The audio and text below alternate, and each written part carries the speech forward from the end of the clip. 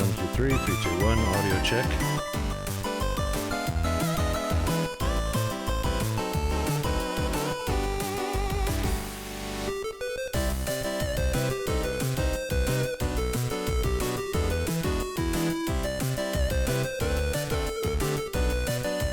Good morning, G-Man. How are you today? Happy Monday morning.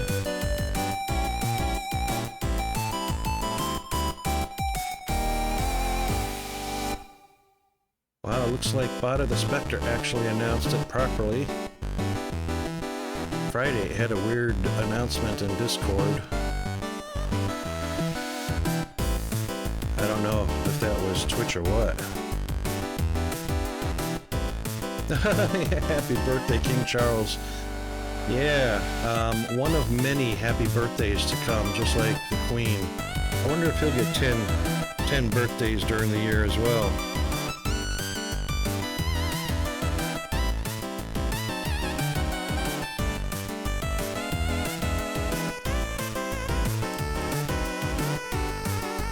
Oh, public holiday. Awesome.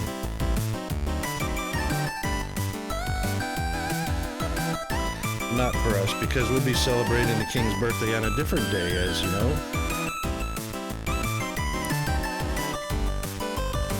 Yeah, Spectre, if you take a look at my Discord in the stream announcements, he had a weird one on the 7th. I mean, it announced in text, like text version only.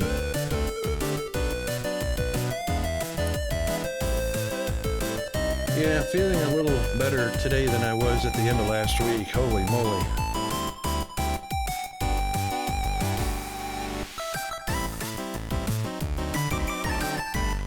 Let's see if Spectre has been responding wicked fast. I love that.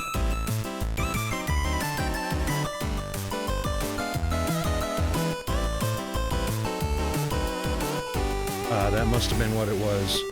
Yeah, because there was no image or anything. Not that it gives... Twitch has been giving the weirdest image, you know, of my main game scene. Yeah, it's just random, I guess. Had some great clips last Friday.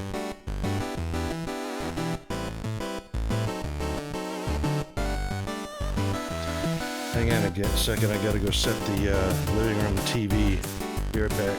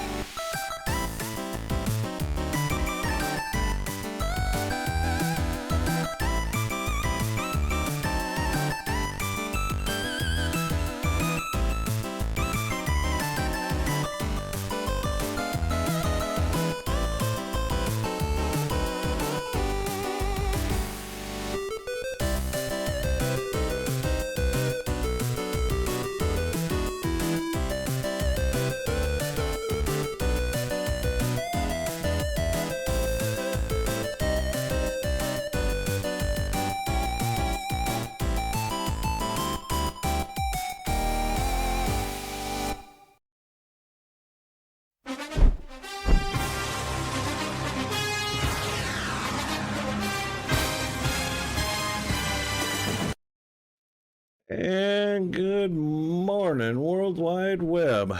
It is a Mayhaps Monday morning here in the Rock Wolf Studios, and we're live from behind the not-so-golden microphone in far north Queensland, Australia, the island continent. And it is just shy of a Monday morning in the UK, Europe, and Africa. Still a Super Sunday in the US and Canada. And I meant UK, Europe, and Africa, not Canada. Good morning, GFA Undead. First in chat. Woohoo! I had to go put the TV on my channel so I could get one extra viewer, so that it didn't sit at 0 all day today. And of course, G-Man, you changed that whole scenario, so yeah, we'll have 2 today. A quick restart of the bot, I can do that. Usually I have to click it twice, though. Actually, that only took 1 time. There you go. So, Bot of the Spectre is here and ready to go.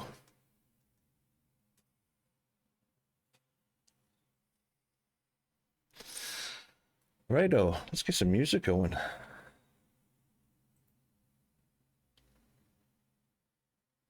That's kind of loud.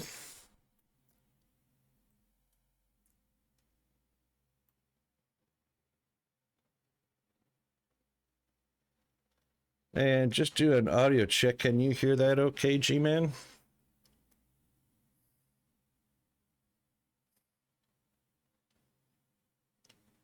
Okay, cool. I should probably do some stream tunes also.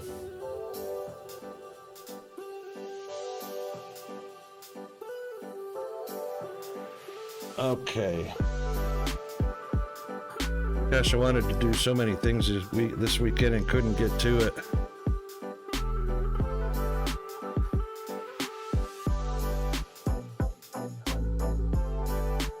Wow, it worked.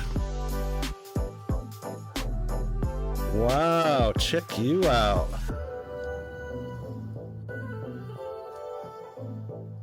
Dude, that's awesome. No, God! No, God, please, no! No! No! No! Chris in the house. I love that.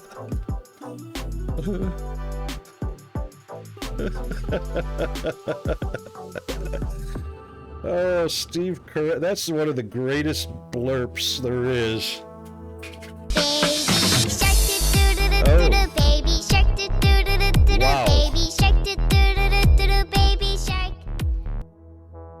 Holy smokes.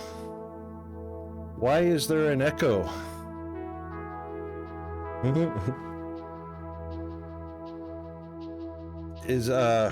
Hang on, I'll tell you why in just a second. Probably because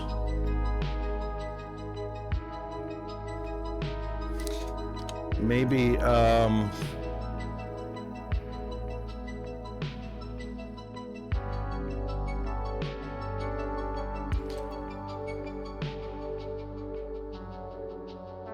what if I've got it on monitor and output. What if I mute output? What if I mute output?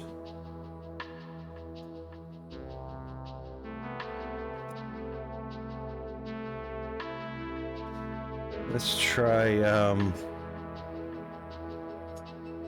let me try, hang on, let me get over to my stream. And,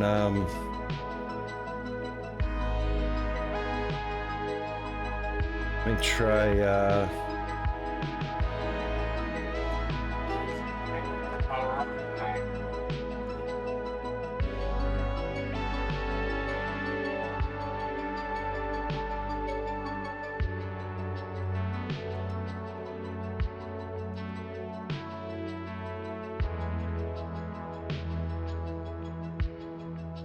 Wow.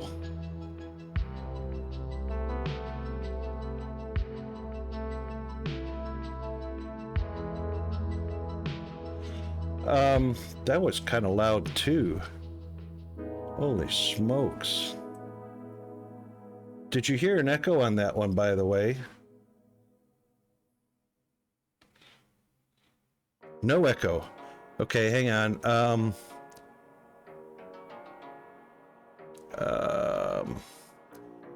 That was Blerp.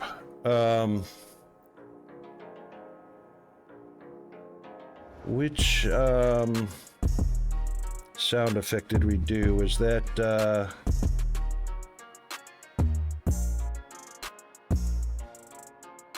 yeah, that was a Blerp, right? Chris did a Blerp.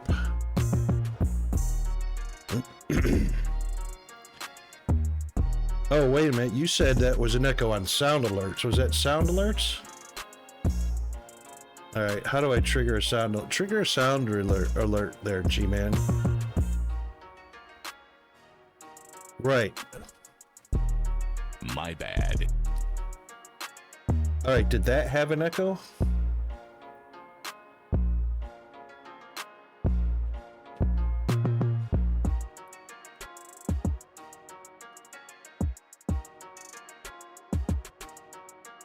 Oh.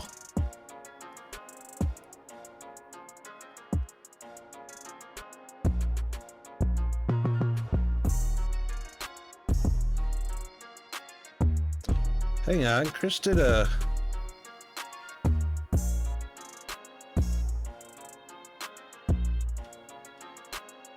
I didn't change anything though for sound alerts. I only did the Blerp. I changed it to monitor and no output. But the sound alerts is monitor and output. Let's see if we can find the one Chris did. So Chris did the Steve Carell.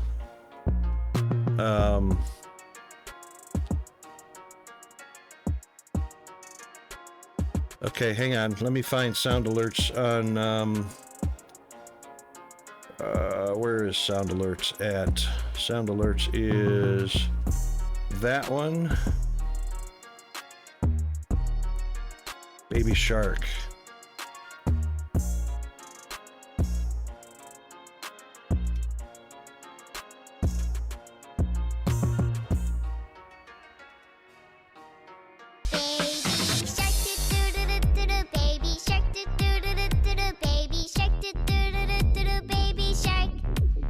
Echo on that one. Okay, let me, since I'm looking at that one right now, let's put that one on monitor only and mute output. Let's try that again.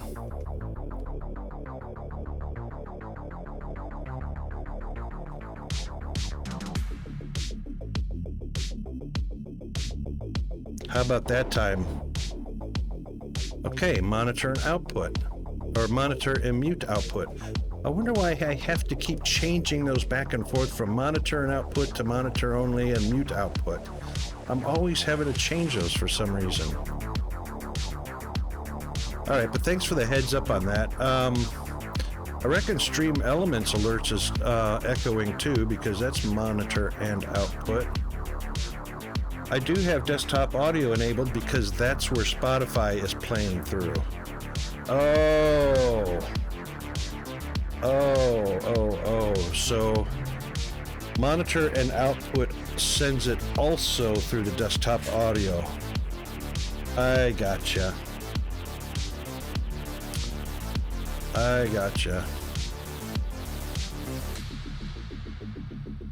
Gotcha.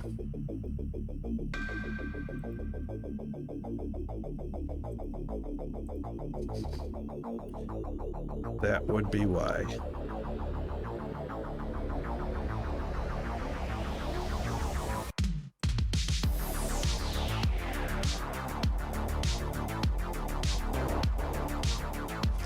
Oh, I know. This one, Teddy Bear?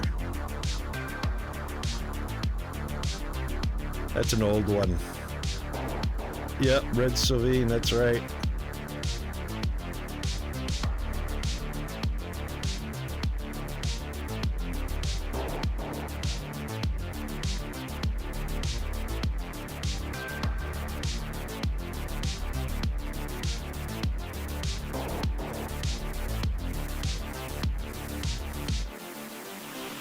Ugh.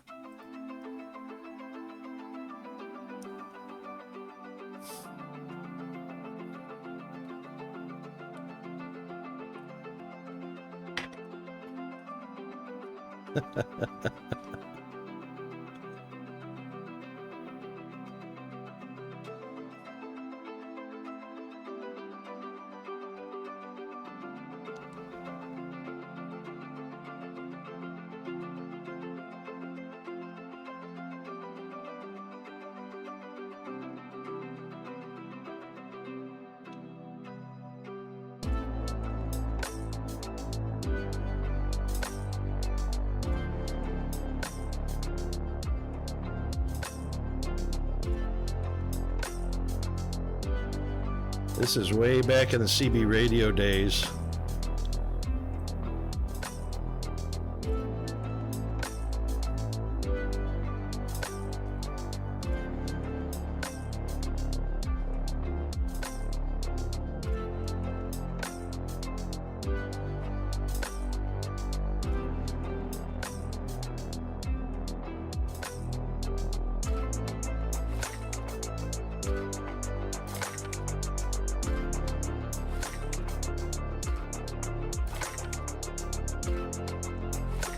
Oh, I see what's going on.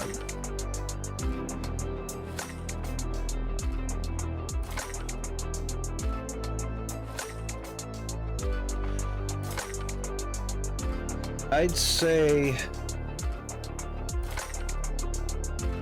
say this is probably early 70s. I'd have to Google that to know for sure, but I think it's early 70s, like 72, 73.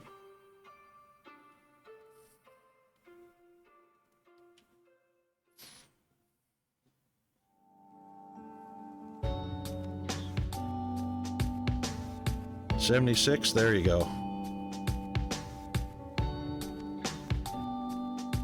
Mid 70s.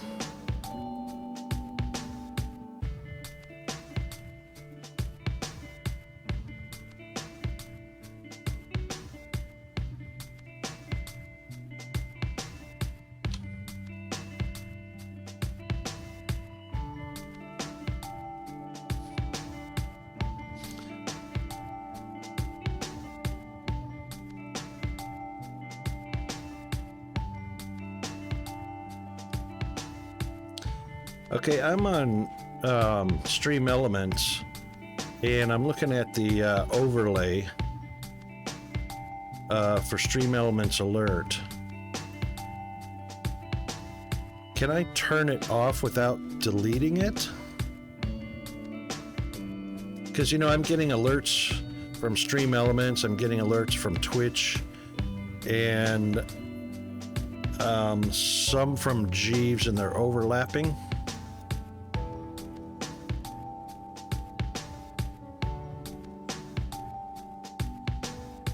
Doesn't look like I can deactivate it without deleting it.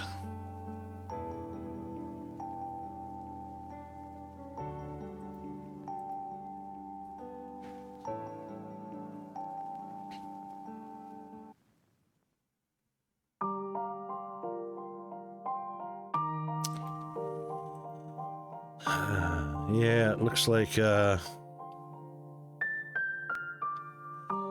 well, I mean, I can turn it off in OBS, but that still has the activity. You know, OBS is still going to process it, even though it's, you know, I don't want Stream Elements to send the data when it's triggered. Yep, that's a good one. Alabama. I think I'm just going to delete it because, honestly,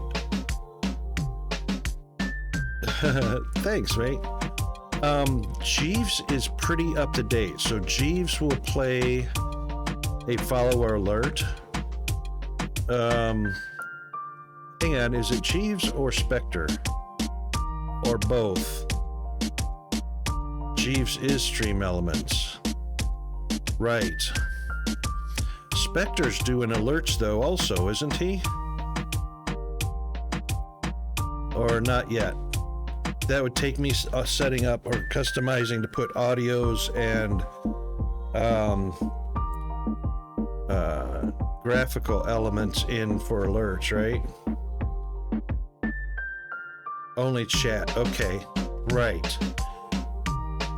All right. Shoot.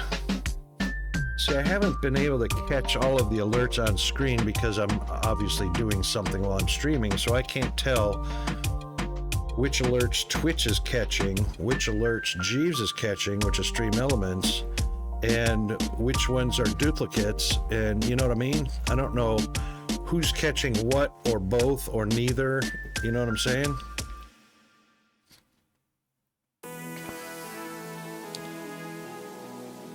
So, and I like some of the ones I did with Jeeves for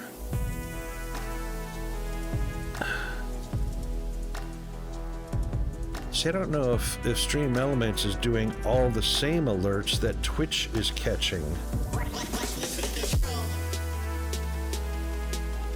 I don't actually know how to turn off Twitch alerts though, because that's not in OBS. That's actually in the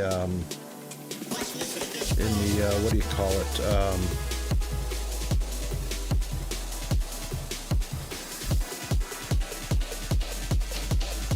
Twitch is in the streamer's main control panel, I think.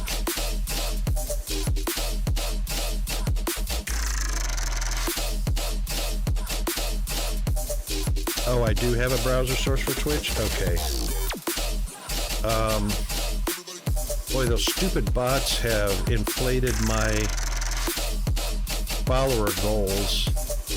I have no idea how many actual followers I have that are not follower bot triggered.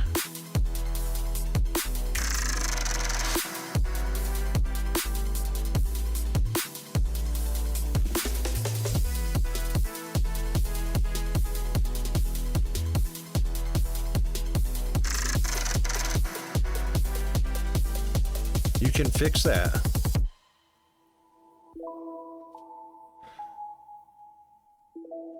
Should I get out of the Stream Elements dashboard?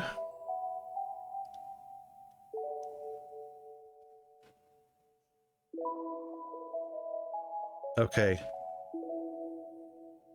Because the sub goals, it's saying I have 56 subs and I don't. I have, I think, 4.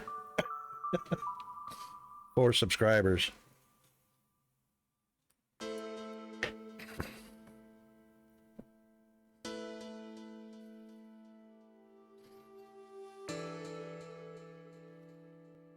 Oh, while you're doing that, I gotta check the TV in the living room. Hang on.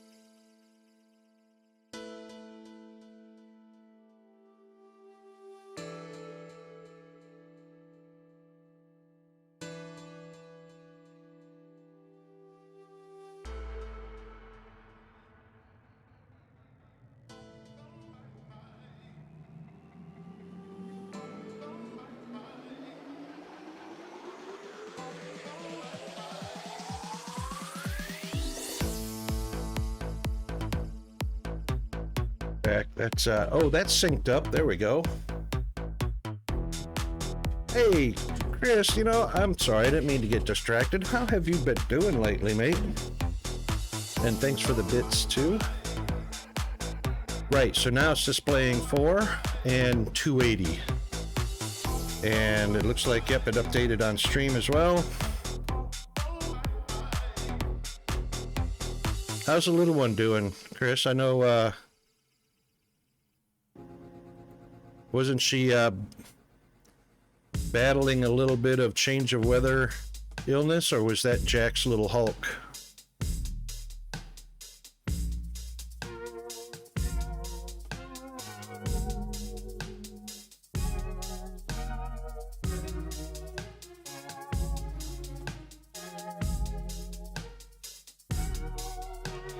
Right, okay, good, good.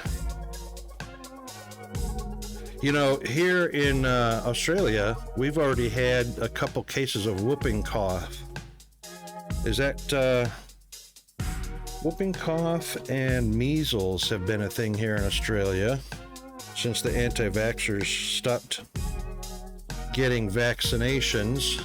Measles are back. And I think they're back in the US as well because of anti-vaxxers. So once eradicated, I think it was eradicated for about 10 years strong. And sadly, it's a thing now, again.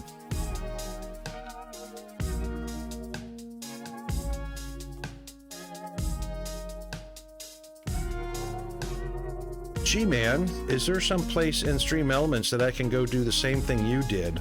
Or is that strictly on Jeeves' side to resync? Where is that at? I'll go back out of my goals.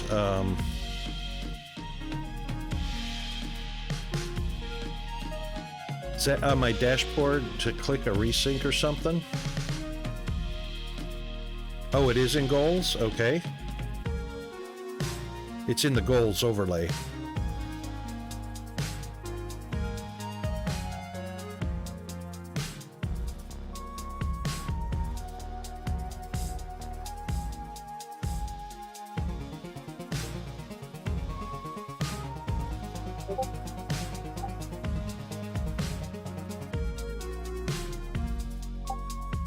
Oh, that gear, okay, session data.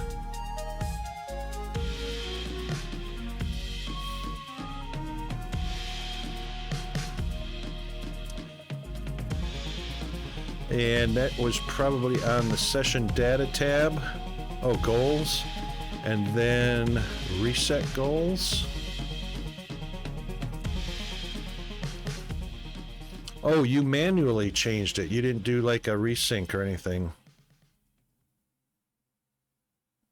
Or the correct numbers were already displayed there, and you just clicked save goals. Oh, reset the goal?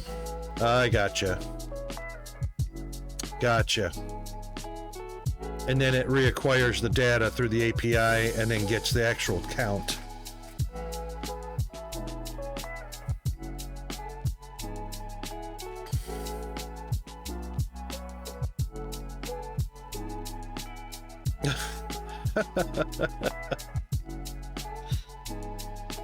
What's the my bad for, Chris?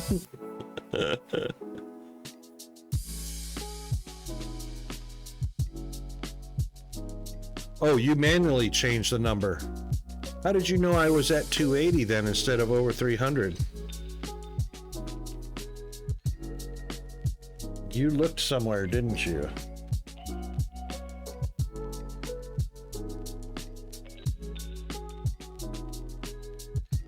Aha, okay, cool, cool. All right, so before I ever go in there, after the stupid follower bots, see, there's a couple I didn't get banned, so they keep popping back in and artificially elevating my follower goal and stuff like that. So until I get there's 3 of them floating around, I didn't get banned in time. So I just have to go into Spectre and take a look at the, can I look at that API data? I can just go to my, hang on. Logs, right? No, Twitch data. Followers. Oh, followers doesn't give a total count. So there's no way I can actually look at that number itself.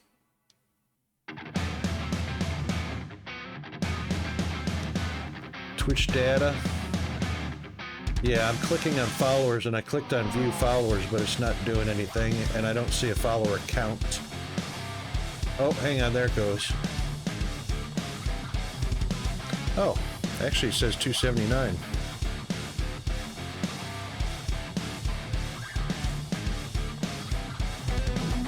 Okay, no worries. Yep, it did eventually.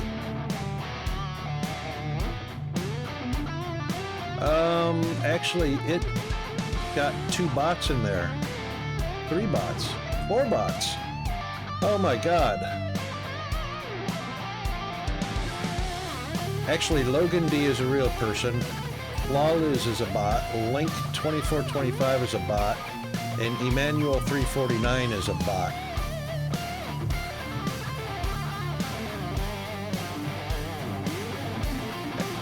And I actually think JD is a bot.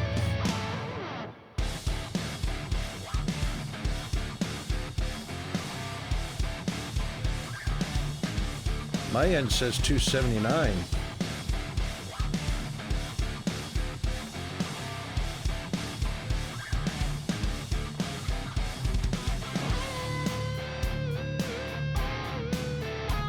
Why would there be a discrepancy? That's interesting. I mean, it's only 1, but still.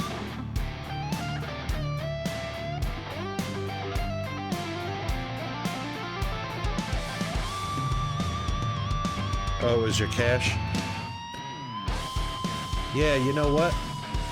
That 279, yeah, that 279 is still artificial because of Flawless, Link, and Emmanuel, and I think maybe JD, that XJDX.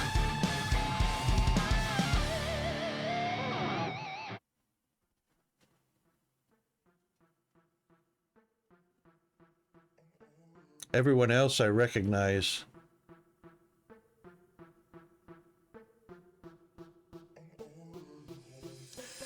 That HVJZCV, I think, was a bot as well.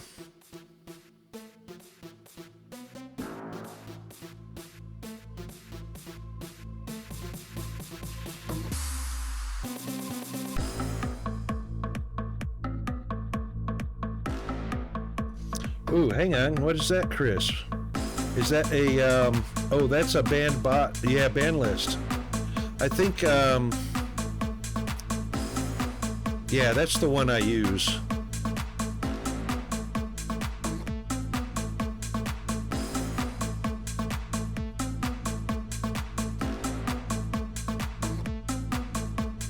Yeah, that's the one I use, but I think it was, didn't you give me another one, or was that Firehammer? This is the one I've been using for about 6 months now, but Firehammer had another one. That I think has actually got additional. Was it you, G-Man? Gave me the website? Oh, yeah, it was you. Yeah, okay. But you know what? They need to be consolidated because both have good data. But I reckon those two folks need to get together.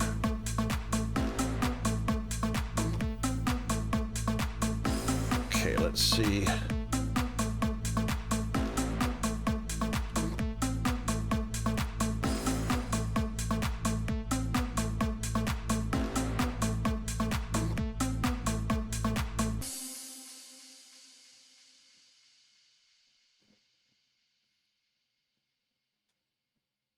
That's it, Twitch Insights bots, yep, right.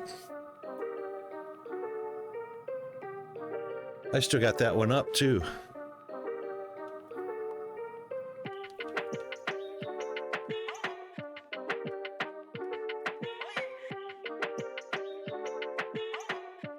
Hang on, I think I can go ahead and get,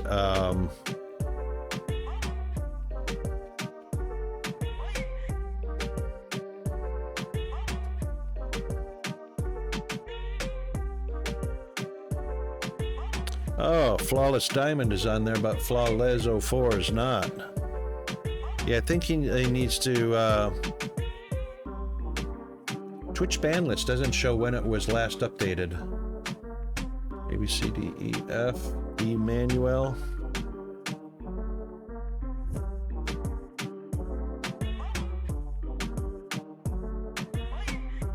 Ooh, Emmanuel's not on there either.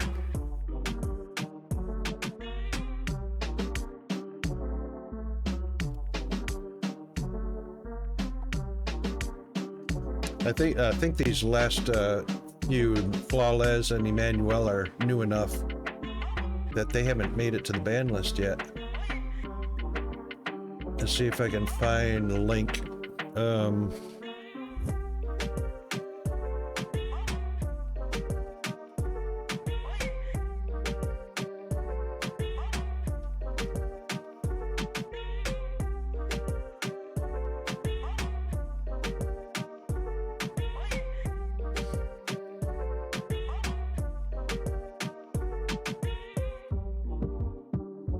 Ooh, link is not on there either.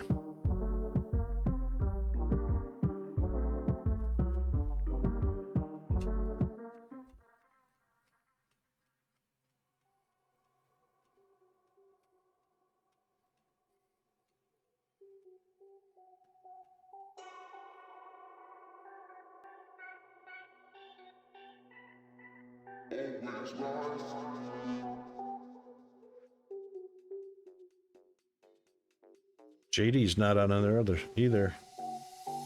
Yeah, the auctioneer.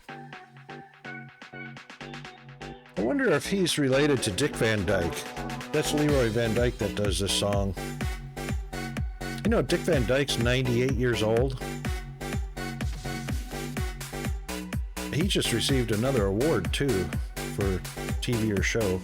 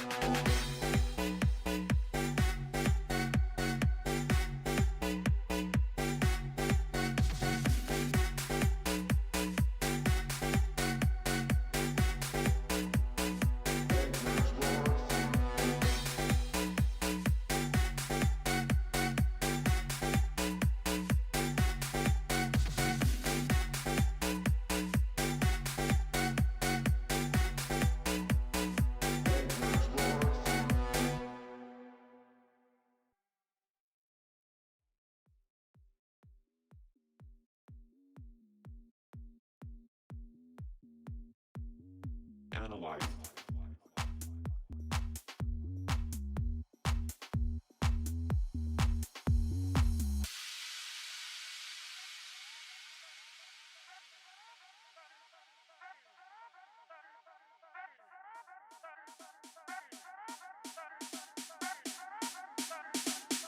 Okay, yep, no worries.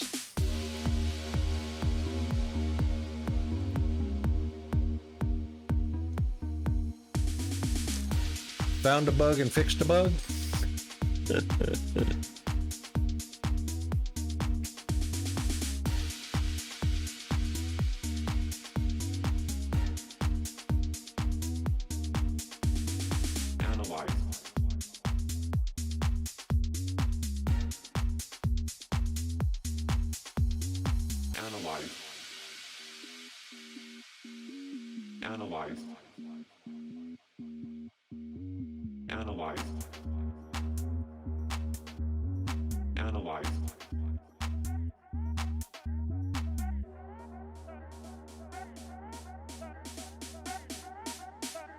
Oh, actually, Link is not a bot. Okay, that's why Link's not on the list.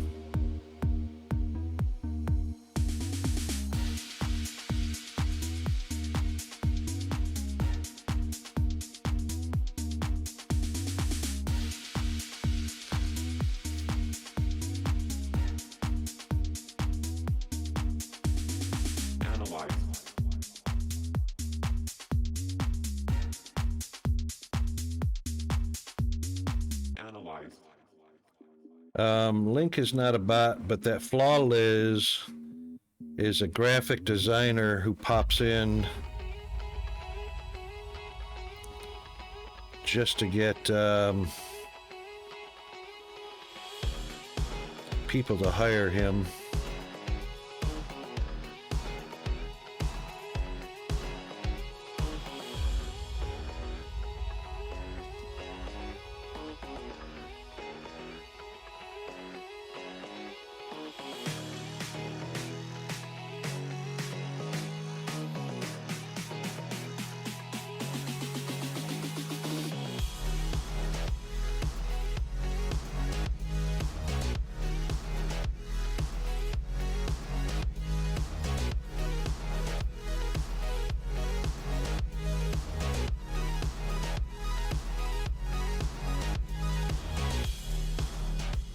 Yep, Emmanuel is just one of those join our communities and play along type bots. 146 followers with not a single video, not a single clip, never streamed, nothing in there about. So we'll just go ahead and do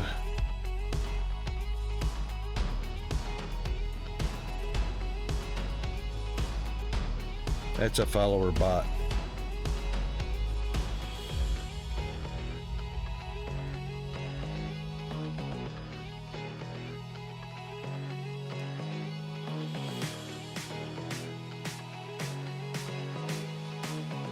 Twitch is actually getting up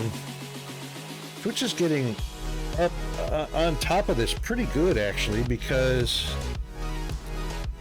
a bot that I banned about 11 days ago is now called unknown user, which means that account was deleted.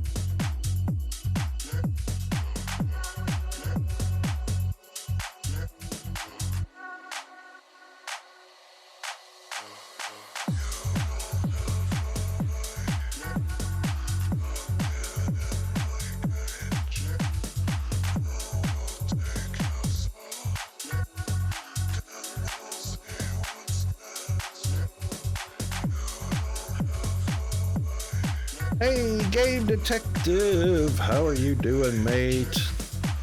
About just about anything, actually.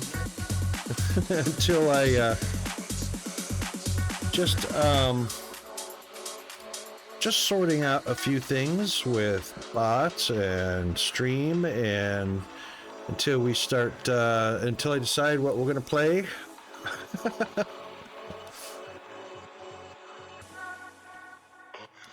But it's Mayhaps Monday, so, you know, we chat about just about anything. Just listening to some music and looking at stream stuffs.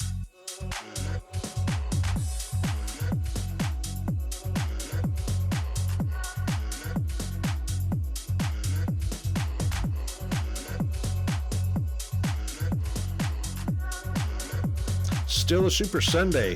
And there's Mr. Firehammer. Woohoo!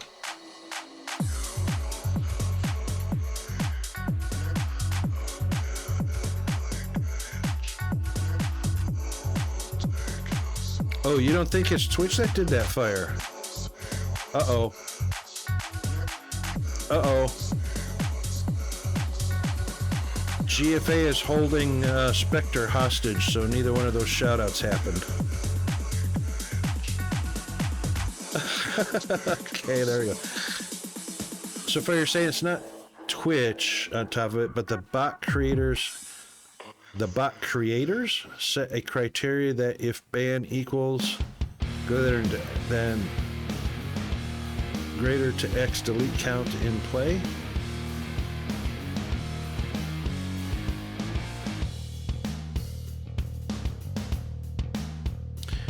You think the people that created those bots that got banned, they deleted themselves?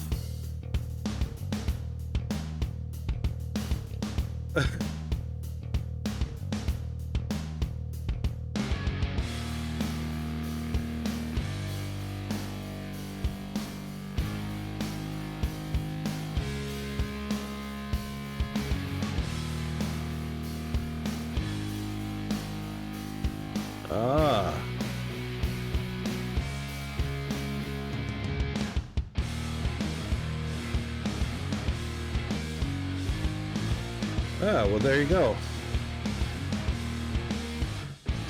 All right, well, if they delete themselves, great. They're still banned.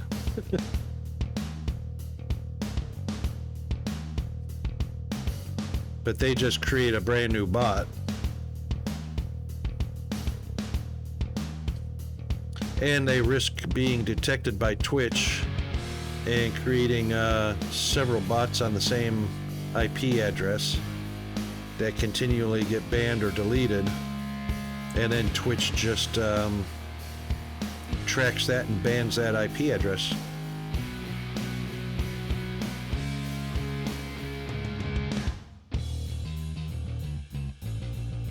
No. Nobody can create a bot that can wipe anybody's account off of Twitch. That would be highly... No one would come to Twitch.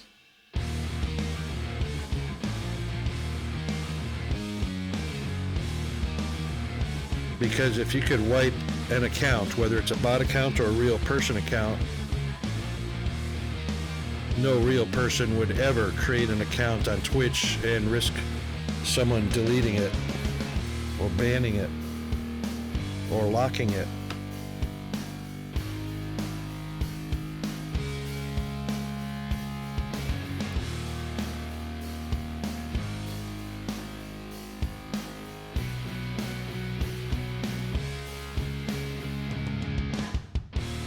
That would be really cool.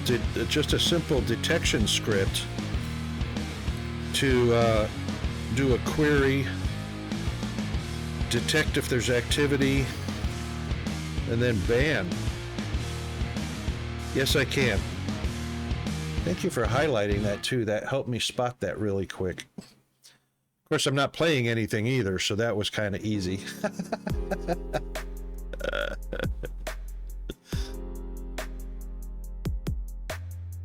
All right, Chris.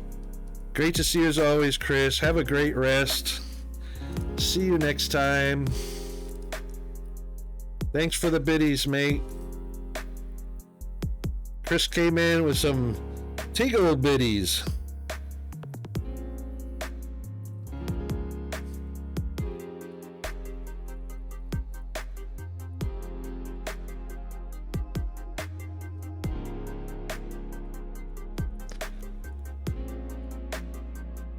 GD, I reckon G-Man is very close to having that very thing happening. Though I don't know about people like this Flawless that I had in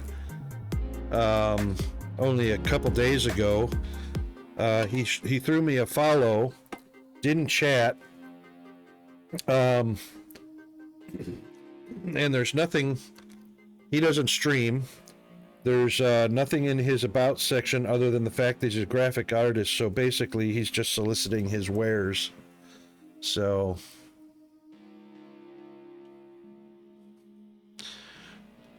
yeah, that's right, Fire. Only a creator account can delete it.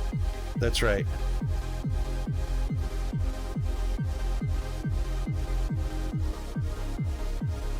Yeah, there's no stopping the hackers from trying to make that happen. However, Twitch/Amazon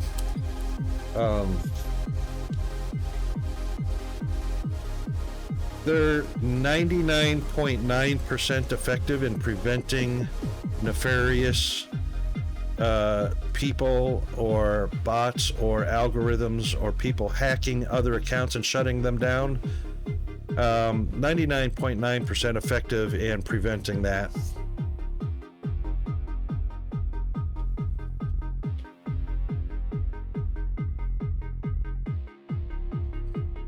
There's the shoutouts working.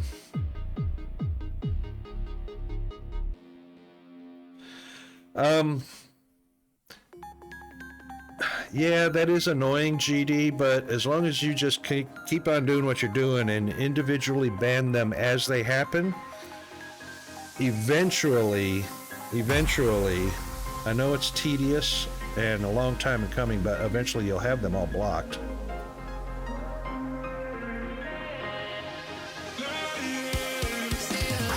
However, GD, you have likely been hit. If you're getting a lot of those channel art or graphic bots and whatnot, generally speaking, those are,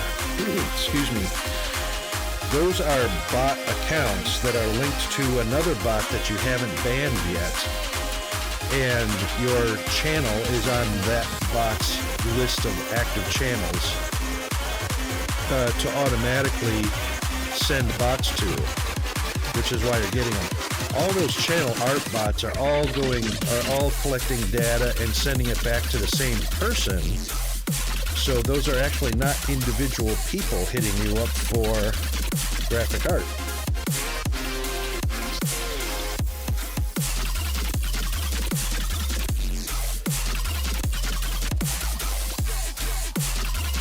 Well, here's the mentality behind it. Here's the thinking behind it. One person creates a bot that controls 50 to 100 other bots. Those 50 or 100 unique other bots that look like unique people are sent out to active streamers or live channels to get people to respond to them, which goes back to the original creator of the bots, who is basically, they're spamming the world to bring in art contracts or artwork to do it full time, to make it lucrative. If they didn't do that, it wouldn't be lucrative. They'd be spending more time one at a time. It's like an artist going around, hey, can I paint a picture for you on the street? You'd have to go to a lot of people and spend a lot of time doing that instead of a lot of time painting. The other way to do it is to hire 50 to 100 people to go around in the state or the city and display a little example of the artist's work and say, hey, would you like this artist to do some work for you? And it's easier for those 50 or 100 people to bring you work than it is for you to do it by yourself, one at a time.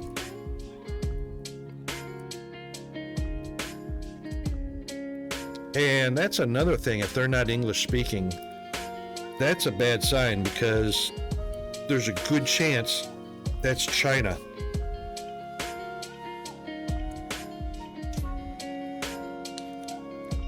China or Russia, but mostly China.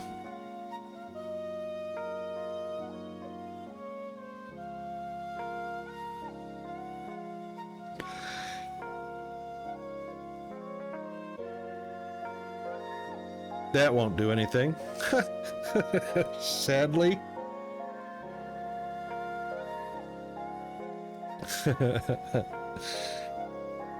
It is a good banner to display your frustration, but it won't stop them. I feel your pain, GD. I feel your pain. I remember just a couple years ago, 2 or 3 years ago, actually, I can think back probably a good 10 years ago, and people would come into the chat venues that I used to frequent, and they were Chinese people that said they wanted to learn English good. And they were people, they were genuine Chinese people that wanted to learn English good, And they justified that with they were hired by somebody to write advertisement articles or advertisement campaigns or slogans, and they wanted to get their English right, which by itself sounds very legitimate.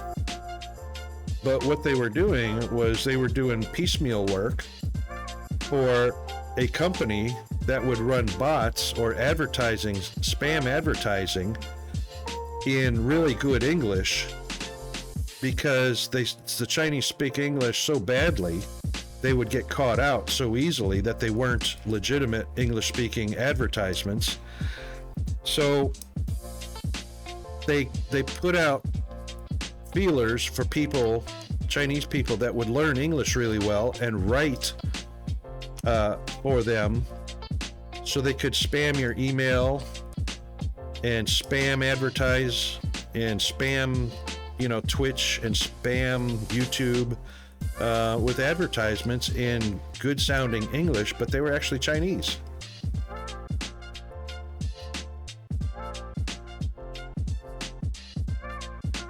Yeah, exactly.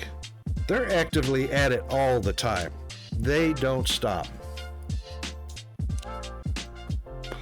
There are hundreds of companies, hundreds of groups and individuals in China that are always actively trying to perfect their spam and their scams in English as good as possible, so that they're not caught out, because they're so easy to catch out because they haven't grasped the nuances of the English language. They always make a mistake and they always get caught out.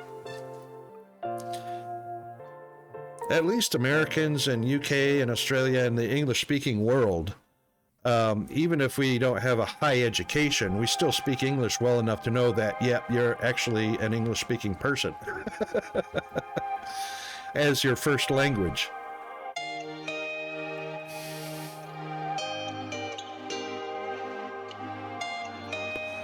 Because we know how to use prepositions and verbs properly, which in the Chinese is hard to translate English, the English nuances of prepositions and verbs and participles and dangling participles and all that. They can't get it right. They just can't get it right, and they always get caught out.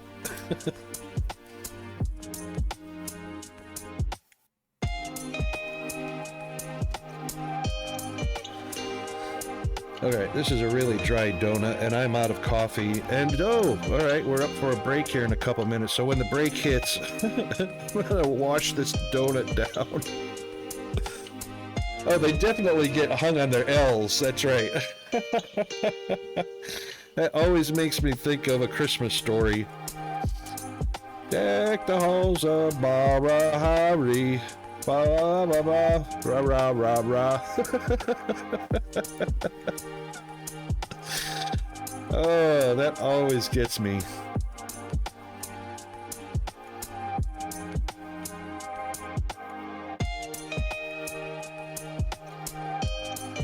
All right, while we are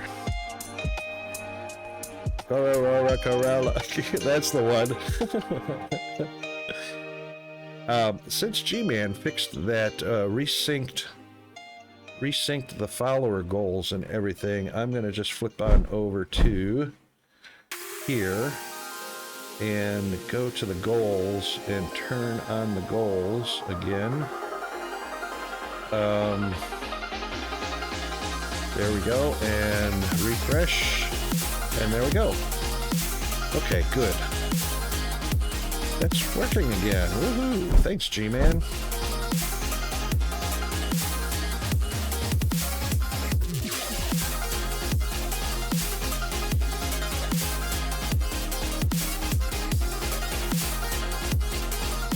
Oh, well, GD, speaking of bots, I still have a couple of follower bots that I didn't catch and get banned, that come by and they do a follow and artificially inflate my followers or any streamer's followers by doing a follow and then immediately doing an unfollow, which doesn't immediately update with Twitch, so it looks like I've hit follower goals when I have not. Alright, quick reboot coming up.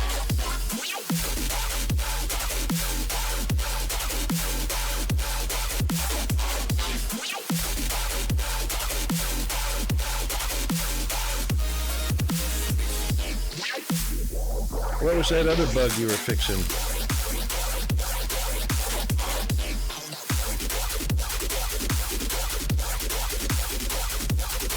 The shout out worked if you were fixing that.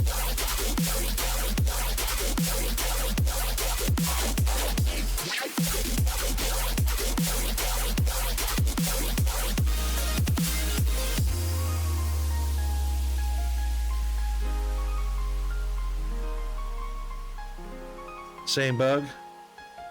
User grouping and counting? Oh, okay, right.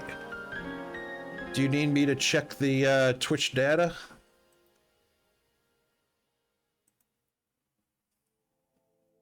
It's still showing 279, which I think that's right.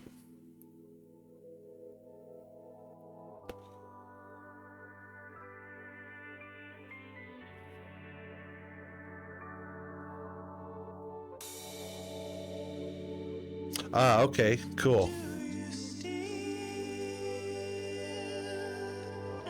Oh, G-Man, can we get like a 1 minute warning that ads are about to run?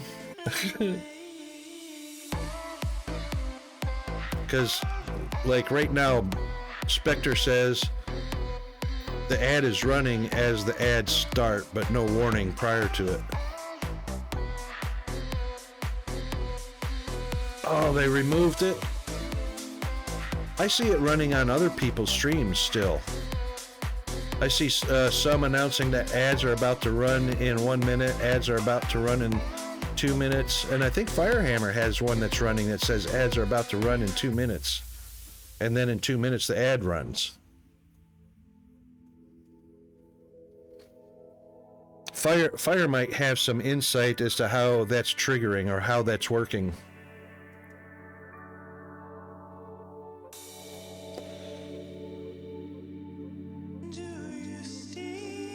Yours is the, yeah, that's what I use, is the crop from the dashboard, but...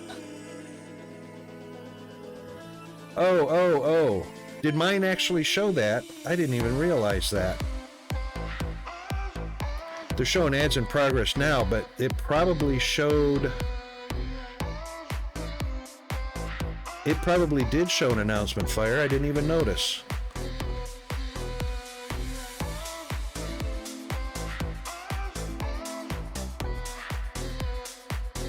Is that a something to get enabled? Hang on, let me look at my dashboard here.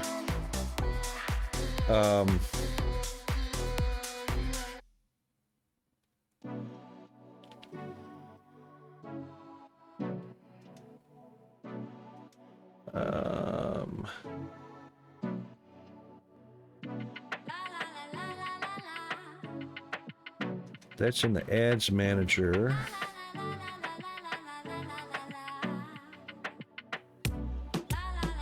I don't see a switch for it.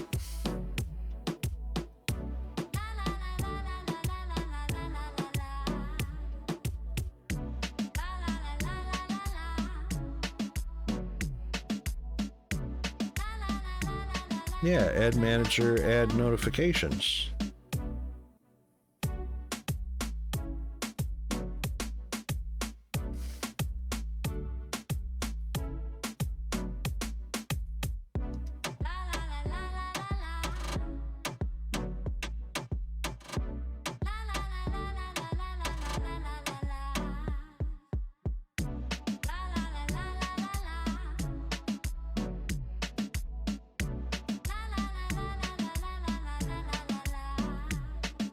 Yeah.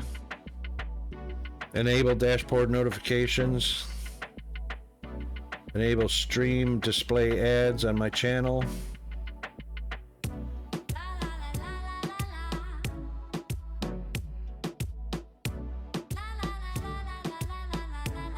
I have ads manager, pre-roll ads, pre-roll notifications, but I don't have ad notifications anywhere.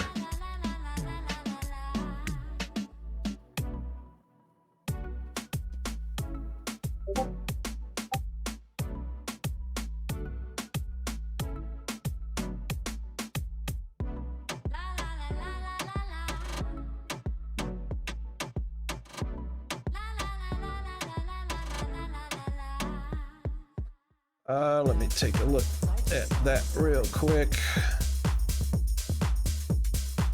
Yeah, 1 minute before upcoming ad break notification, 1 minute before ad starts.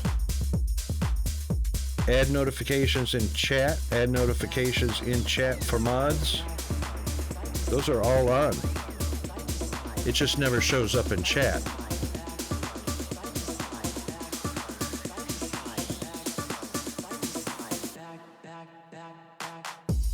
It says ad notification,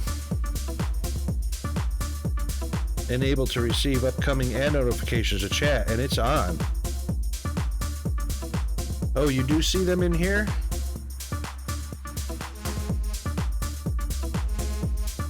Oh, I wonder why I don't get to see it.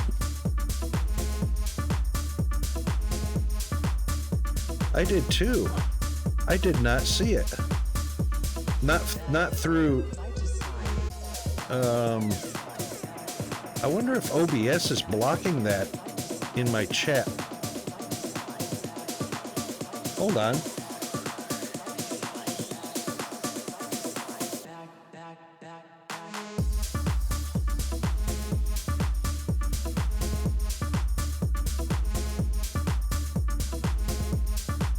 I'm looking at my stream in the stream manager and I didn't see an ad notification coming up. Maybe it doesn't, maybe it's not for the broadcaster.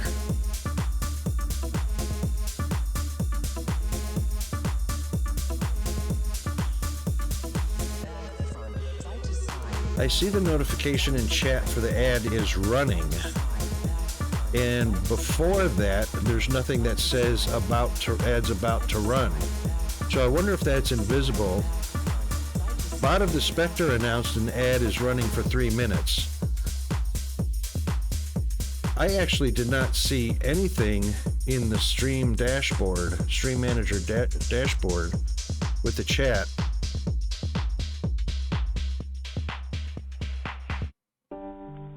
About ads.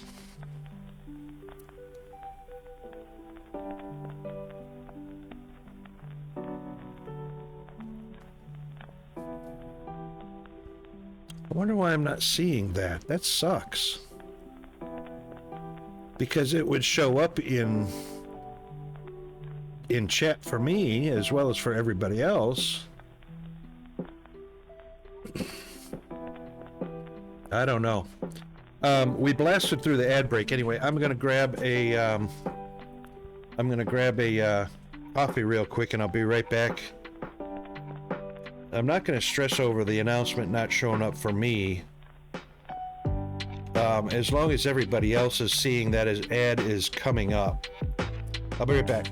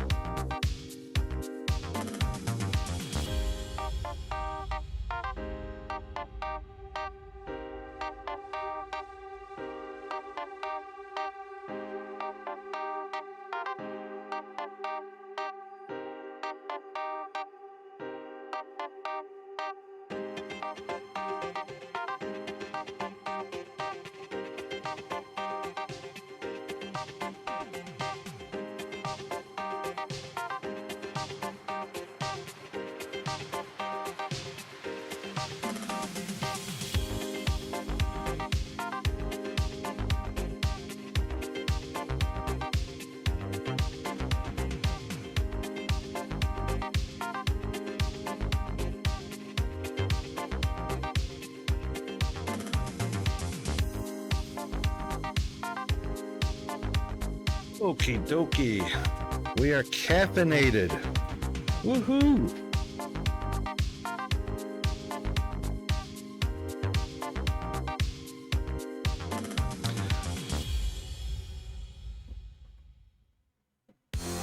You know what, Fire? I think it shows right here.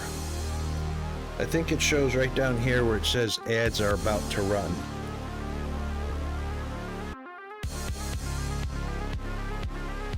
Because I do remember seeing something about 1 minute or something like that.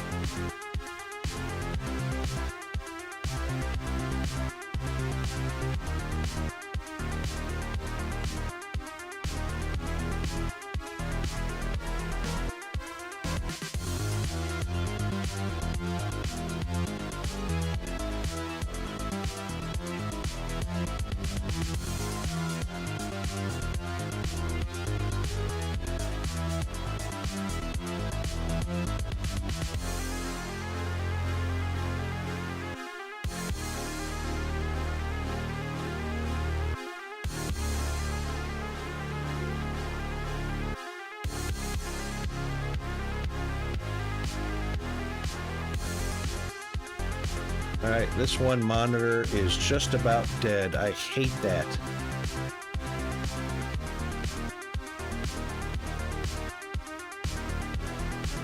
I tried checking the cable, I tried checking the monitor, running a diagnostics on it. It's just crapping out. It's got all kinds of red and green and blue lines across the top and bottom. And that sucks because they're identical Acer monitors, identical models. I bought them at the same time, and one is crapping out.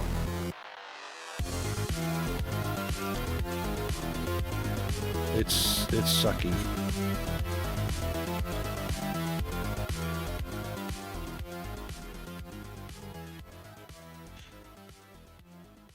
All right, so let's see. What shall we play?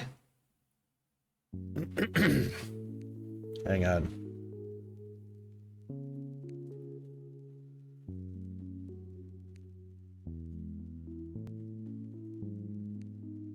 Games. There they are.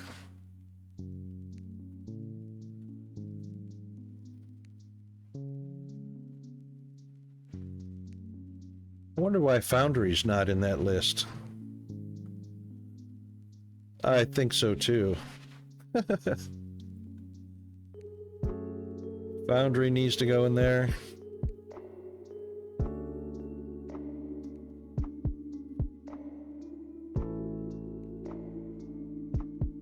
I'm not even sure where I put that information at.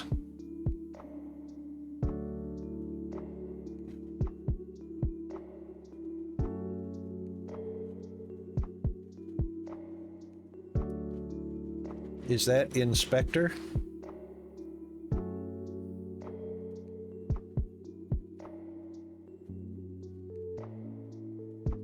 In bot messages or bot commands? Built-in or custom?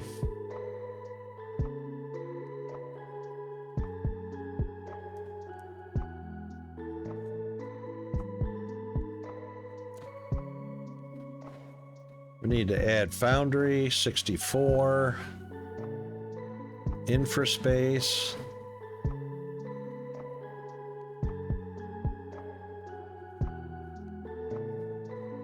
Tectonica. Tectonica's in there. Edit custom command. It is a custom command. Got it.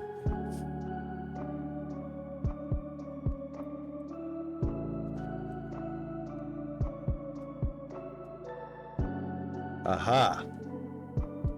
Very cool.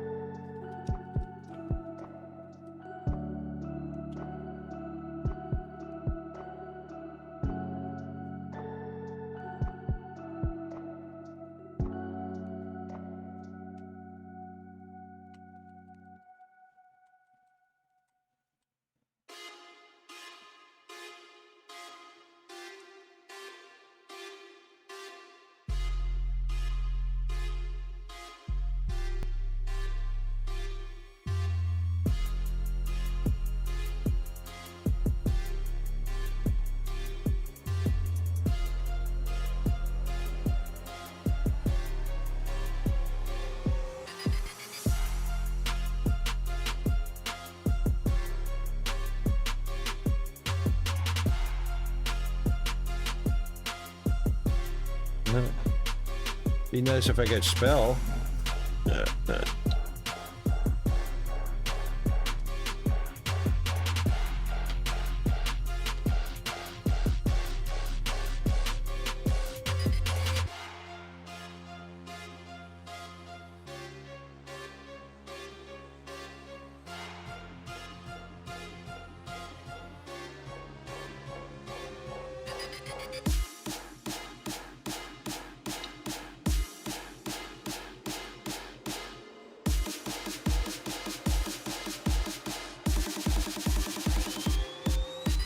There we go, that's most of them.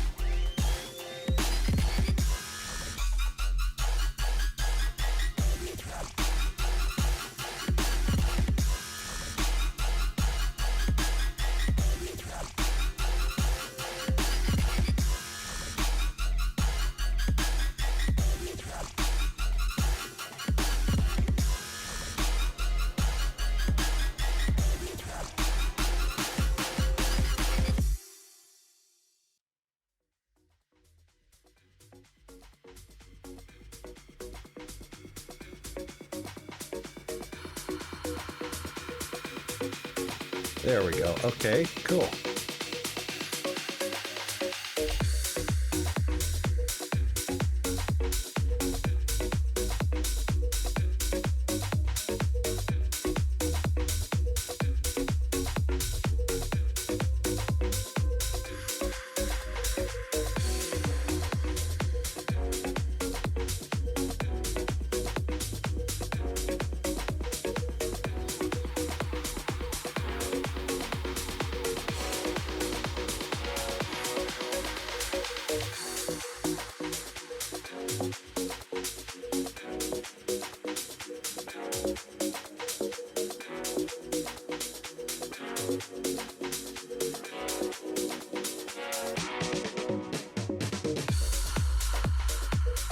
That's the majority of them.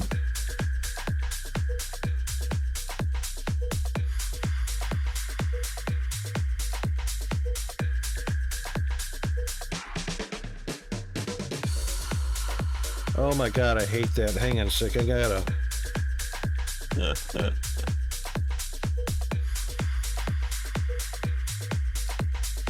You guys have probably seen this.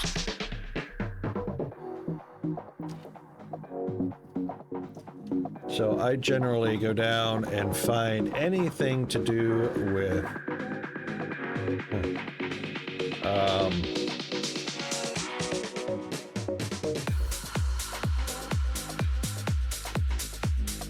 Cortex or Razor.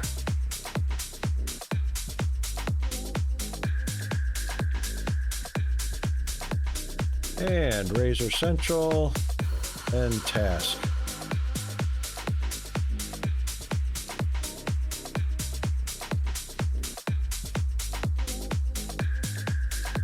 And then, of course, anything to do with Cortex. Because wow, what a hog! Look at OBS. OBS is using 2.3 gigs of RAM.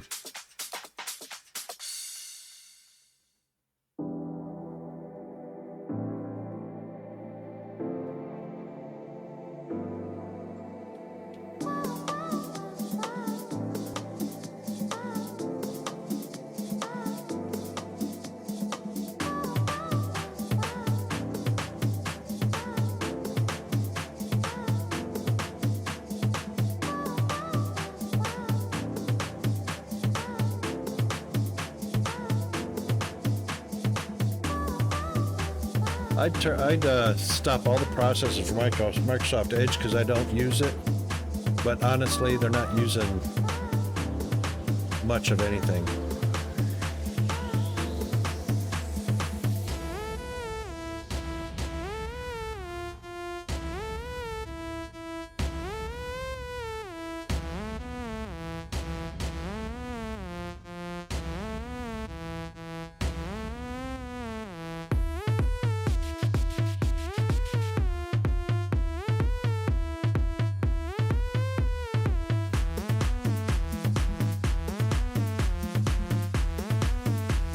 That's about it, really.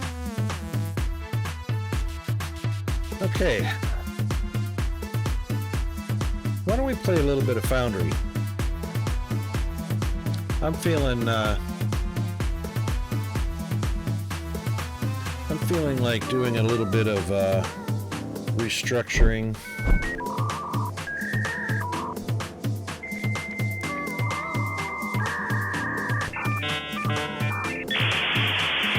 Maybe playing around with it a little bit. I did want to test something too, which Firehammer might find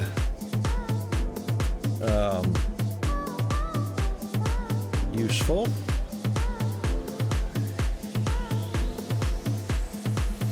Boy, that sure takes a long time to launch.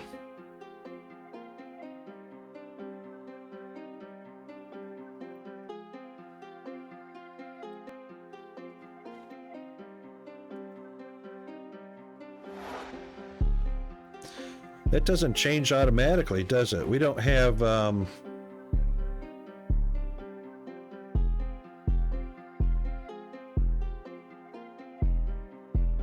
G-Man, we don't have anything that automatically changes, do we? We still have to do that manually?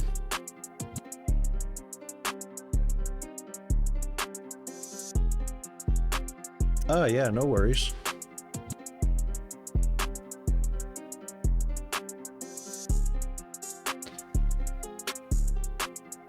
Wonder what the just chatting 0 is for uptime.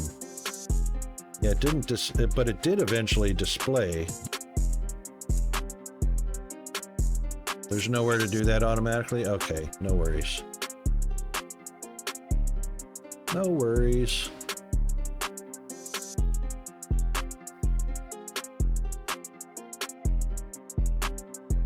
Uh-oh, typo error.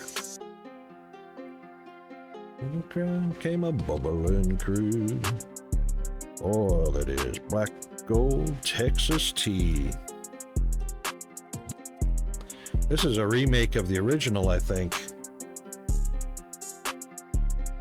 Smoky River Boys.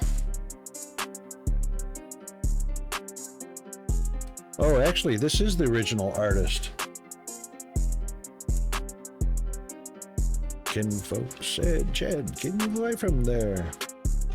Pony is a place he ought to be.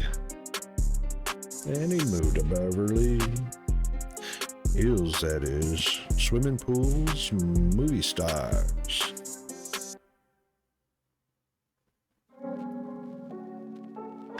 And if you're watching the VOD, there is nothing matching up to the music you're hearing.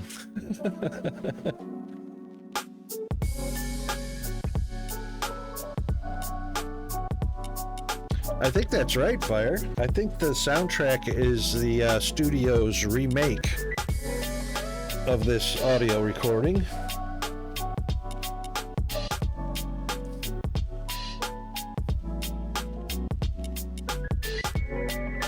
Y'all come back now, you hear? You don't hear that in Canada. Y'all don't have hillbillies.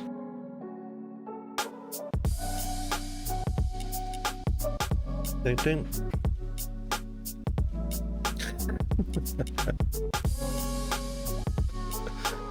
You have Newfies, that's right, from Newfoundland. Newfies.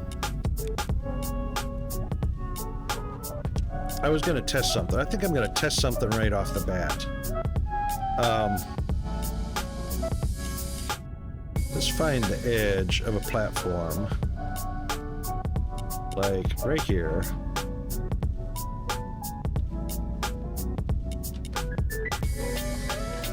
Because I wanted to test something. Is she a Newfie? I didn't know that. There's a little bit of teasing going on there all the time, huh? That's not what I want. Oh, I gotta remember commands and stuff. Tholen was trying to do this the other day. I don't know why he couldn't do this. So Shift 0. Control Shift 0. Oh, it's not doing it now. Control-Shift-O. Uh-oh. Why isn't that working now? Let's make some fucking noise. That works fine.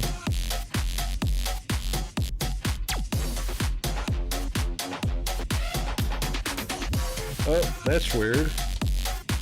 That is a weird trigger. Let's make some fucking Sometimes it works and sometimes it doesn't.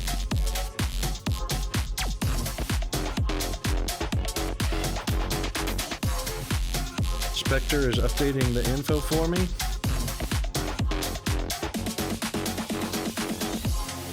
Well, I updated the... Oh, hang on, what happened? I updated it just a second ago, and it went back to just chatting. What?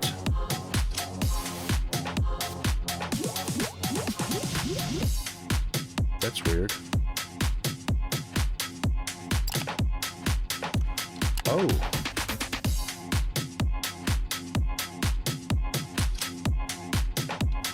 That was weird. some fucking noise. Yeah, in stream information, it changed back to just chatting. I don't know how that happened.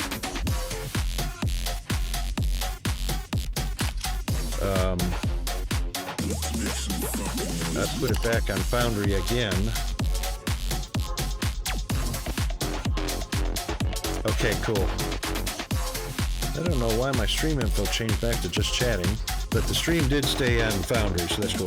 So when I press Shift-O, Shift-O brings up the actual debug frame. Tholen was asking about that. He couldn't get it to work, but I just tried it 3 or 4 times and it wouldn't work. I also tried Control-Shift-O, but it's ignoring the control. So it's just Shift-O turns it on and off. But it wouldn't do it for the first 3 or 4 times that I pressed it, which was weird. Yeah, in OBS. So in OBS, the stream info frame, game echo. We've got game echo. All right, hang on.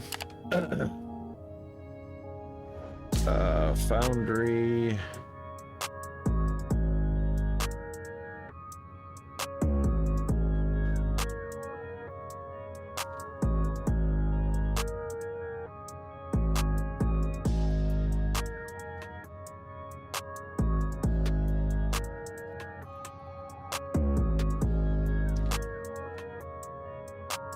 Okay, now that's weird. Foundry is set to monitor off.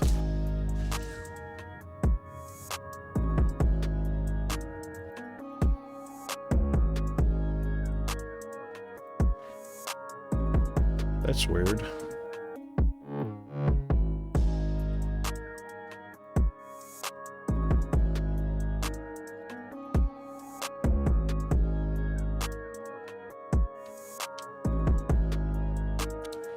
Now I've got echo.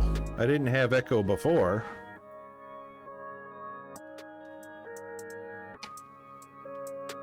And I just turned it to output or monitor only and mute output. That's weird.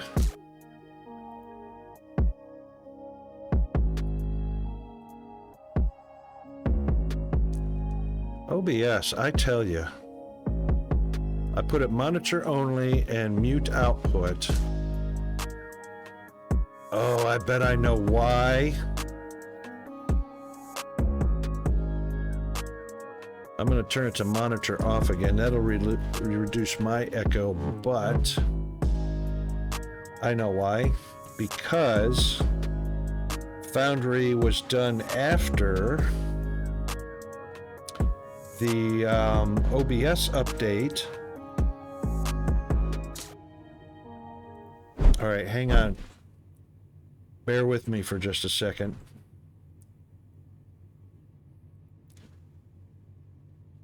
Foundry has its own audio track now, Capture Audio Beta. All right, so we'll turn that off. It's built in now because it used to be we used to have to set up the game capture in the scene and then also the audio capture separately. Now OBS has put that all into capturing audio from the game capture. So now we don't have to use capture audio beta anymore.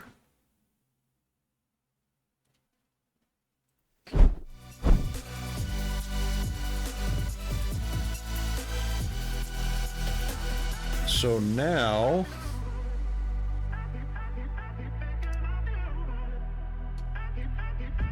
the echo should be gone.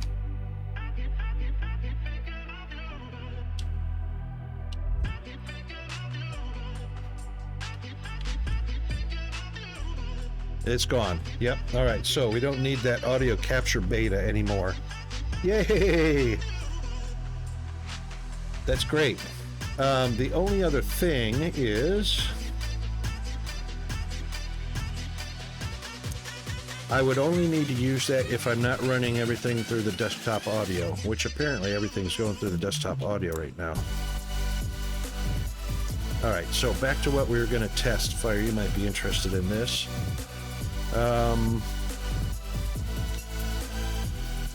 Oops.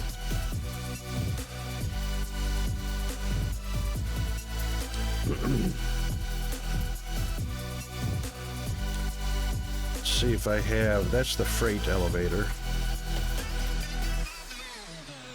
So we're going to put one here. Yeah, that's my caps lock. I accidentally hit caps lock.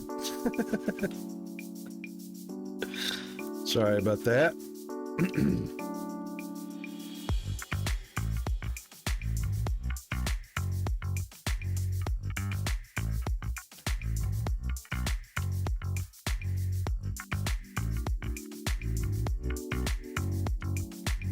So what we're going to do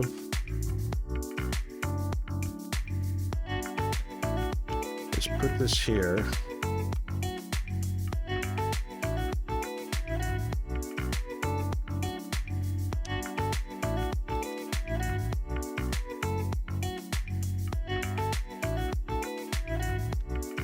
Demolish mode, please.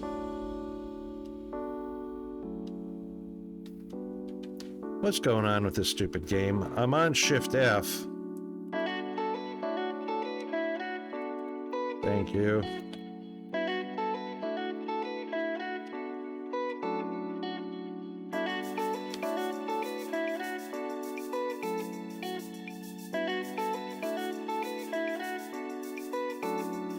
Yes, I can.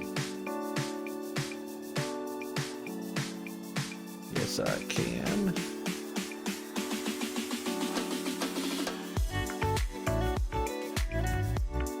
There we go.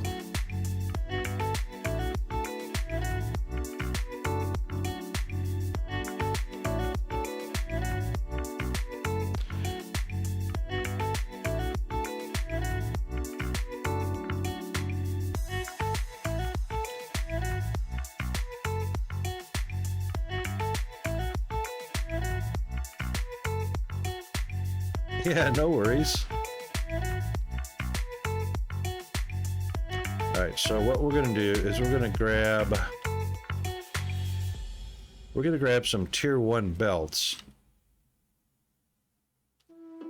because we're experimenting.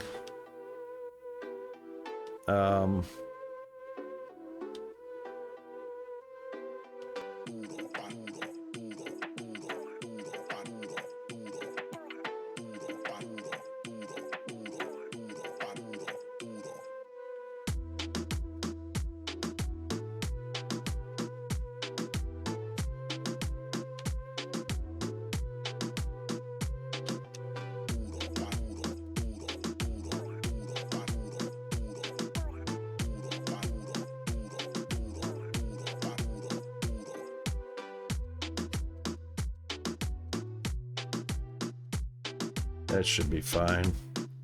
Didn't realize those were even red right there.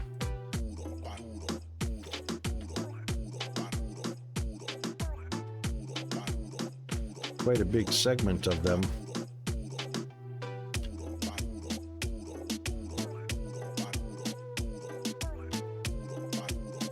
No. That's foundation. Belts are over here.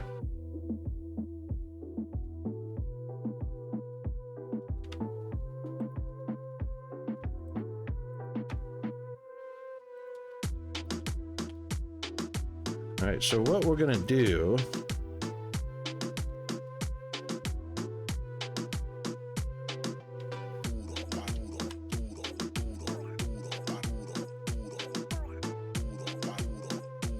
I've only got one.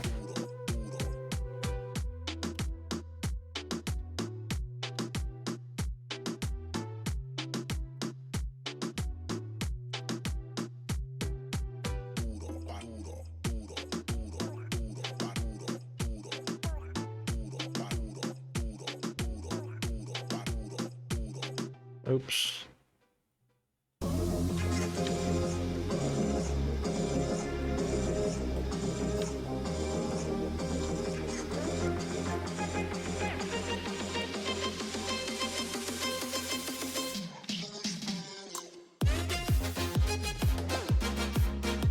Except we're going to use the red ones.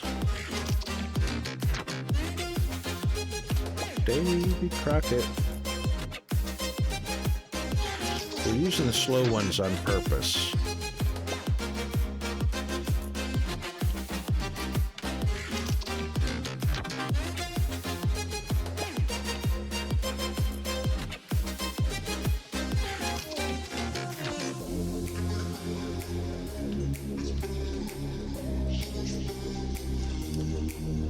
This one actually needs to be a filter.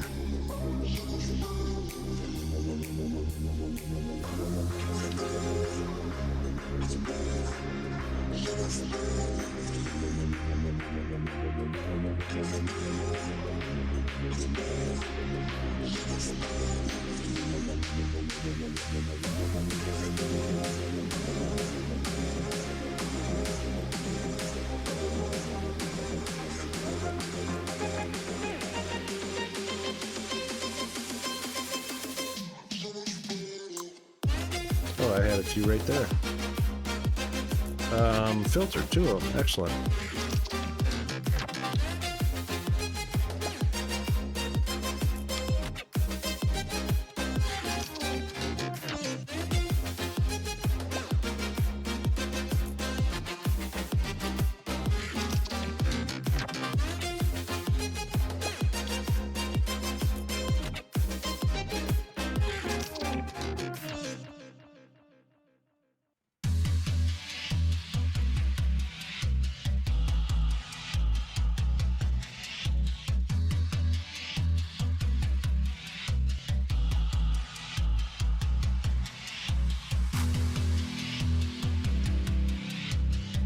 What are we doing? We're going to use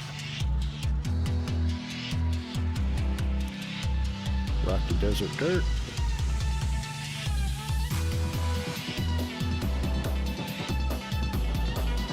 That works for me.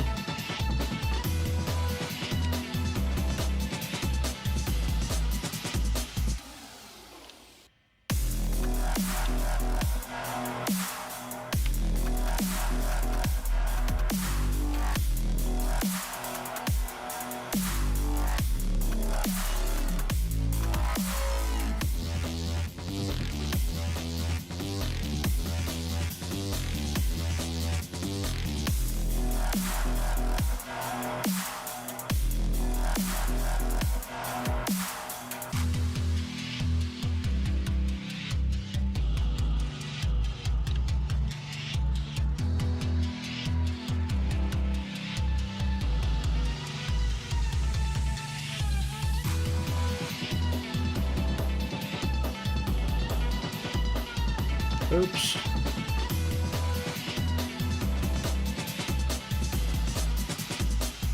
I meant those.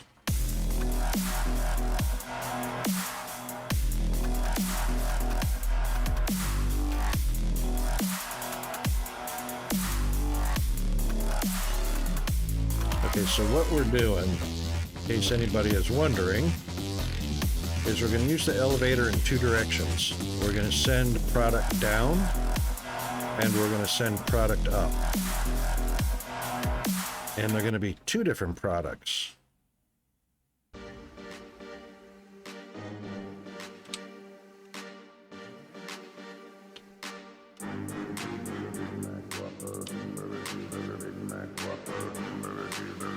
Oh, that's the wrong loader. Don't I have any more? I don't.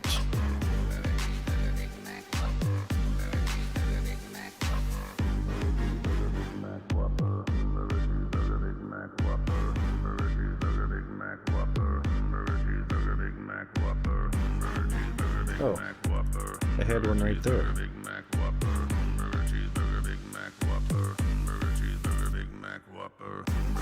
Let's see, what are we gonna put in this one? This one we've got enough,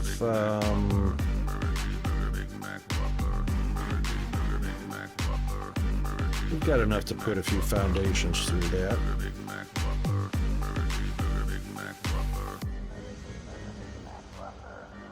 Let's just do cable anyway.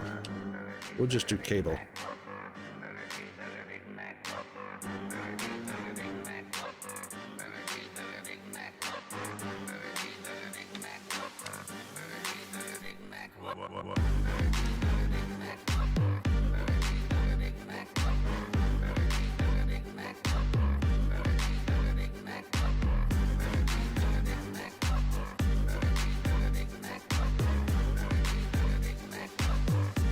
All right.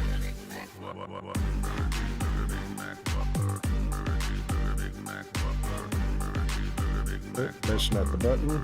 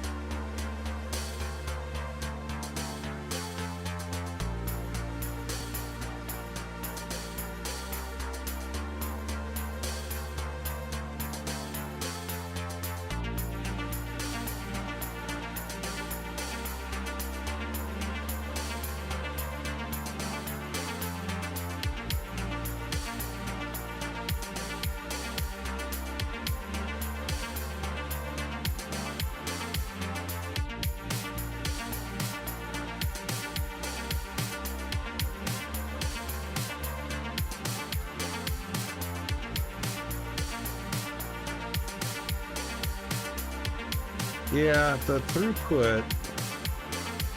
So the throughput's going to be based on belt speed because the elevator is 320 a minute and the belt speed's only 160 a minute.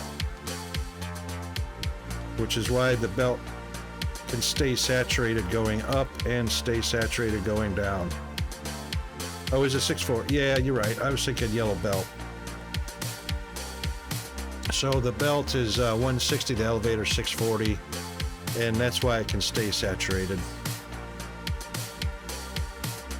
So the two factors is the elevator speed and the belt speed. But yeah, they work both directions at the same time for two different products. Let's put some more in here.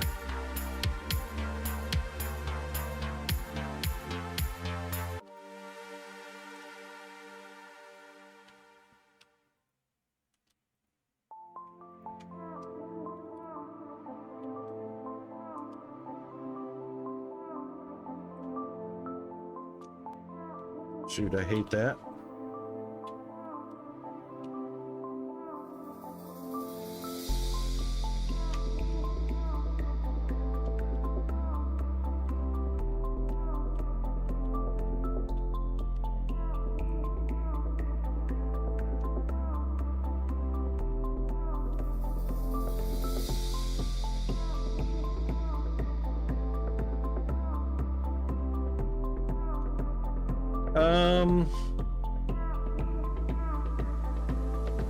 Yes, I think that's correct because it's based on one channel going down and one channel going up. They're both moving at the same speed, so that should be 640 for each side of the elevator.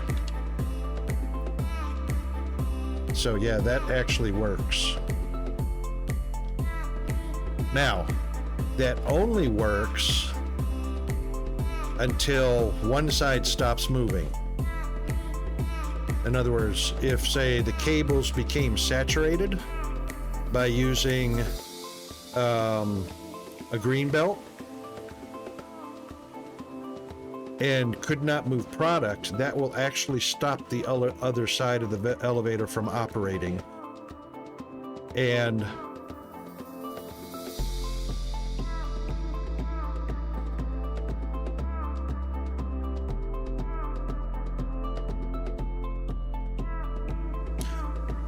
well, yeah, so this is not that anybody would use it. I'm sure people are doing something like that.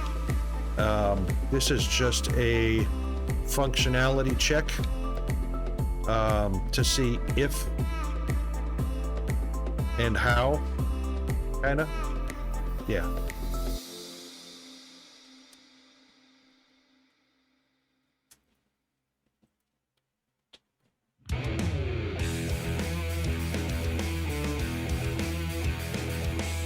Now we'll use foundation, and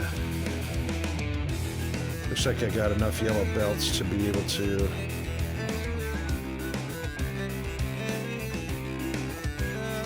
I've got about 400, 500 pipes. I could use pipes as well. Do foundation and pipes. Yeah, that's the way I'd like it to work, Fire, but I don't think it does that. So if one side locks, both sides will lock, and we're about ready to test that right now. So let's change this filter to,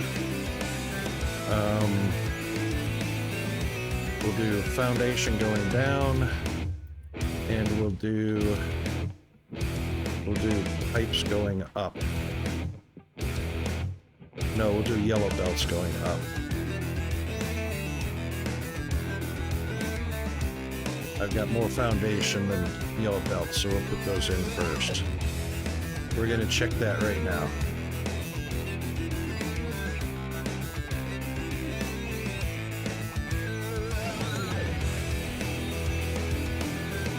Lock the one of the target stores to one slot. That should be sufficient to lock. Oh. The output or the input?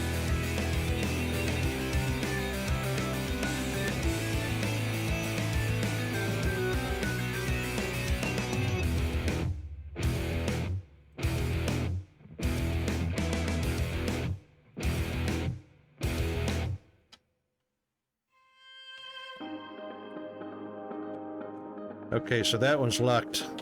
It's locked to 2, so we'll call that saturated once it locks. There we go. The box on the left stopped, the elevator. Oh, the elevator's still going. Look at that. Okay, so that's very handy.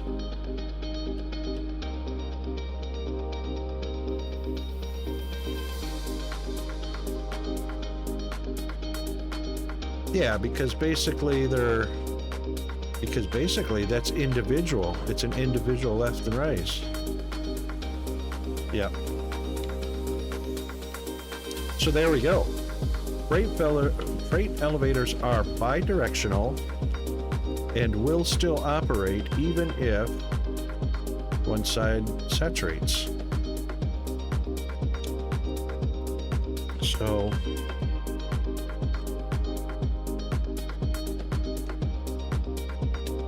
there we go. Yeah, exactly. Because you never know when you run into that situation where it's like you can't squeeze one more freight elevator in whatever space that you had originally designed for, but you definitely need another product going up, you know? And you don't want to move 6 elevators to make a gap for a 7th one. You know, this situation could arise. So at least we know it can be accommodated. Which also means something like this does not necessarily have to be, you know, 5 elevators down here. Or 4. I've actually got one that is not in use anymore. But that means I don't need 4 elevators down here with a single product going in and a single product coming out. I can actually use an elevator for 3. I can use 1 elevator for science, because science just doesn't move that fast.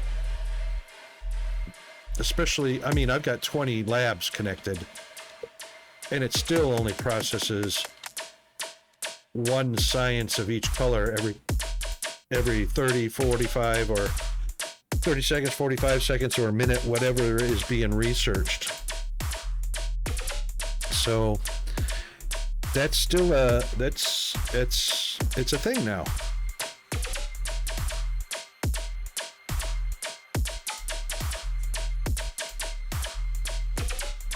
The thing is, yeah, that's right. And the thing is, I think I tried this earlier and I could not get, and I think I did it with the red elevators though, not the yellow ones.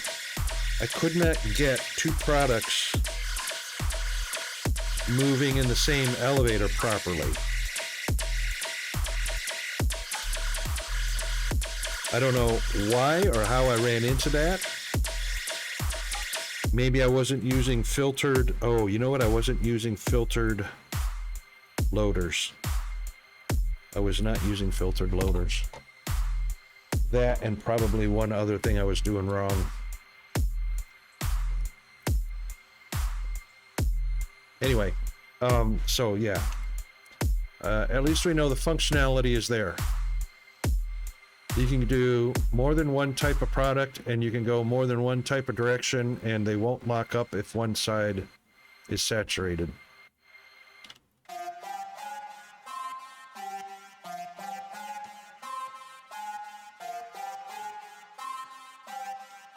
There we go.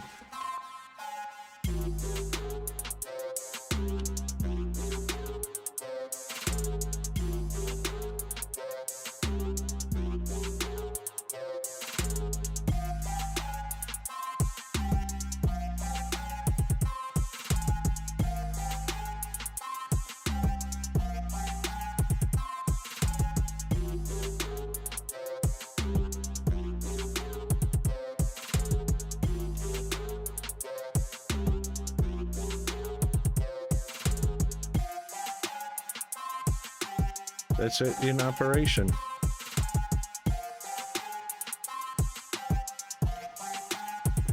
And now one side has saturated.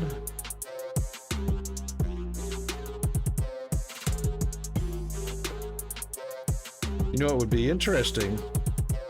What if both of them were going down instead of one down, one up?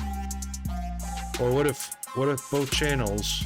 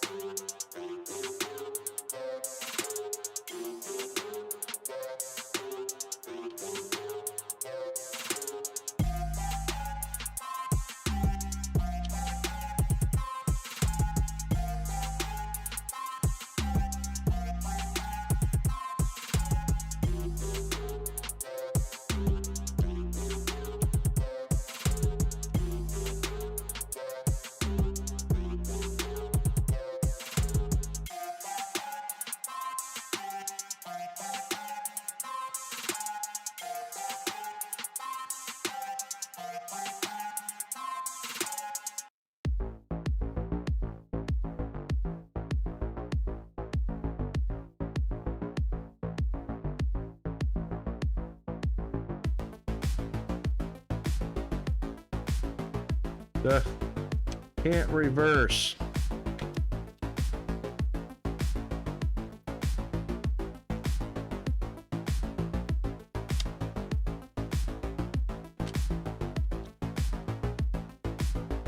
I wish we could reverse belts like in DSP.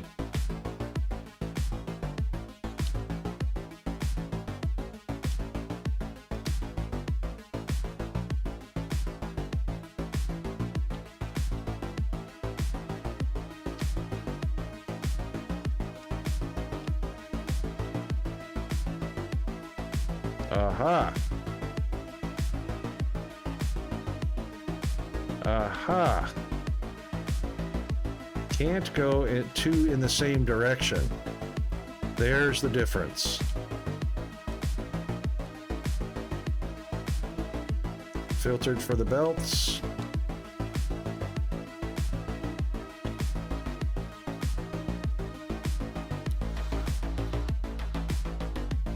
The elevators cannot do 2 channels.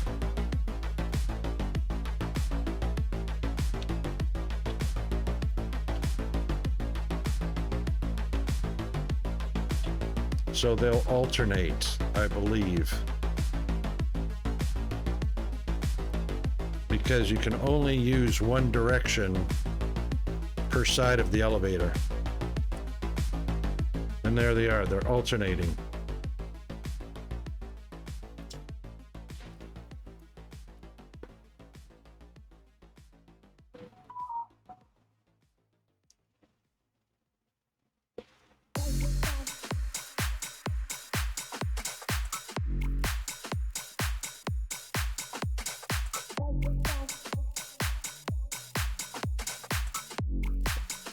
There we go. Any questions?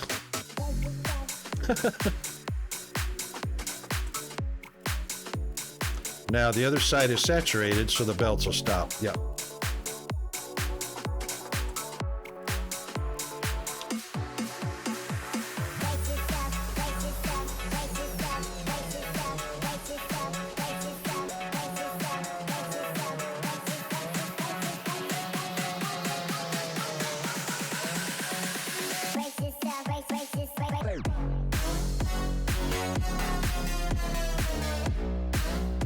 And it looks like it's 2 cargo buckets.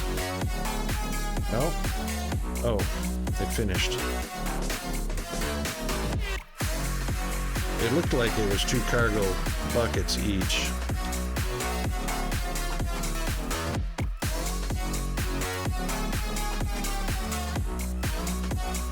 Even though it's alternating, it looked like it was alternating.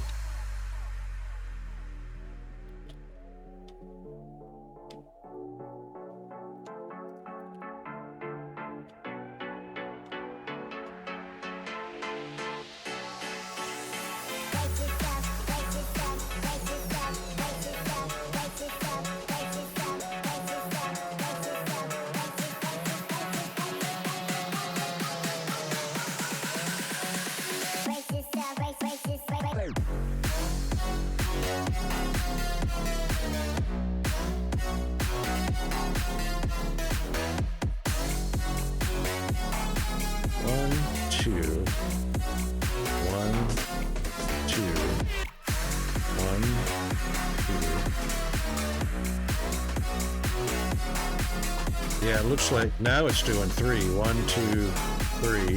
Now foundation, foundation, foundation. Now belts, belts, belts. Yeah, so it's random as to whether it alternates or not, or whether it fills 1 bucket each side or 2 buckets each side. Oh, great, ads.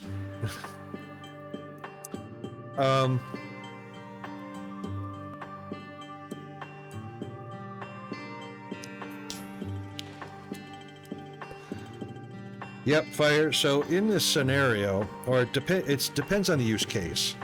So it depends on whether you have 2 different products using the same elevator in one direction, either down or up, or whether you have 2 different products, one going down and one going up, which seems like the more feasible one to get throughput. So it's a use case situation, but at least we know it can do it. But when they're going the same direction, they share the cargo buckets. So it'll be just random as to whether every other bucket carries the different product, or whether it's every 2 or every 3 or whatever is randomly decided by the elevator itself. They were doing 1 bucket each, and then they were doing 2 buckets each, and then they were doing, and now they're doing 3 buckets each. But it's not changing, it's staying at 3 buckets. Except for right now we ran out of tier 2 belts.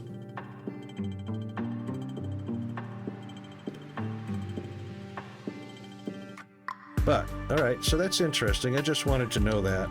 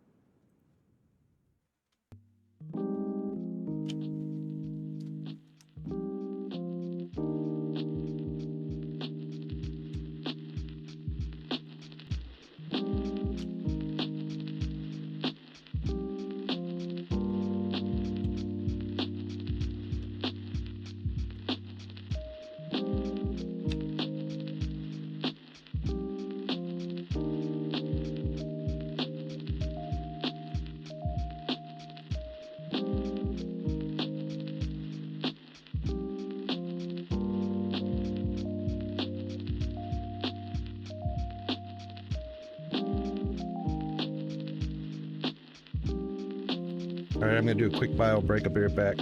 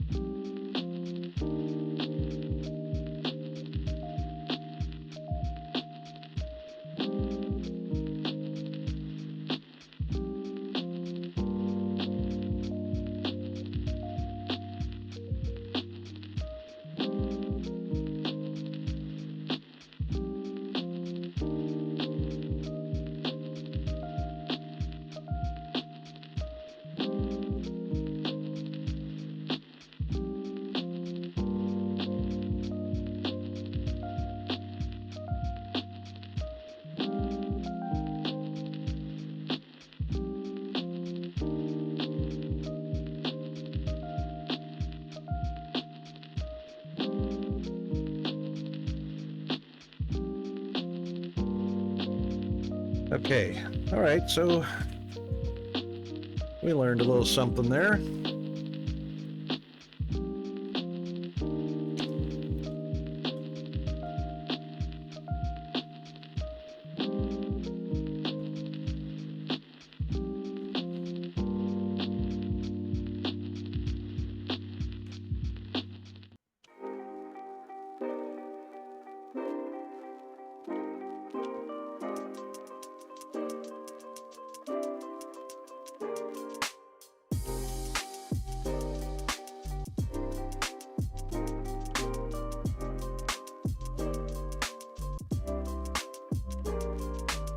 We can do a little bit of rebuilding here.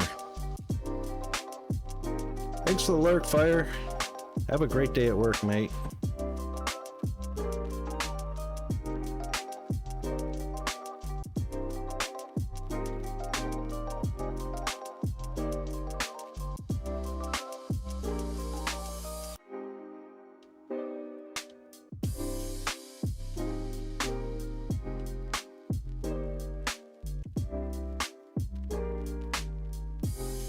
$6.8 mil.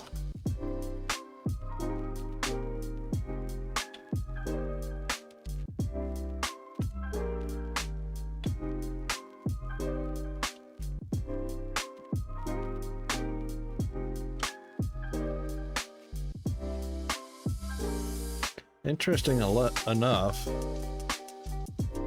these pipe segments never got up to 500.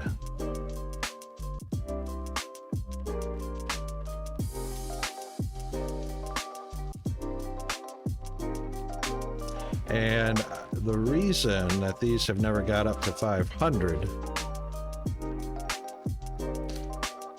is number one, because of the length of the pipe, they never got filled up. And I'm using the oil as fast as I'm pumping it.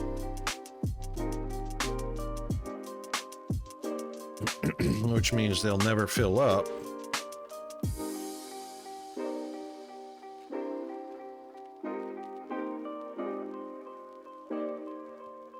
These are only up to 400.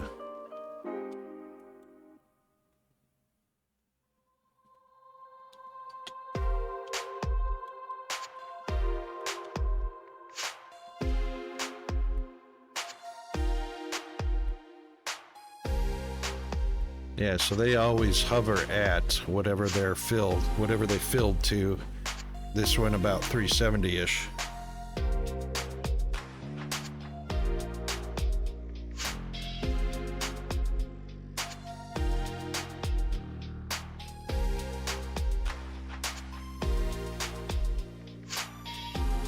Set title.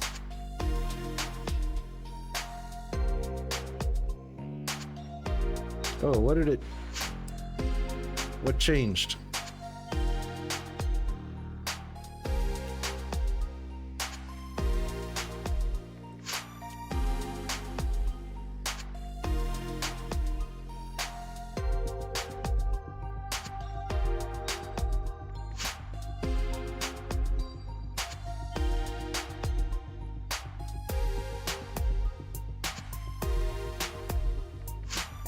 What changed in the title, G-Man?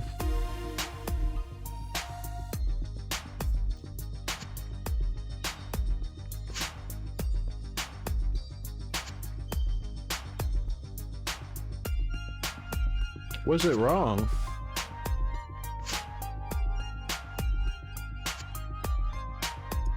Oh.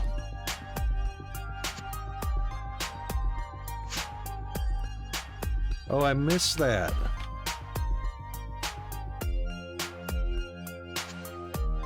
I didn't realize it didn't auto. Oh, that's right, because it's not automatically updated because I hand typed them in. That's why.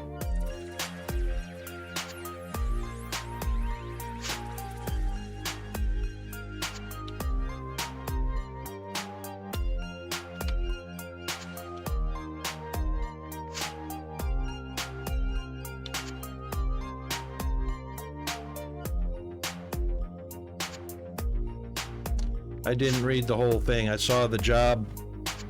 I thought that was his standard lurking for the job.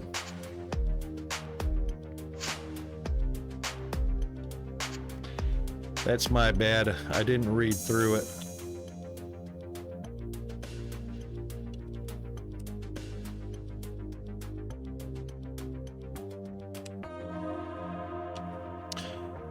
All right, so we've got 3 pumps pumping oil, and we're using it that fast. I could have came up through this hole in the floor.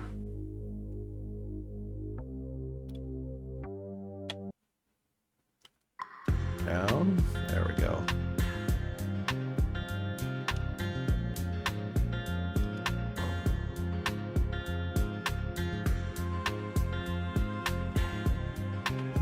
Cool.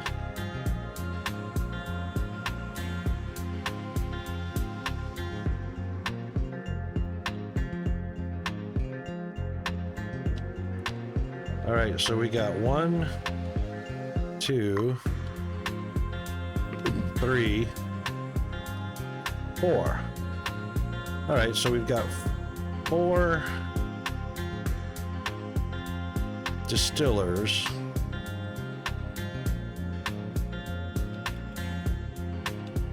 Refining oil off of 3 pumps.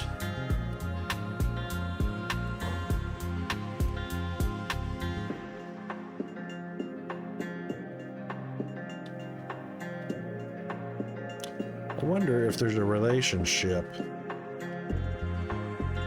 Oh, sorry, we have 5. 5 distillers pulling off of 3 pumps. And it seems to be a steady pace. because the pipe is not emptying and it's not filling. It's staying steady at, in this case, 370-ish.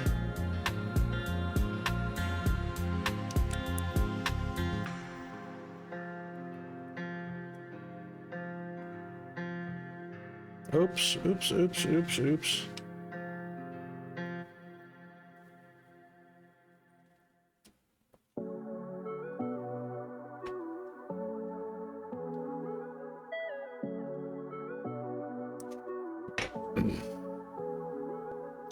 I wonder if Fire is mad that I didn't remove him as a moderator upon his request.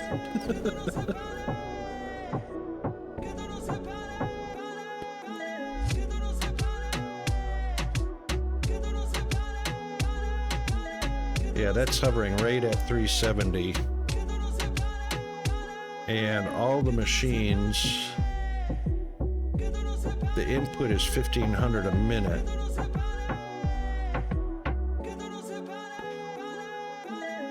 With an output of 1500 a minute.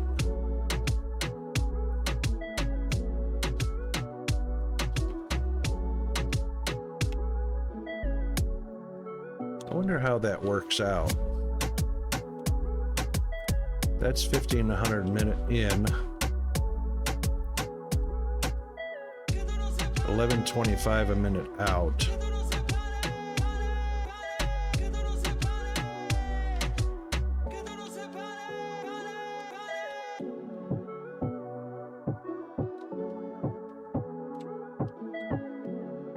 That's 1500 in and 1500 out. Wait a minute, am I doing low density twice?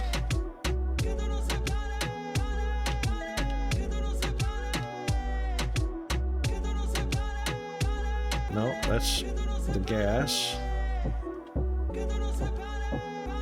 That's the fuel oil.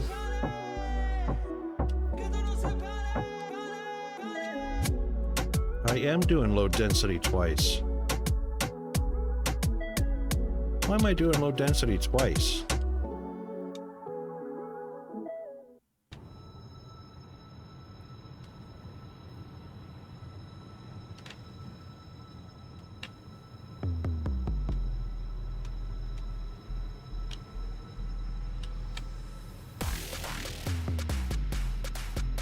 Have I got one dedicated? I bet that's what it is.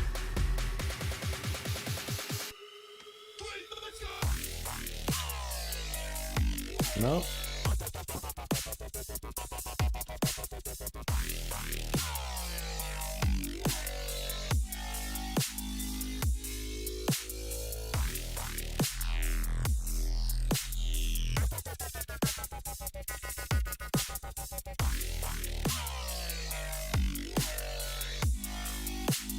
So I've got one going up there and one going up there.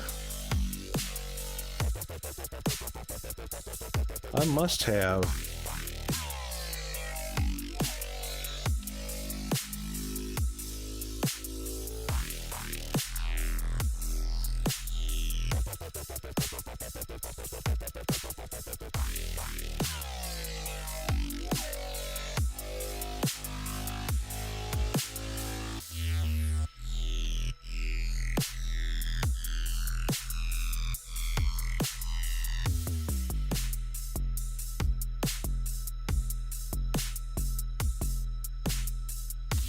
all right, one is coming up here for the pistons.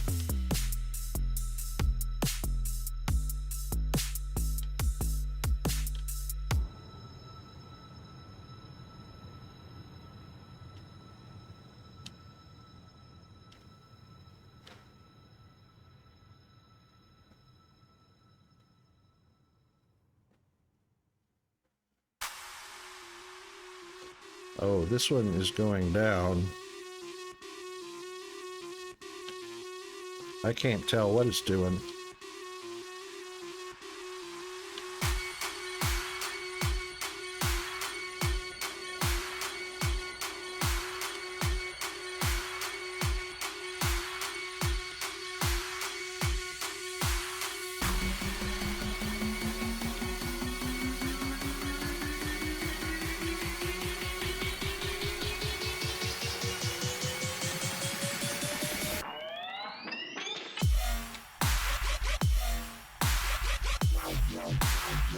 So one is making liquid fuel.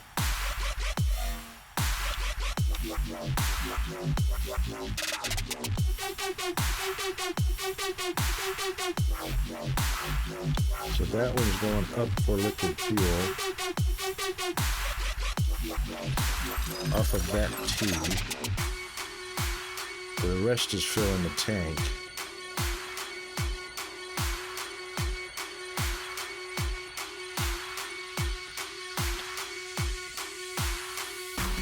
And that one is going up to make pistons.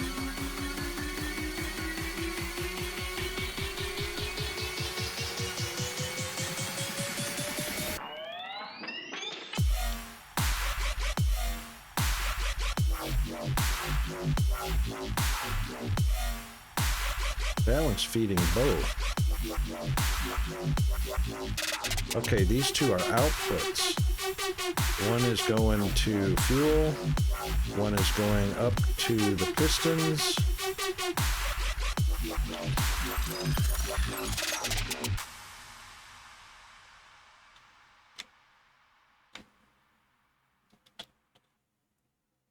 That's an input.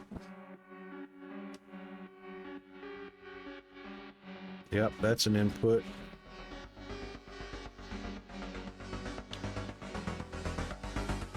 And that's an input. So 2 inputs, 2 outputs.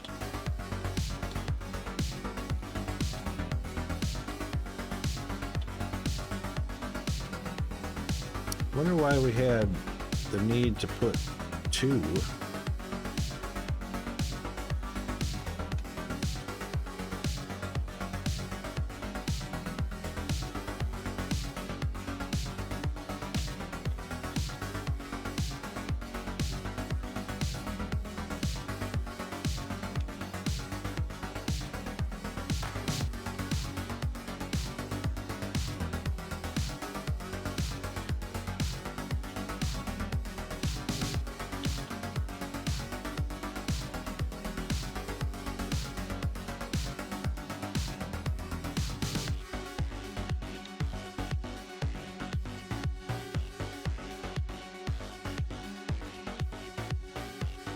Well, all right. I guess I needed 2 for a reason. Oh, I bet I know why. Probably because of the demand of the machine. No, 360, 720, 1440.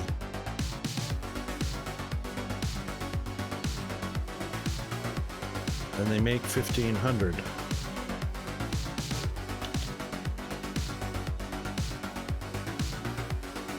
$14.40 means 60 is left over to go into overflow into the tank.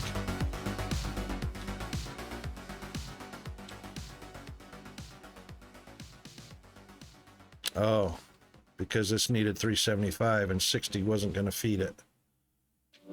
That's why we got 2. Okay.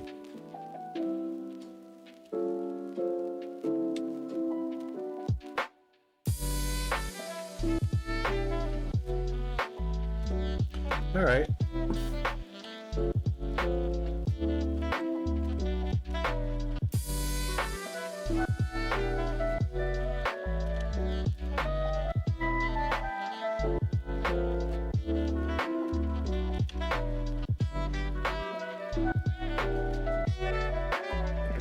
All right, those are making rods. Oh, I gotta get this. I gotta change this. Sorry, guys.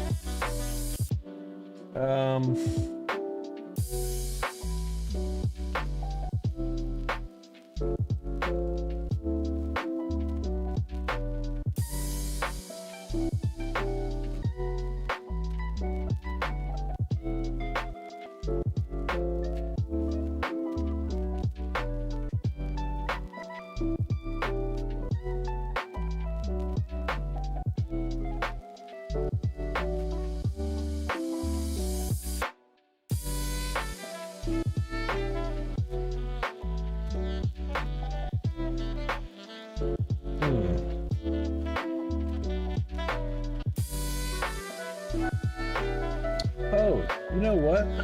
Let's listen to what the International Space Station is listening to currently for music.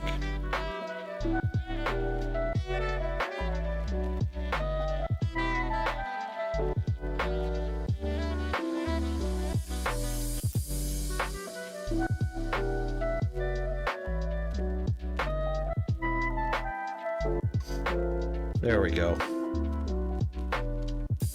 Okay. All right, we want to do some rebuilding.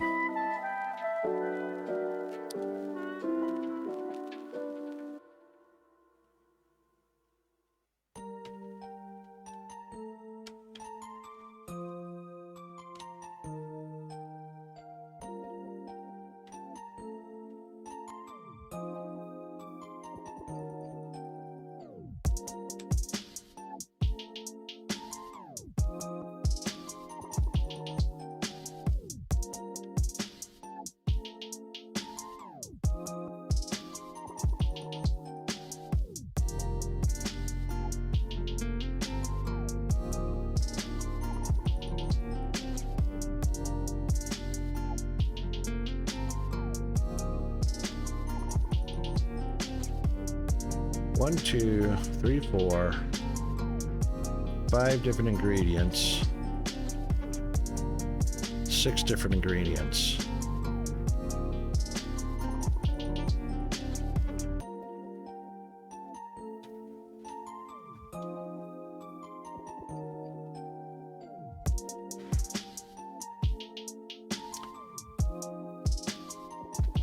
Those guys are there making polymer boards because they just happen to be right near oil production.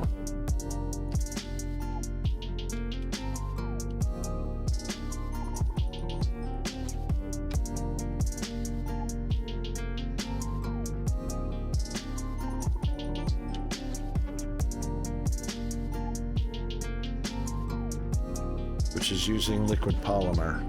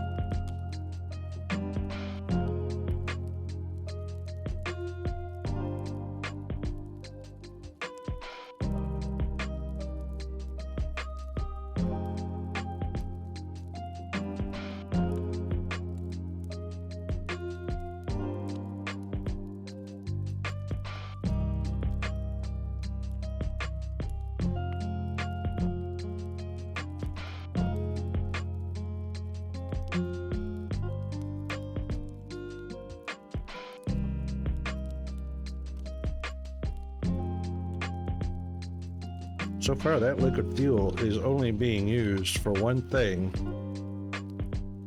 and that is for jetpack.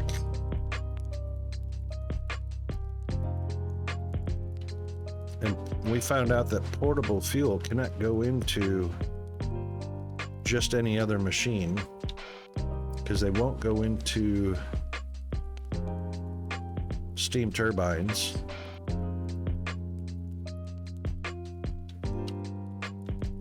I mean, they won't go into boilers.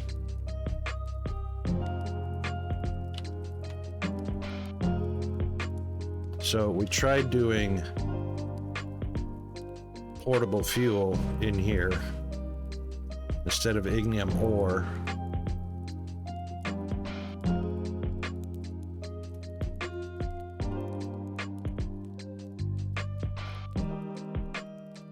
That's energy cell.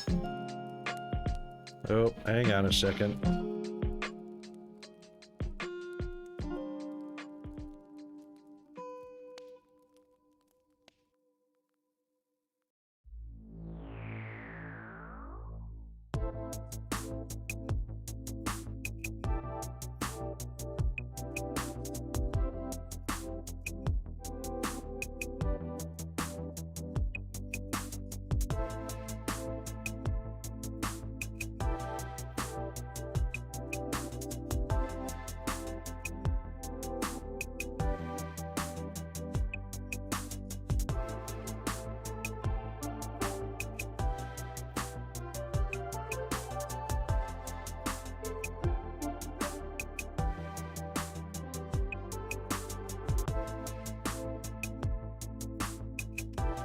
Okay, I'm back. Wow, how crazy is that? Just got a phone call that the mower blade I ordered in February just arrived. I have a steel lawnmower, S2E0610. I had some portable fuel I was going to try. I think I did try it, and I think it didn't work.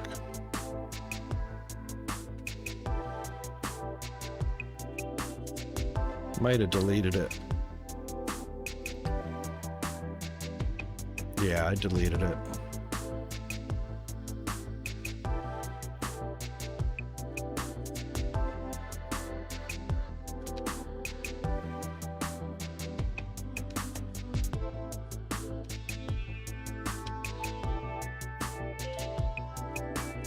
Oh, you know what I didn't try?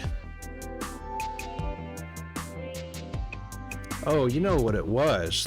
Yeah, I did try portable fuel. Portable fuel got consumed incredibly fast. So that's why I stuck with the ignium ore. That's why we're doing ignium ore. Okay, now, other machines that need power. Thank you, autosave. Haven't done that in a while.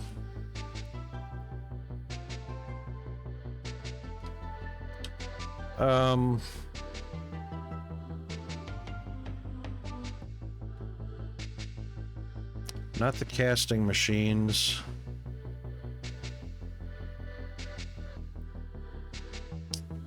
Burner generators. Burner generators.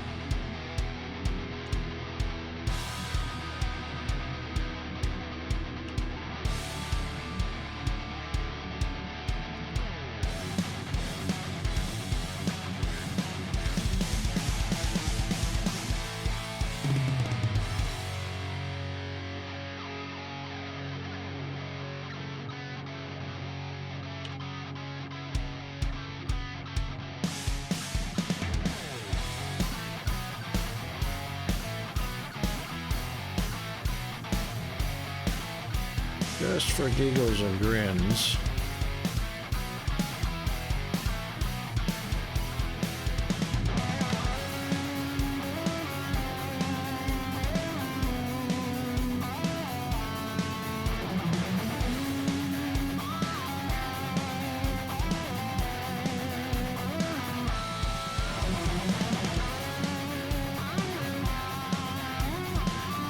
Mr. Norris, good morning.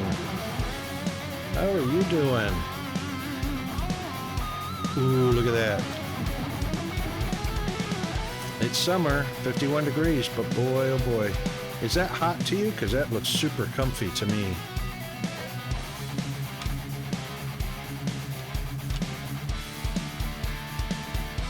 That looks super comfy to me.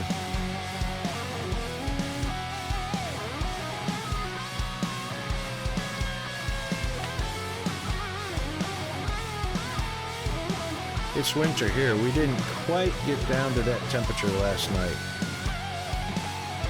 Yeah, indeed, shorts weather. Humidity's not kind of high though, you know, kind of wow.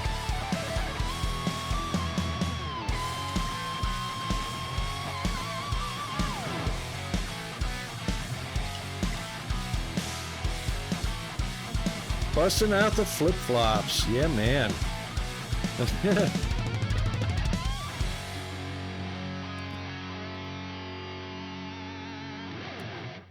That's the way to go. Oh, it's rainy, right? Overcast and rainy. Yeah.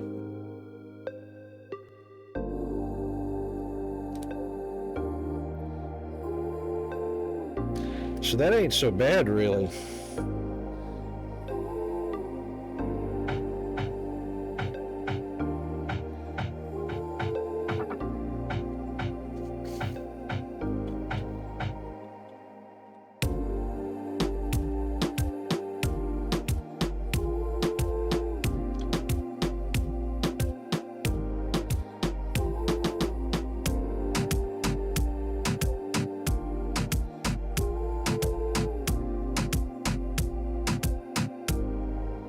So we've got biomass burners, burner generators, and steam turbines.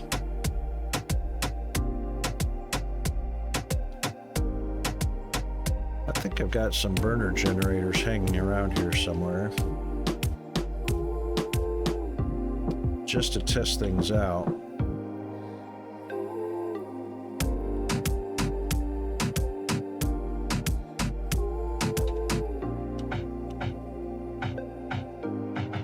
Yep, got one.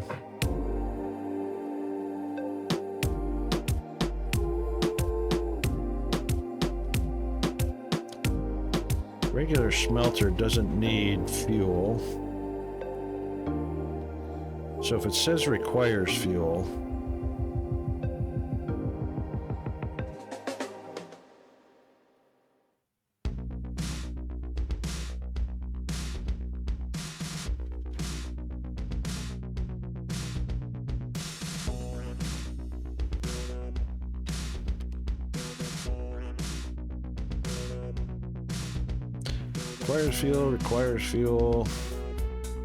requires fuel, which is steam.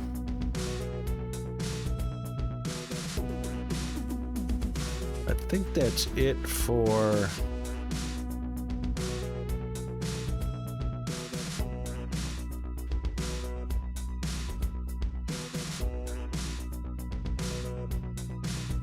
yeah, that's it for the machines that need fuel.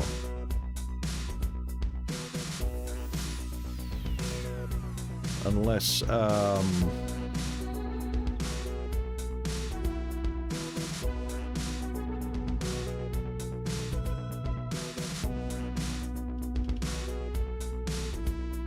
of these require fuel.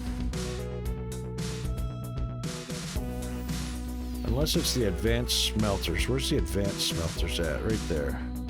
No, they don't need fuel, just like the smelters don't need fuel.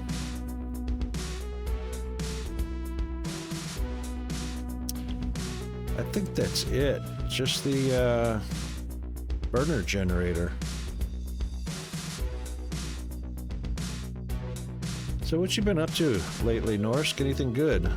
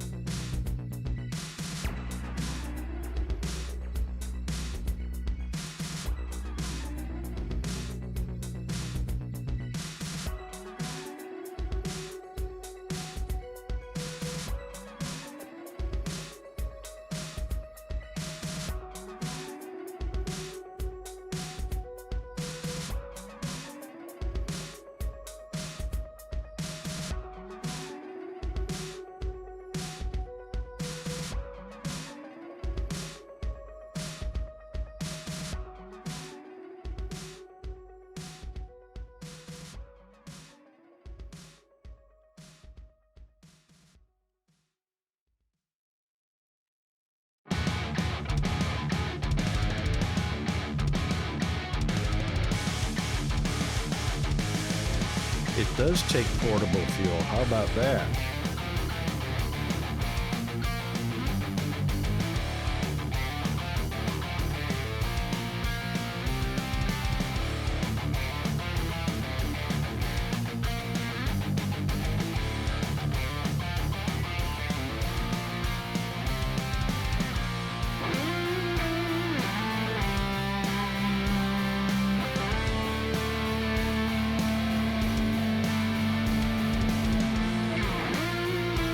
Not doing anything though.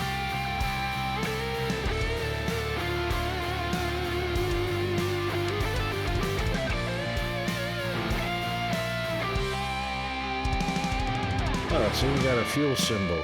Burns fuel.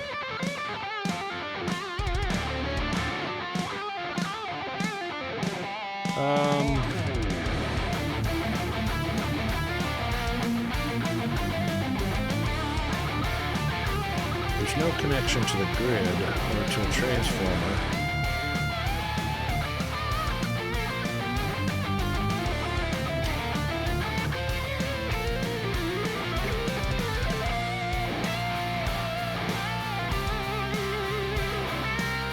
And it's not showing up as a power source.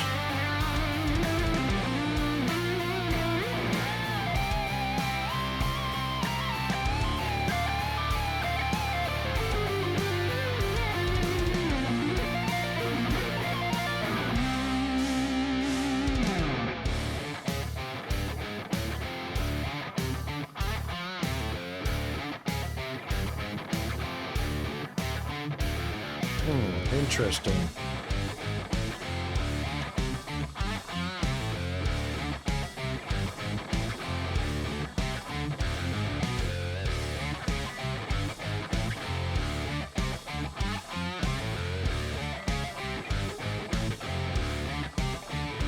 It's on the grid. I mean, it's on powered floor. I wonder why it's not generating. Wonder why it's not listed.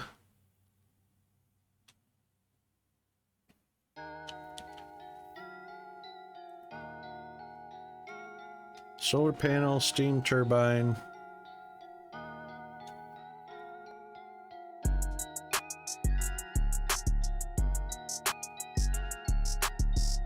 There it is, burner generator. Local power source.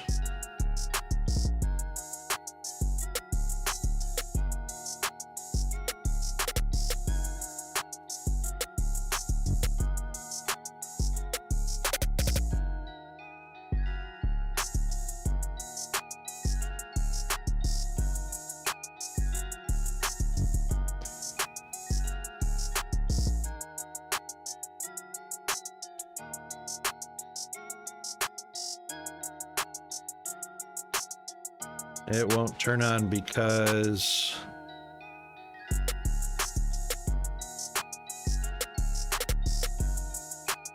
there's only 19 megawatts, which the solar panels are handling. So the solar panels always have priority.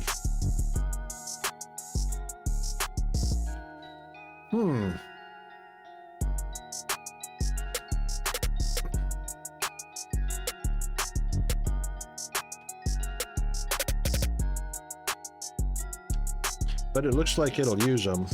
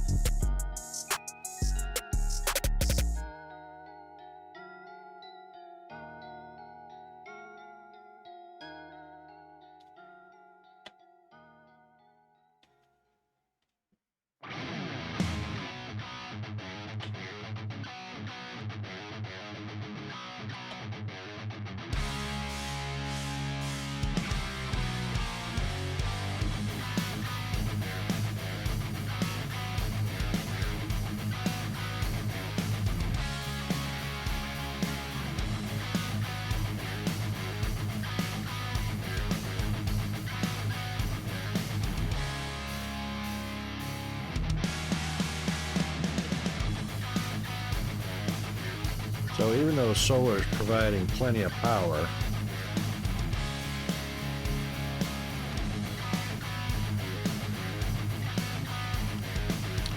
could put this here.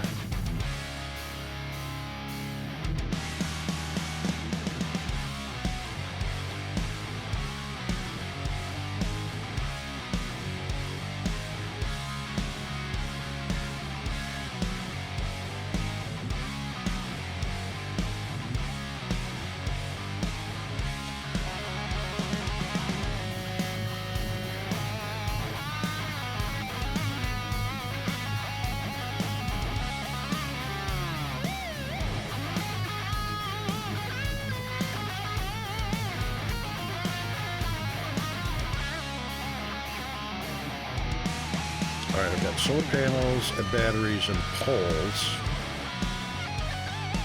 There's the transformer down there.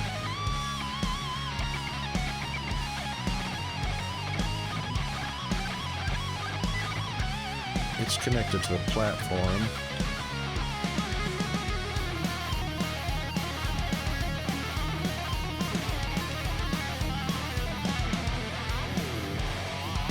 Thing is, low voltage grid. It's not showing. It's not showing. Yeah, see?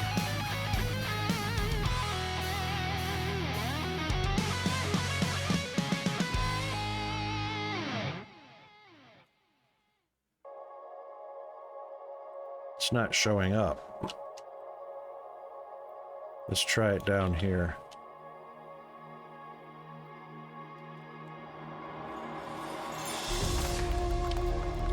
Probably not gonna.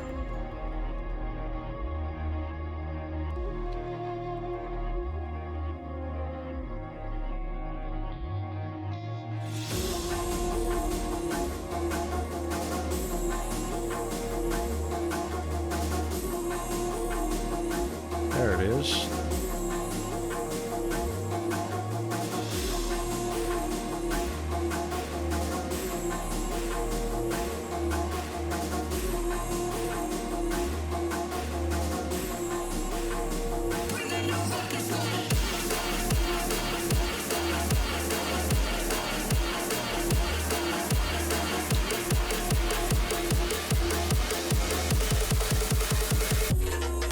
Huh.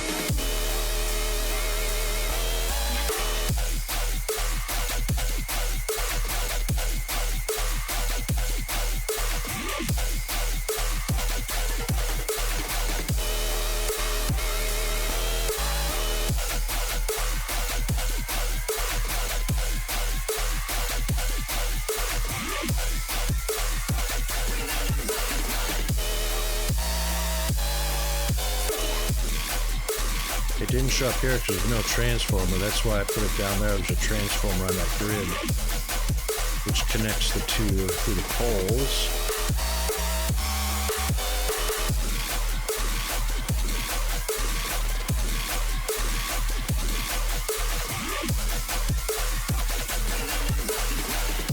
It'll probably never kick in.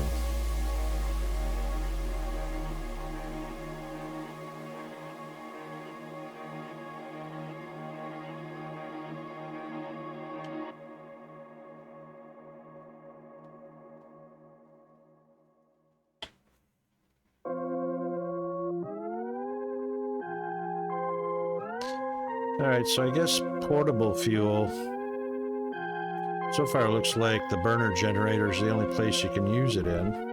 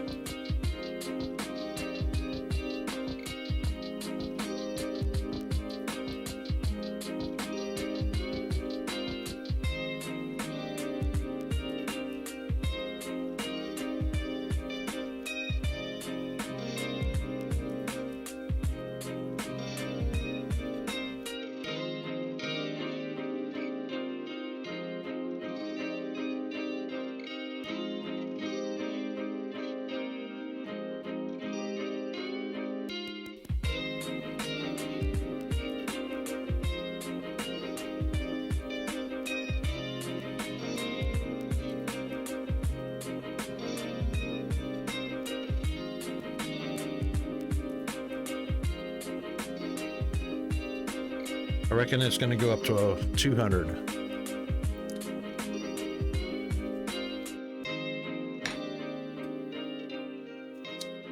And by the way, we're just listening to the same music that they're listening to on the International Space Station at the moment.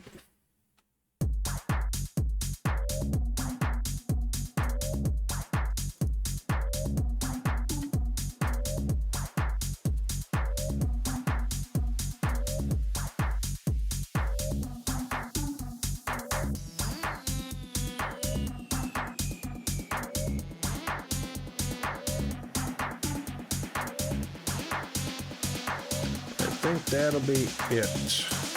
Yep.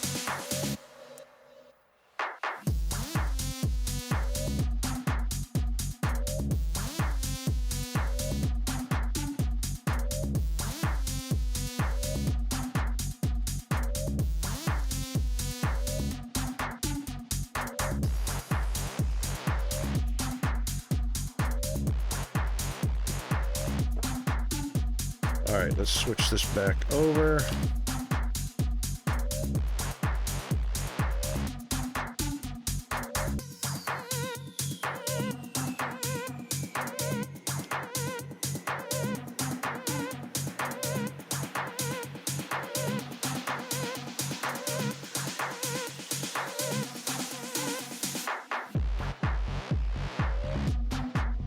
Okay.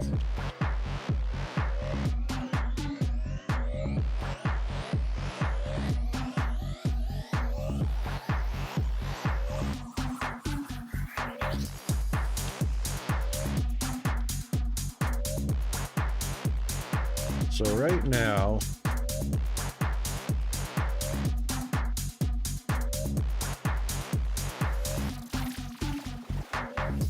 we're storing 25,000 liters of molten Xeno.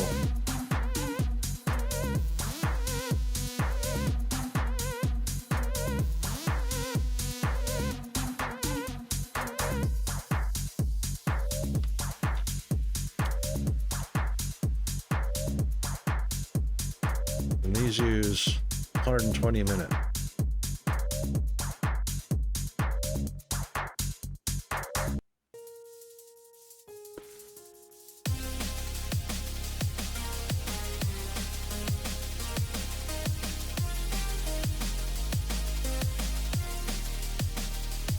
So if we take a look at, where's a calculator? 25,000 divided by 120 a minute.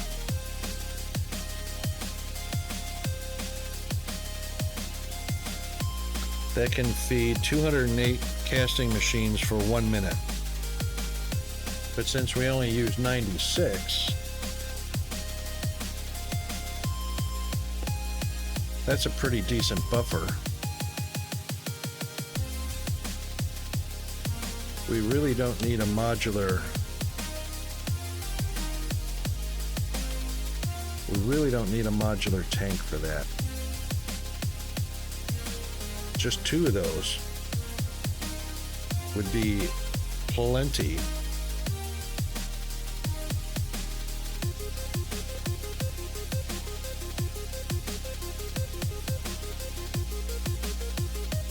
All right, let's see.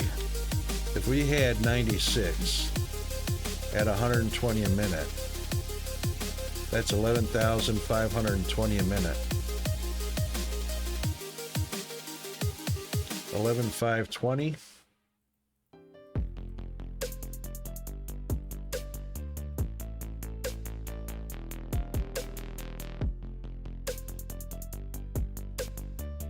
That means it'll supply 96 machines for 2 minutes.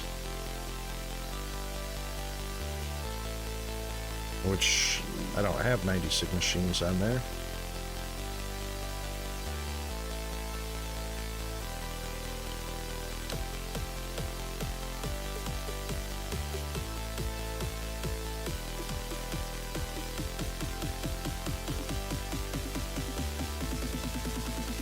The arc furnace is only half full.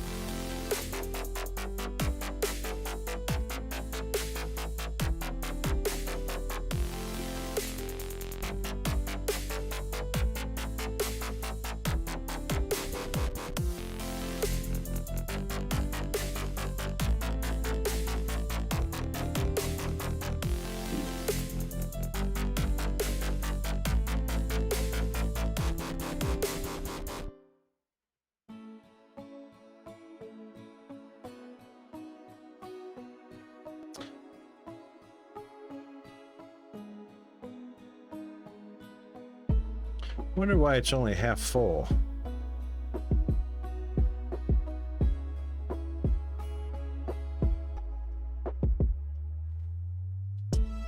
It's got plenty of input.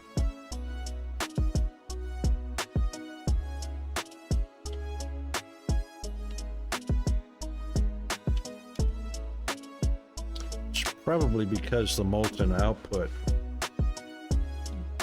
is full.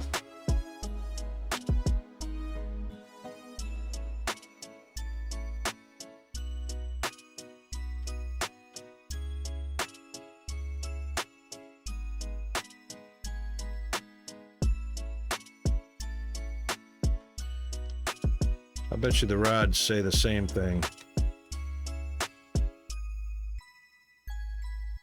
That one's 90% full.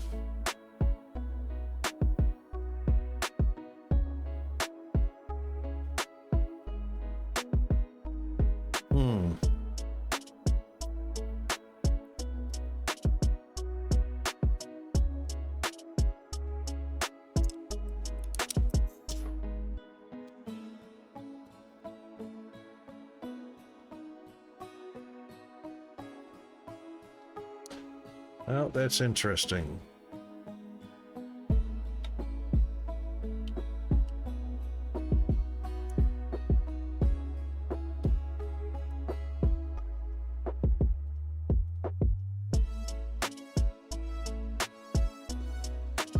So it's going to hover around 50 to 51%.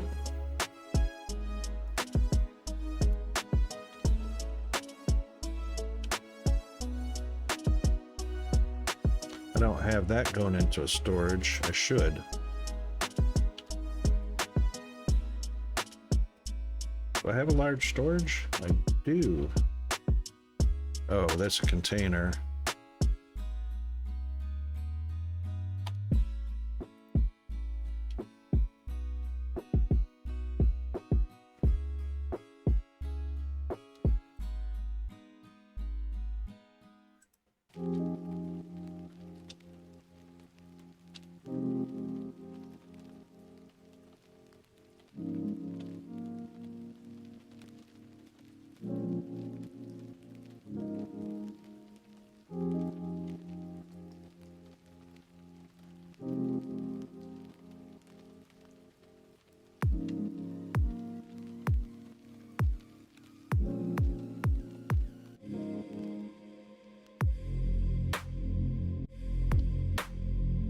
That didn't connect up at all, did it?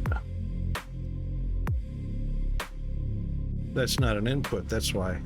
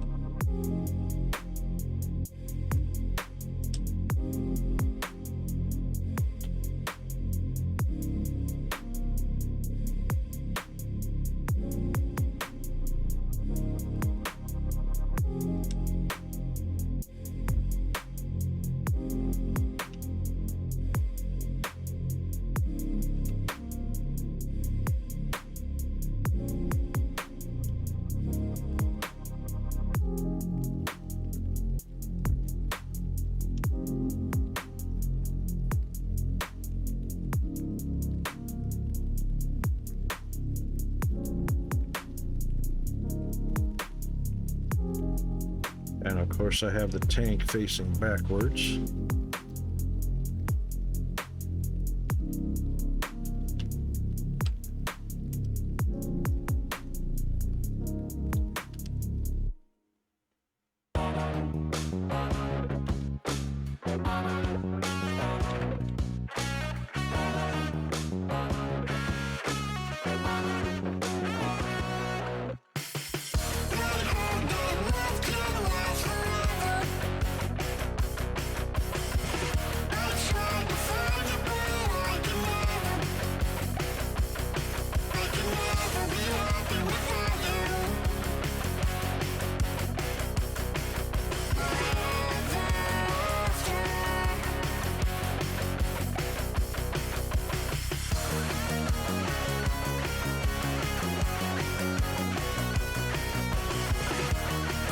right, we got an ad coming up.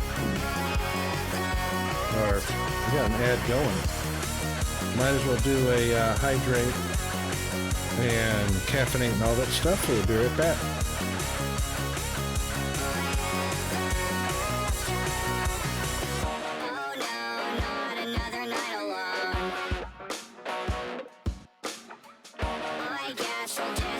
Inside my phone, text every girl that I've ever known, that I've ever known, that I've ever known. I heard that love can last forever. I tried to find it, but I can never be happy without you.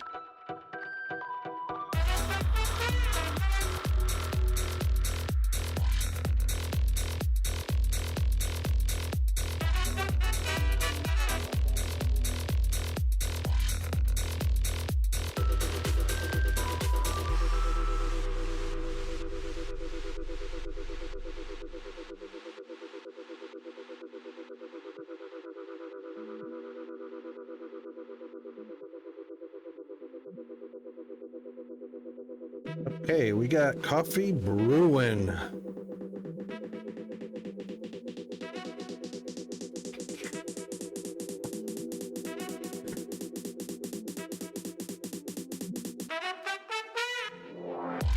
Okay, so this bad boy should be full, and it is.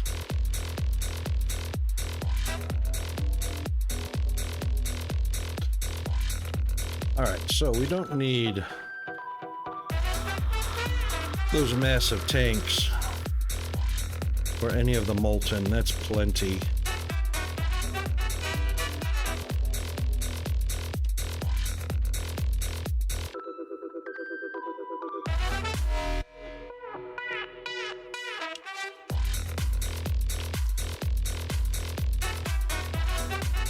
And we've got a massive amount of iron plates.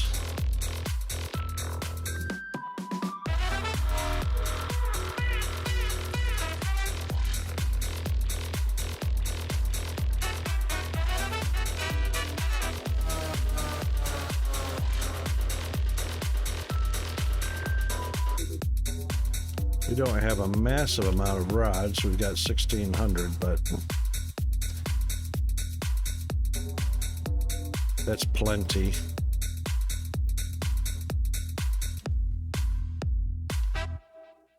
So iron rods and iron plates.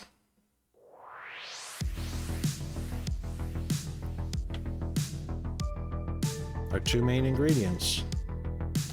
Ooh, thanks, autosave.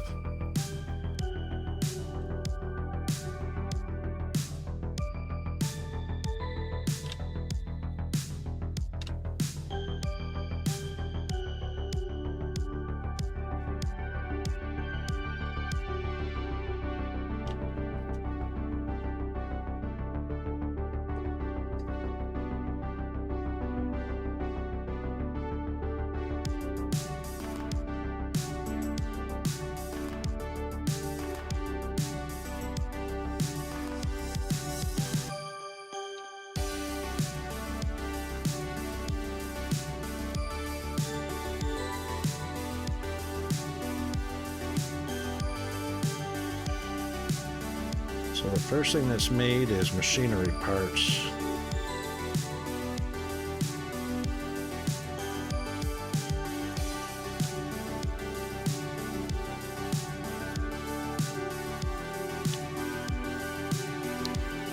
Which feeds the factory for Tier 1 belts.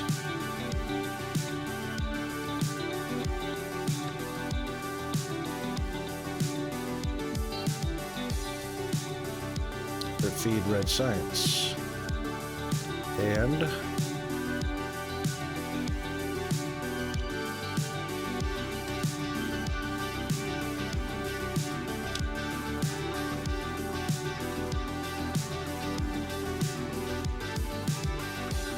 the manufacturer of Tier 2 belts.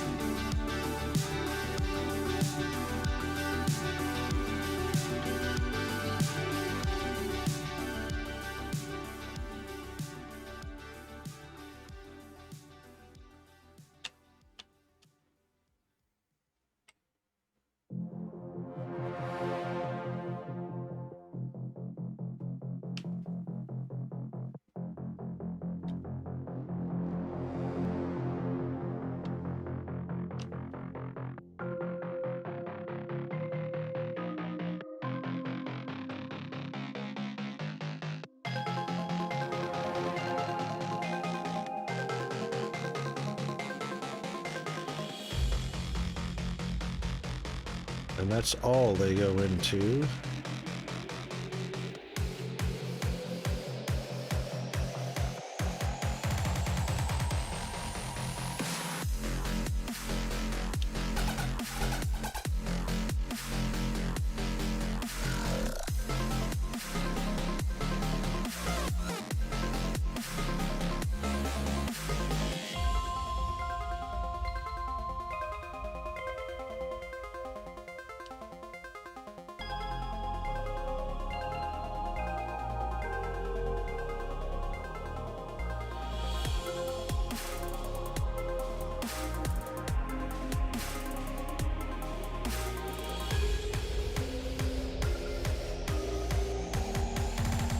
And they're all backed up because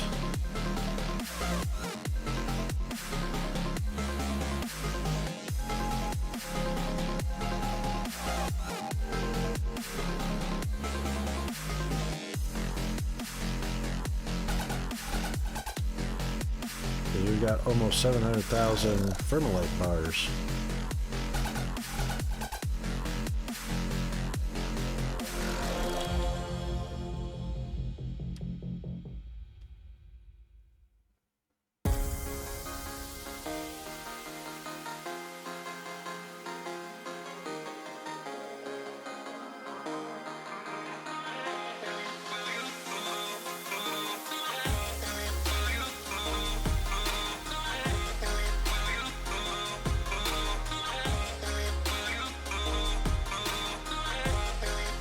It's interesting that we're not doing any research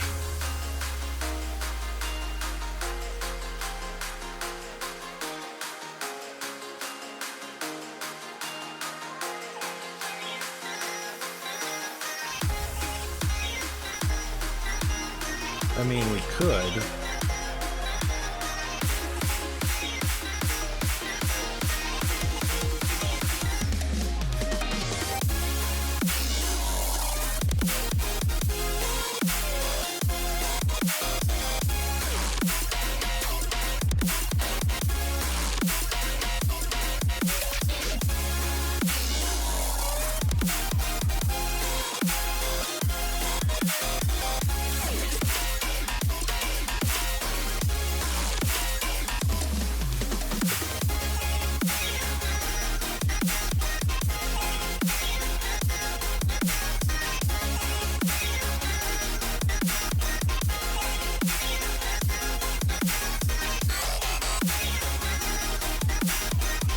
Circuit boards are awfully slow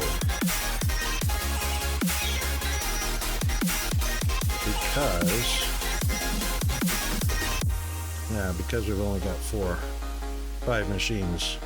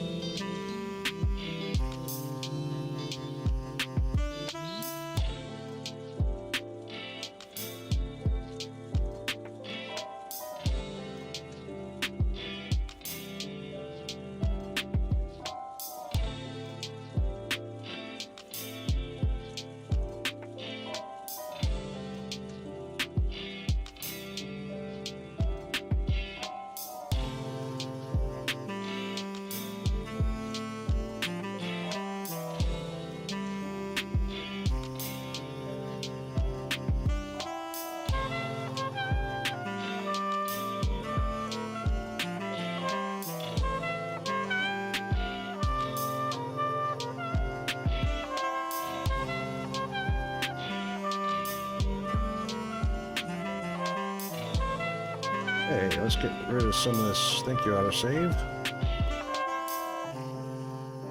I'm not sure why I'm saving dirt or rocks.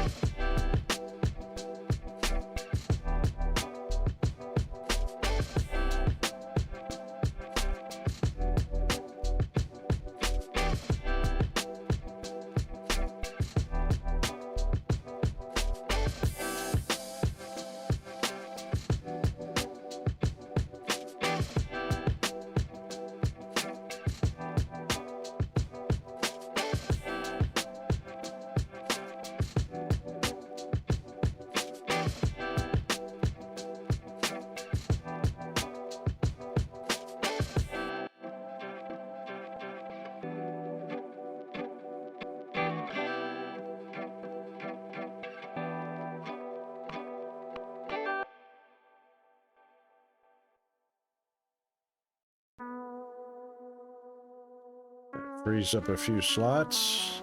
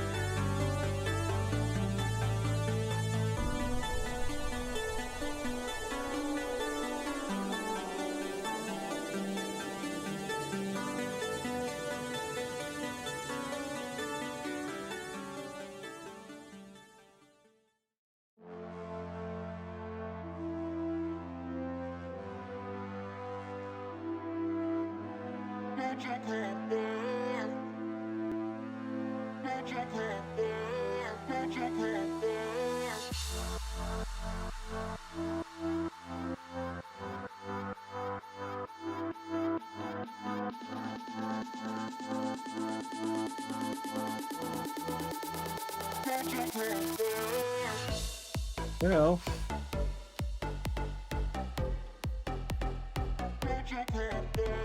let's go check and see how our burner is doing.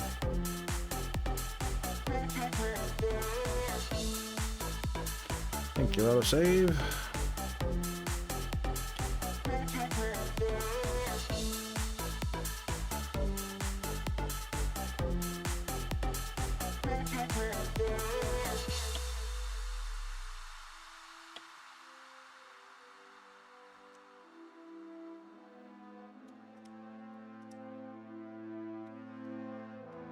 Oops.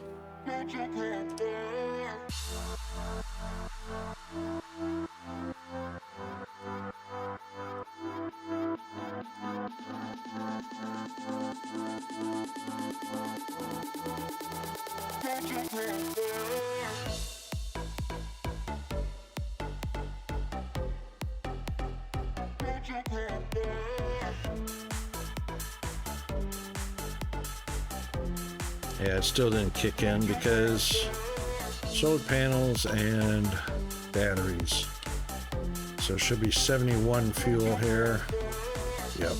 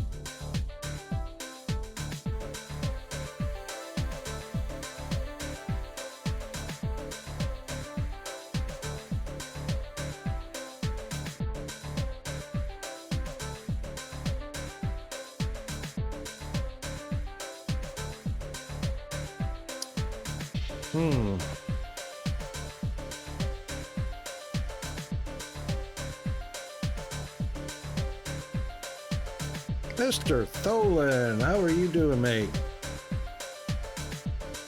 Good to see you.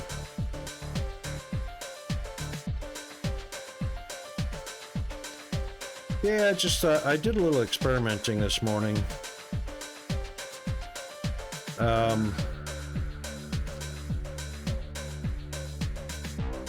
So we figured out one important thing about the freight elevators.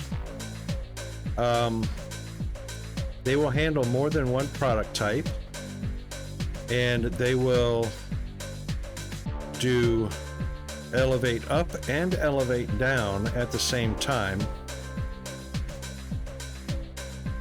for two different products. And yeah,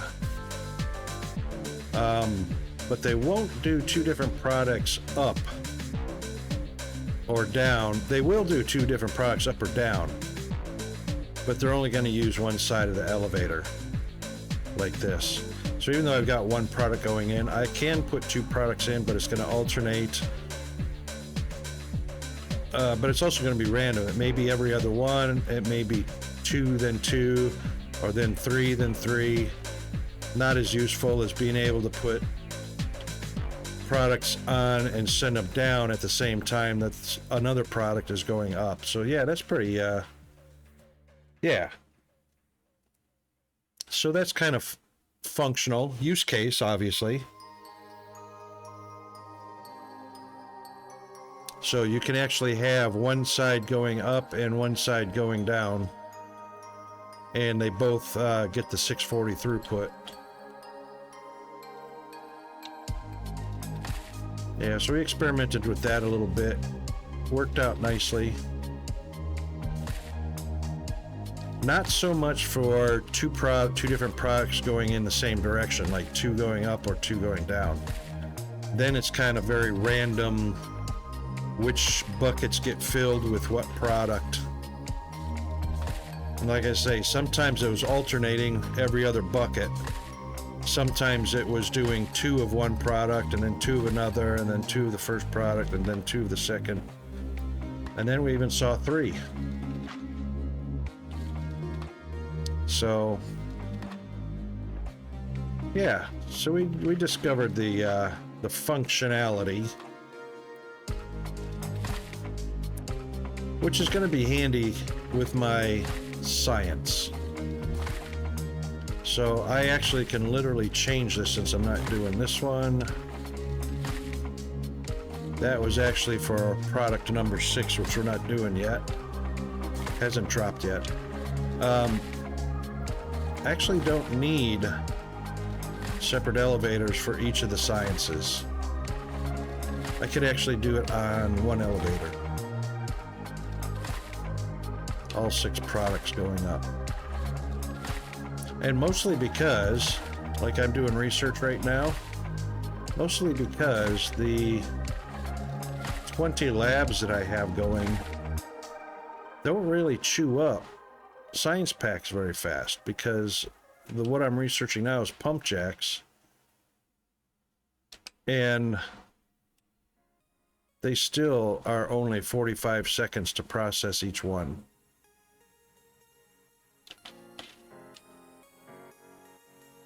So I don't have to have an elevator that literally keeps up with them all, because they'll all be saturated going. Well, see, that's the thing. The problem is when one product becomes saturated, then there's not much of a use case for having multiple items going into one elevator. And probably better to keep it separate.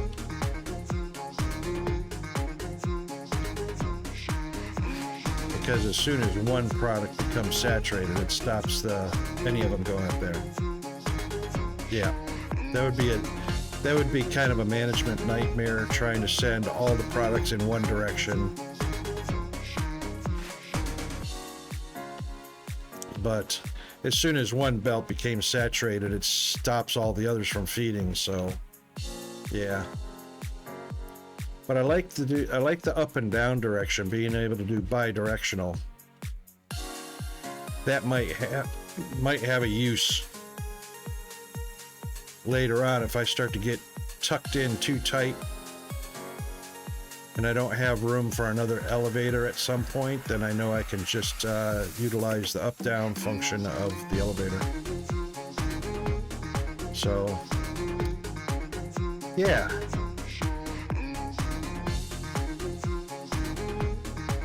Yeah. Yeah, in the long run, it just doesn't come out the way we want it to.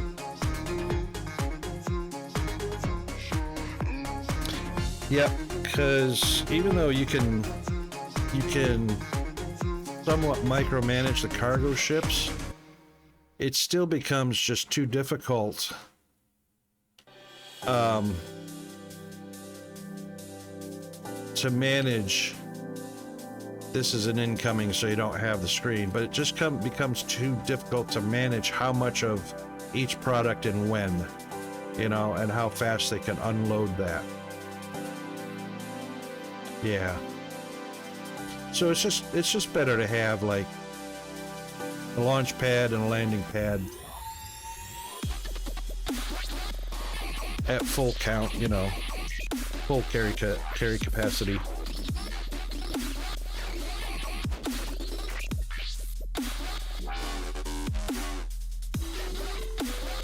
Which is kind of how I have these set up.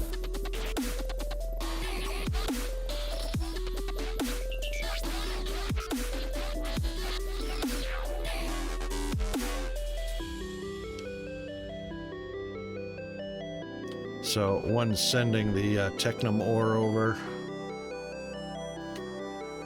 Yeah, it would just be too hard to micromanage that.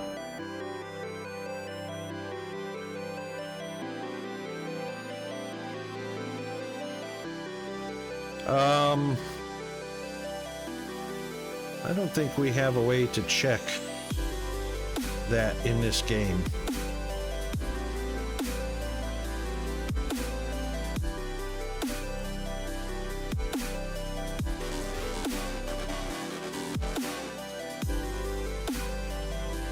because it's 45 seconds to process each of those.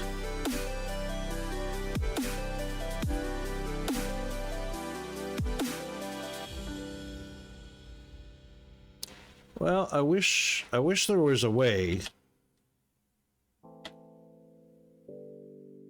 There's no real way to tell what your signs per minute is, because it's not actually set up in this game like it is in it doesn't match Factorio or Satisfactory or DSP or anything like that. So I mean, you can see the rate that I'm researching pump jack efficiency. It's 1% about every 10 seconds. So even though we have, even though we've got 20 machines, the research speed is, I'll go down to this bottom one.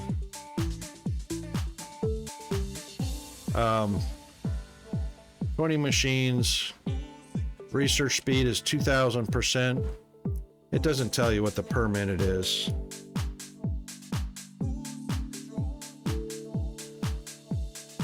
One per 45 seconds per research server. No, it doesn't work like that, unfortunately. So, the consumption rate you can change. But you see the gold bar on the left-hand side here? The consumption rate will change, but it's still 45 seconds to process the size. You can, so the orange bar dissipating, or starting at the top dissipating, is still 45 seconds, no matter how many machines you put down. So you've got a research speed of 2,000%.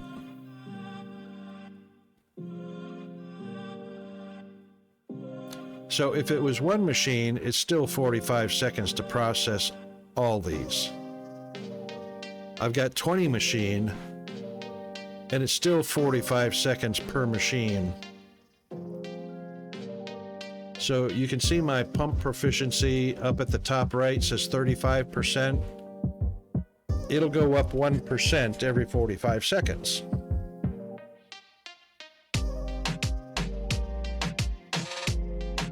Oh, that one didn't even go up 1%.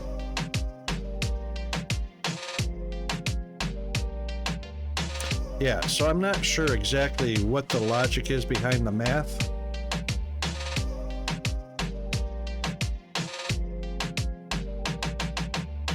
There goes 36%.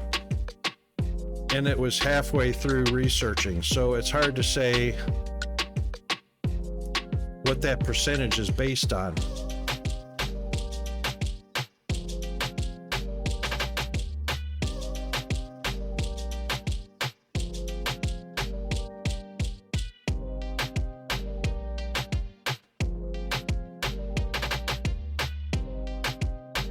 So it's really hard to differentiate without having a per minute anywhere.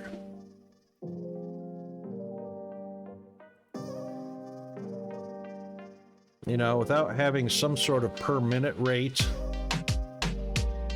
All we know is that it takes 45 seconds to process science packs. No matter how many machines you have, but that 2,000% efficiency just means that the percentage rate, I'm up to 37, would take longer if it was one machine. And that research progress is shorter with every lab that you add to it. But it doesn't change the speed of researching. You see what I'm saying? If you set a stopwatch or a timer on these gold bars, it's still 45 seconds no matter what.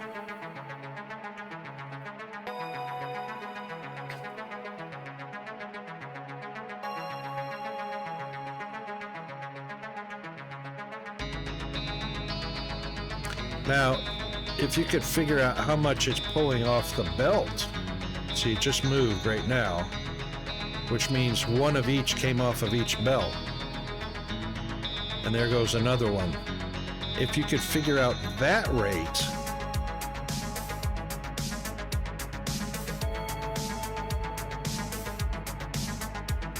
let's see if we can get a stopwatch on.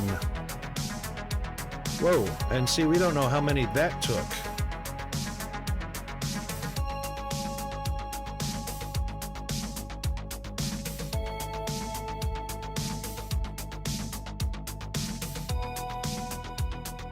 See, it's hard to... if somebody knows how to figure out by the belts how much is being pulled, if we had like a traffic monitor to figure out what the belt, you know, how many product per minute is coming off the belt, that would give us a whole lot better idea. But you know, there goes a group. We don't know how many that group was. And then there was one more off of each. We don't know how much that was. I mean, we knew it was one, but there's another group. We don't know how much that group is. But then it stalls for a significant amount of time before it does those two banks of filling up the machines. You know what I'm saying? I have not found a way, given the lack of information in the UI, I haven't been able to come up with a mathematical equation to tell us what our per minute is.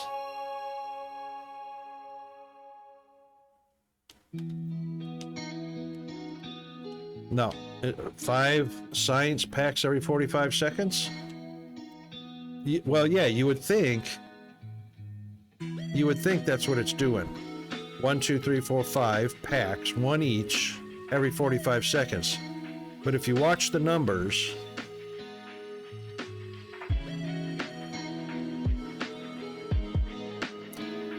that quick. It took one off of there that quick. So it takes one at a time. So with 20 machines,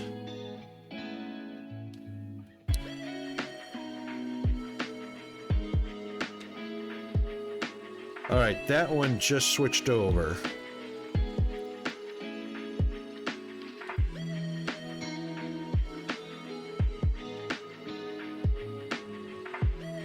It looks like those all switched over at the same time. So if they, the thing is the belts aren't moving.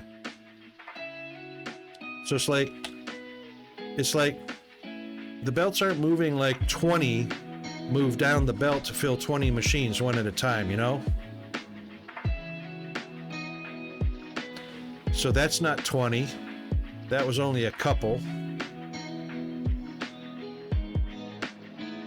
So a couple, that one's not 20. That was like 4 or 5.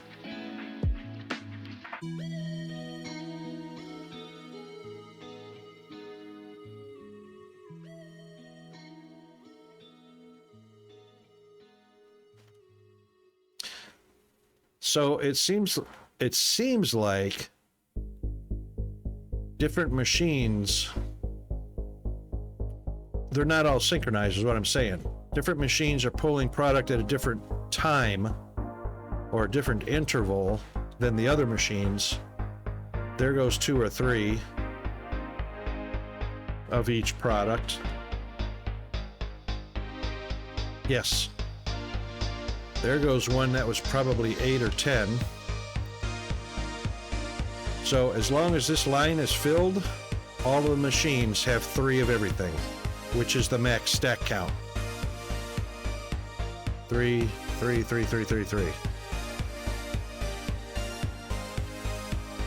3, 3, 3, 3, 3, 3, 3, 3, 3, all the way down the line.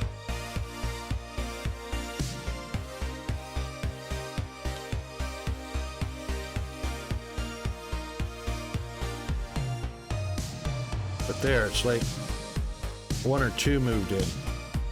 And same with all these machines down here, 333s all the way across the board. Because the belts are going to feed them and stack them up. As long as the belts are saturated, the machines are saturated. So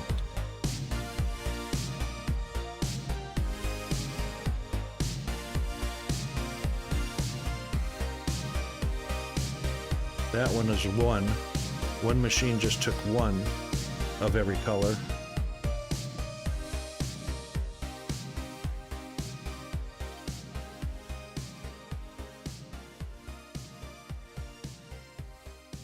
There goes 4 or 5, and then a 1. You can see the stutter rate of the belts. So the stutter rates of the belts is telling you that some machines are pulling 1 of each belt because all 5 belts move at the same time. So the machines are not synchronized between all 20 of them. There's an odd interval where some machines are pulling, you know, there might be 1 machine pulling 1 of all 5 sciences, and then 4 machines will pull 1 of all sciences at the same time, and then 8 machines will pull 1 of every science. That's how it's moving across the belts, like right there. You know, there was 5 or 6, and then a stutter, 1 more. But that one was about 6 or 7, or maybe 8. So if we averaged it out or rounded it out, and there's 20 every 45 seconds coming off the belt, what does that equate to?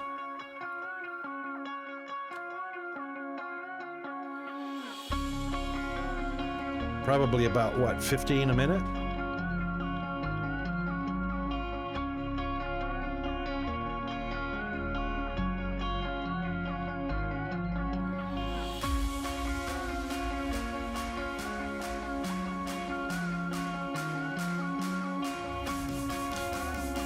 Well, I thought about looking at production rate too, which, God, I wish we had a screen for that.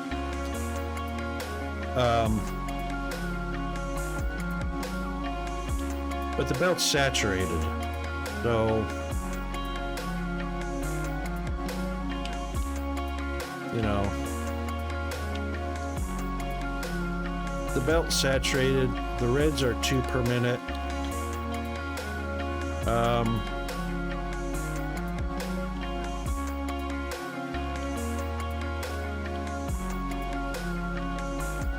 Blue is 2 per, they're all 2 per minute.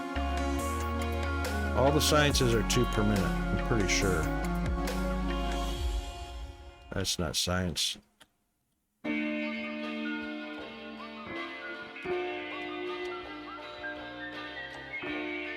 Oh, green's 1 per minute.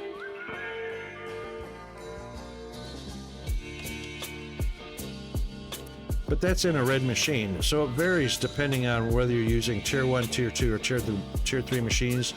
And I'm using all tier 1 machines, except for,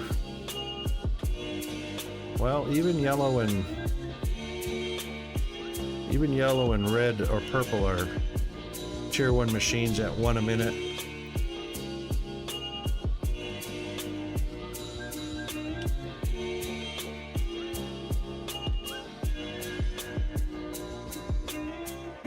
It varies. I've got 1, 2, 3, 4, 5, 6, 7, 8, 9, 10, 11, 12 yellow. 1, 2, 3, 4, 5, 6, 7, 8, 9, 10, 11, 12 of the purple.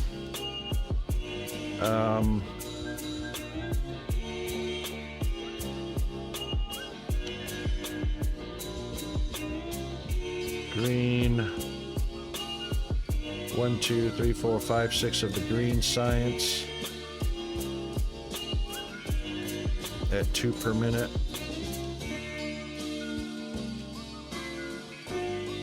I've got 5, 10 for the blue.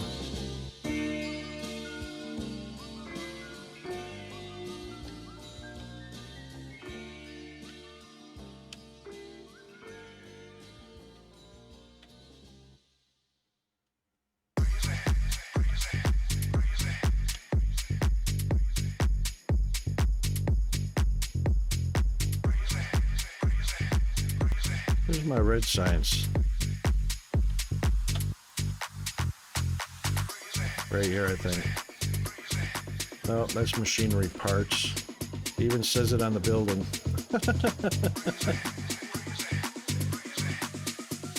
Blue science, copper wire. Where's my red science at? Here they are. 2, 4, 6, 8, 16, 15.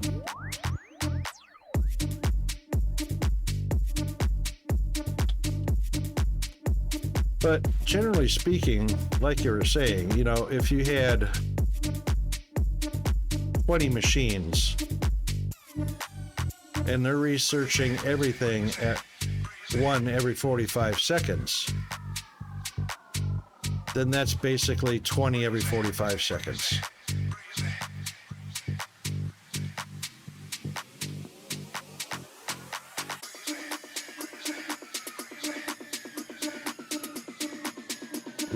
Regardless of what the machines are producing, as long as the machines are keeping the belt saturated, they're overproducing or producing enough to keep the belt saturated.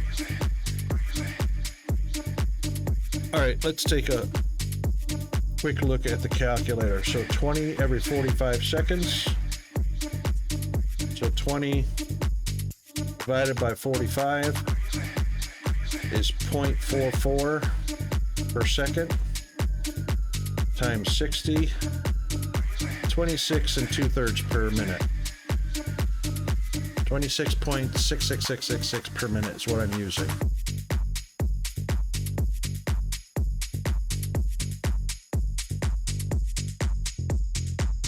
If you base that on 20 every 45 seconds, it's 26 2/3 every minute.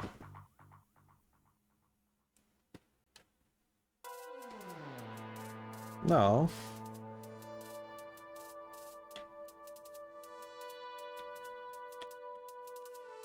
Well, 10 machines, tier 1 machines, are producing 2 a minute.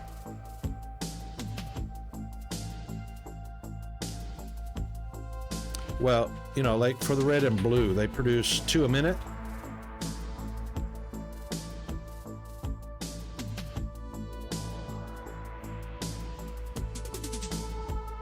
So it produces 2 per minute times 15 machines is 30 a minute, right?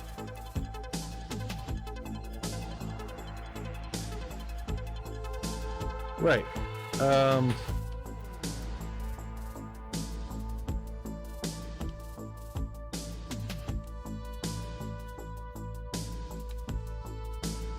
Green science.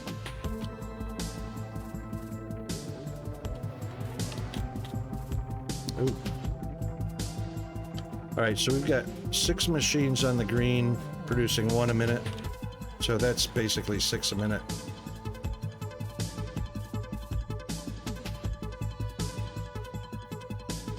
I was going to double that up.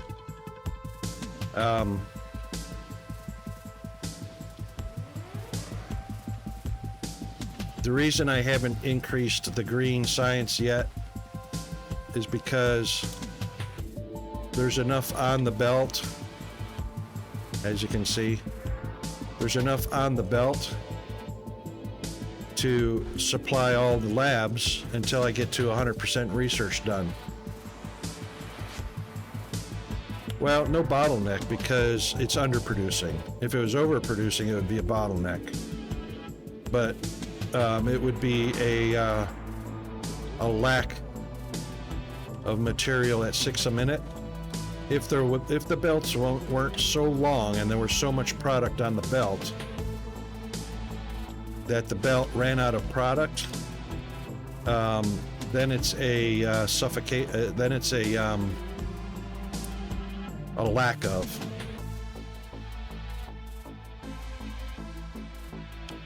They do consume 26 per minute. I've got way more.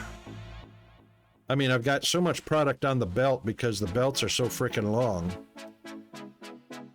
that they'd have to consume all of the product on the belts, but they're going to finish research before that happens. There's probably 400 green science on the belts. So, and the way I look at belts is, if you've got product on the belt, you've got unused product that could be used somewhere. So, ideally, what you would want is when you click on a research, when you start a research, you want your belts to be immediately moving and continuously moving for that entire period of research, which could be either 30 seconds per science, 45 seconds per science, 1 minute per science. And I can't remember, but there were some sciences that were, what,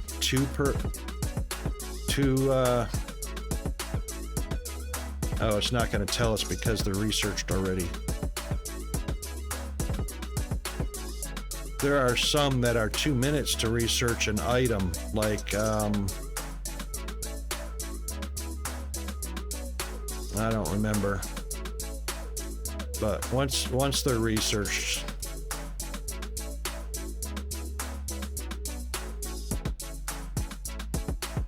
see how it says 45 seconds? 45 seconds. Some of these are 30 seconds. Some of them are 1 minute. Some are 2 minutes. But once it's researched, it doesn't tell you.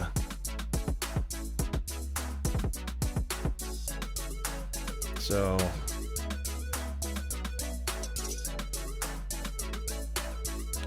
go to the green production science production line.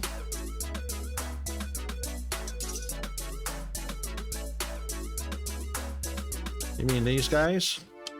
The ingredients?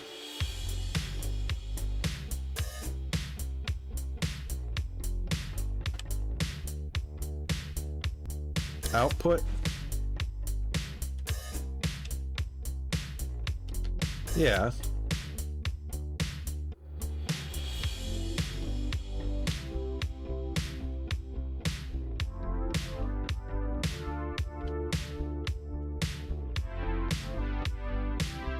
Yeah, because I'm only producing 6 a minute. So right now, or is it per minute? Yeah, 1 per minute times six machines. So what the machines are doing now is just filling the vacancy on the belt.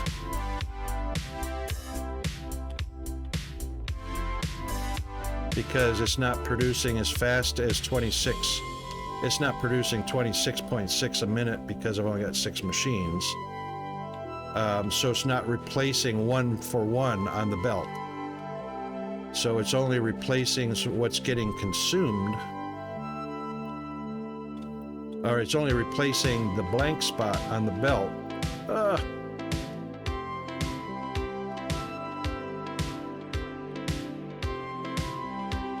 So right now, it's slowed down because the very first machine that picks up green doesn't have green. So 1, 2, 3, 4, 5, 6, 7 right now don't have green.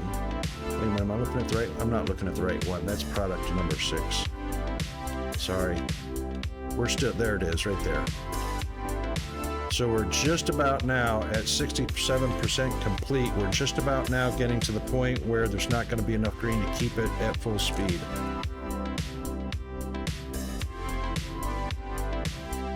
All right, so it just took the last. So this one machine will no longer be,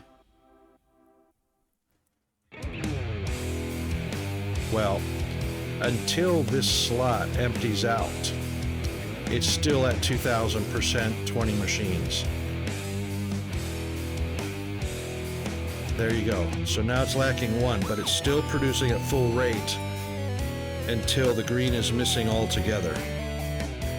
So 20 machines working at 20%, and it's got 68% completed.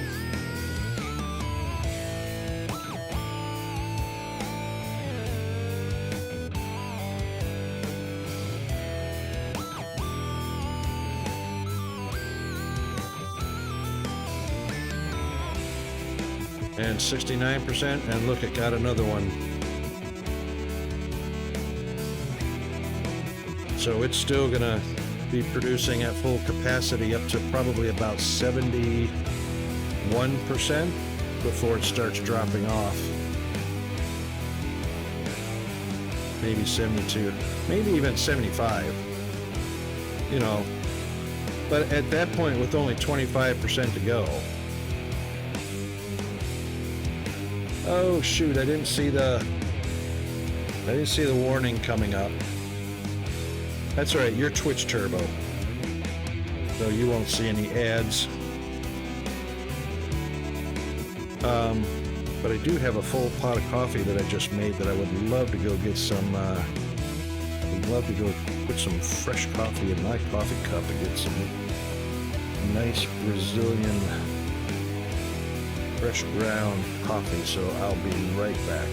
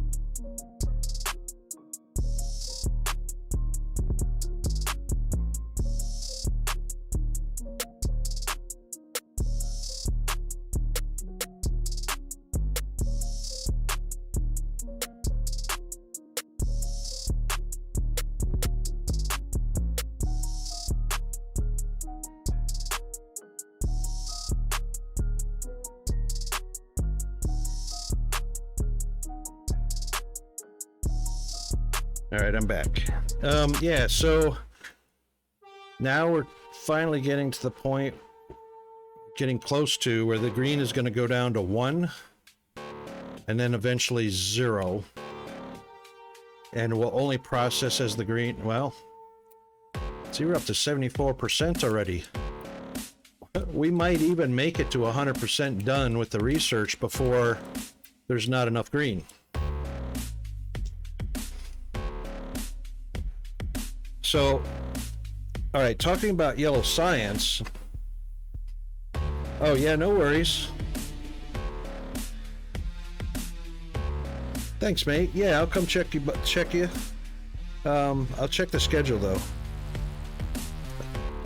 I'm not sure how many time zones are between us, but yeah.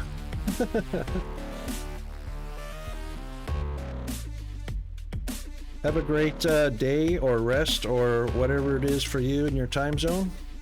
Thanks for popping in. Yeah.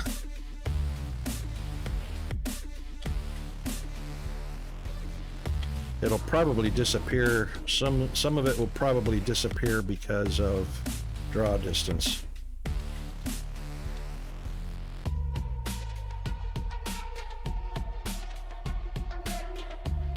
So there's my iron and rods furnaces feeding iron and rods right down the middle.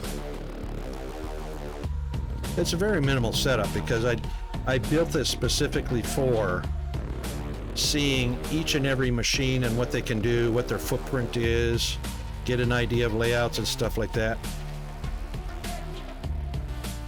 Output belts, I've only got right now 1 per belt. So, I mean, 1 belt. 1 green belt. Because I don't have the furnaces at full capacity.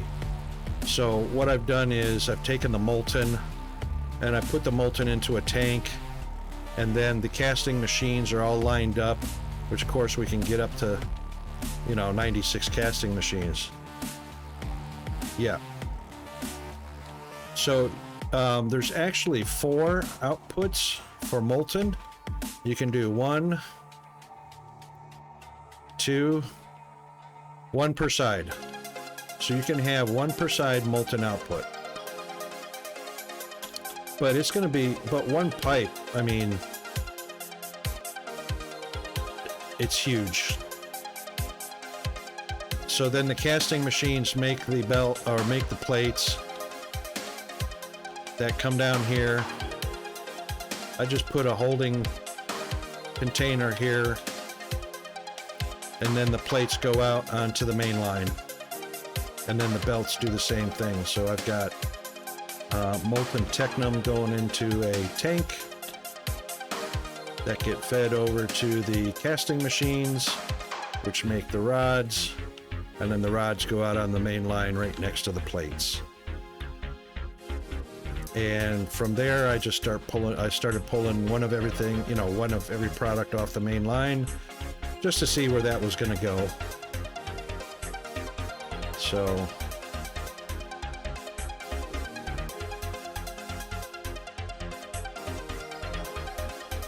the slag, right? So the slag, we have to pull off the machine, otherwise the molten stops, as you know.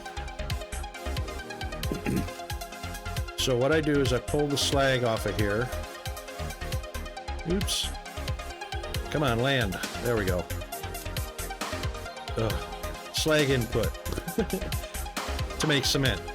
And then the cement into a holding box, which then comes out here and supplements my old line that's making concrete or cement. I have it side loading right here, which you can't see because of the exhaust. There you go. So I just have it side loading into my cement factory, you know, making glass and whatnot. For all of the extra, so obviously that doesn't take a whole lot of slag to make cement because you can make tons of it. So what I have done is my slag output, the rest of it spills over into a stack, flare stack. So I just burn off the rest of the slag that I'm not actually using to make cement. That way it keeps the blast furnace going without being backed up just because I'm not making cement in large quantities.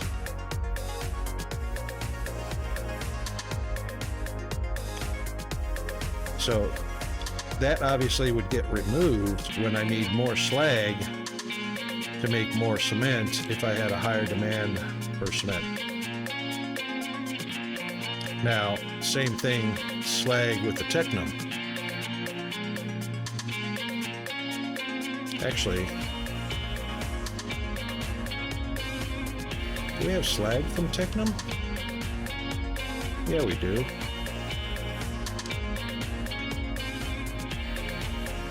I must have a flare stack somewhere.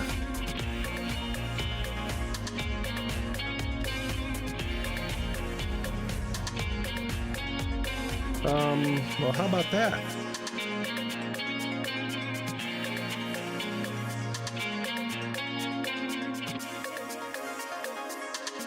This bad boy's been producing technum. Oh, it's not producing slag. Hang on.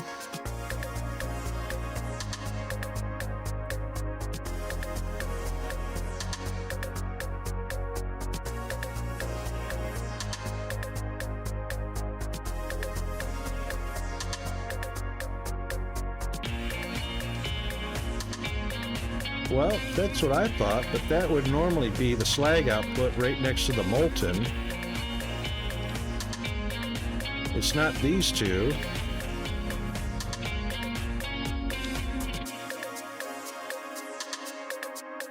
It's not those two. Oh, here it is. Here it is. Yeah, it's burning off. It's coming down here and joining That's what it is. It's joining this one. That's what it is. There we go. Yep. Yeah, because it just doesn't produce. I mean, it doesn't produce. It doesn't. So it's not overproducing. Obviously, it doesn't produce enough slag. Slag is only 1,280 liters a minute.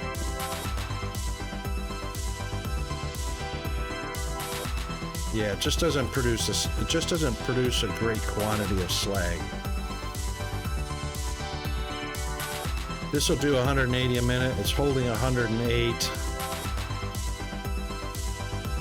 You know. Yeah, exactly.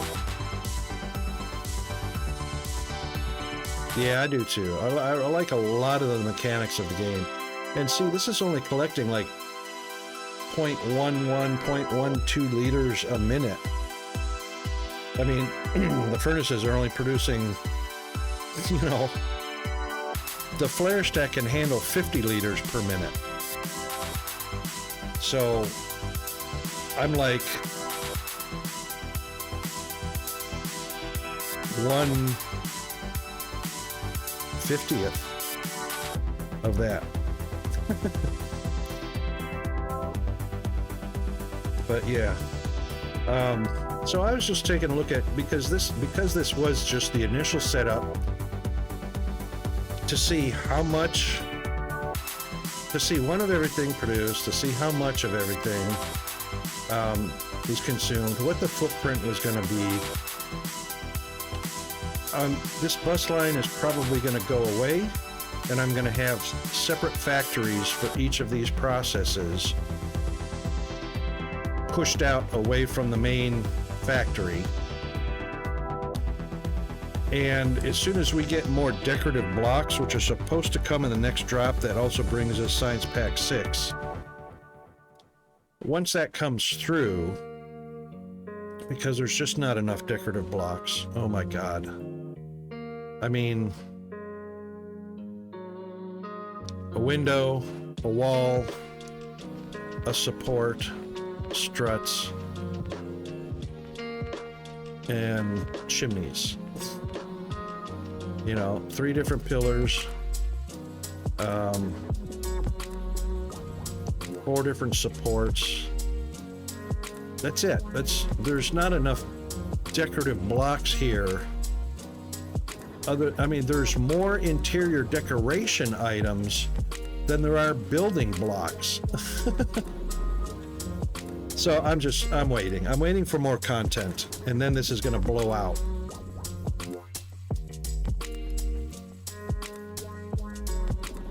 So right now I've got an idea of, you know, what things are going to look like. Yeah, I've done a little bit of everything just because I wanted to see what they can do, you know, that kind of stuff. So I put BB in here in the office.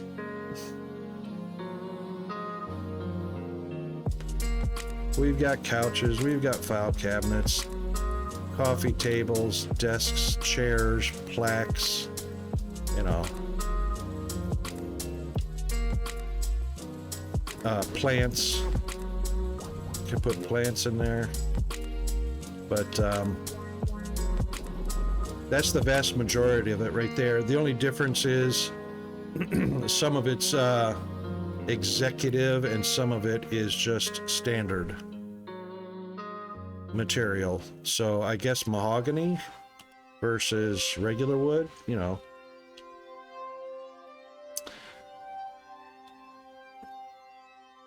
All right, have a great rest and wake well rested. And we'll catch you next time, either on your stream or mine, I'm sure, or on Fire's or on somebody's. And how that goes. That's about it. And then, of course, I got my solar set up here for the daytime, and my steam turbines take over at night. So that's basically it.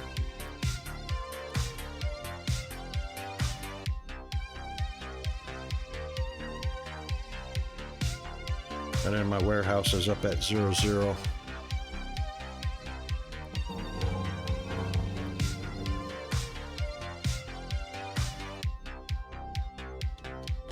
So yeah, what I was telling Tholen is I'm going to be moving these factories, pushing them much farther away from what would be the central point, and I'm just trying to get some ideas in my head of how I'm going to lay those out, where I'm going to lay those out at, because they're going to be pretty much significantly individual operations, individual factories that will either send product back to the main bus or send it by cargo ship over to another factory, and so on. We've got lots of room to use.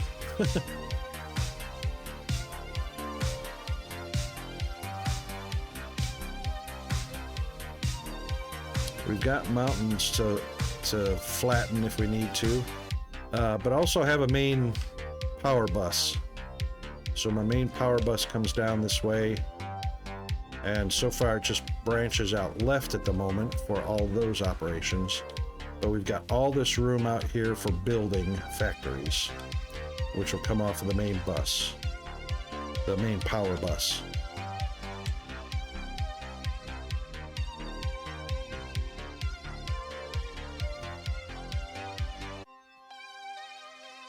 I wonder if this is considered foliage or rocks.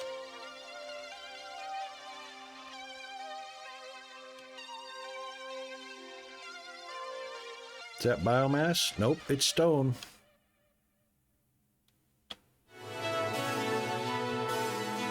So obviously we'll be clearing out some of these guys.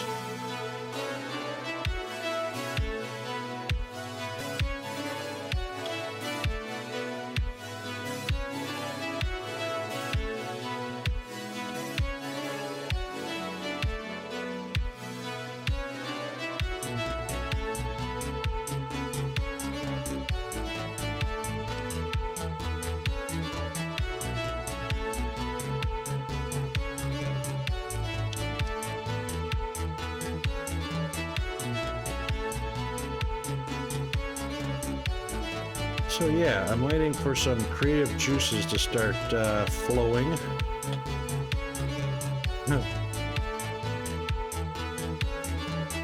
Which could take a while. Is this broken or just not rendered?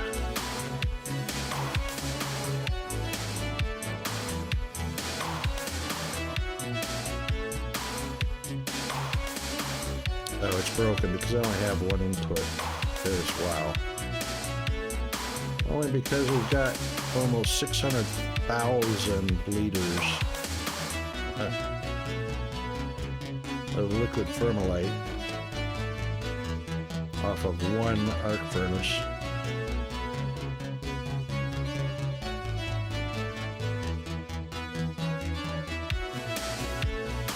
Grid status is strained. Really? Running off of solar. It says only 50%, according to this bar.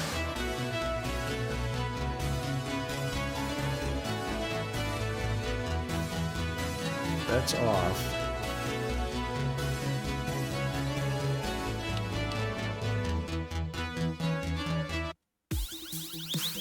Wonder why it said strained or when the bar is only 50%. All right, let's see what 175. 175 times 0.625 per solar panel. That's 109 megawatts. This bar should be a whole lot closer to this end of the scale. That's 110, 112. It should be strained.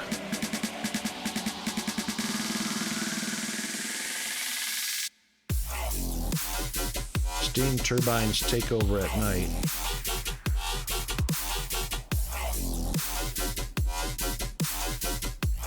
I don't know what's up with that.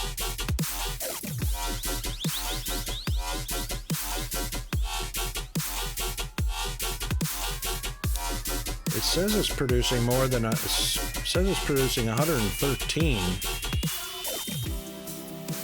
but it should be only producing 650, not 625. Hang on. I did a bad calculation. So 175 times 0.650. That's 113.75.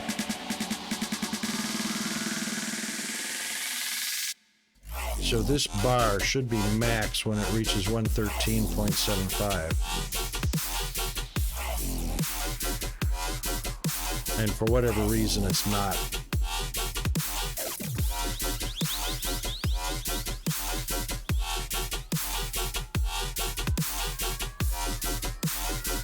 So 106 megawatts is probably closer to 90% of its capacity, output capacity.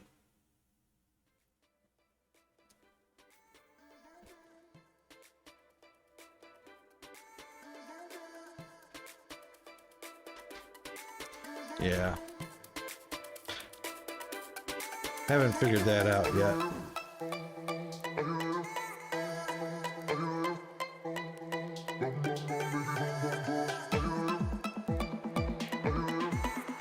Oh, that's what's strained. I don't have enough transformers. We're close to 35 megawatts, which is the maximum of the transformers.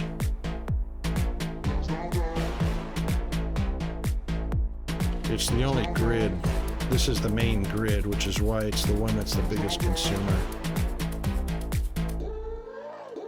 That's the main grid.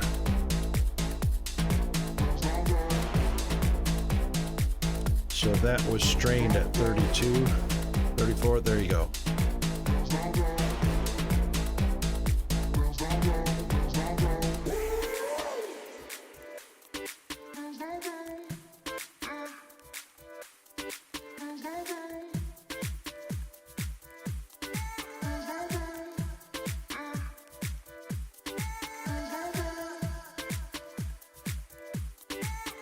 I might just put another transformer down. I think I've got a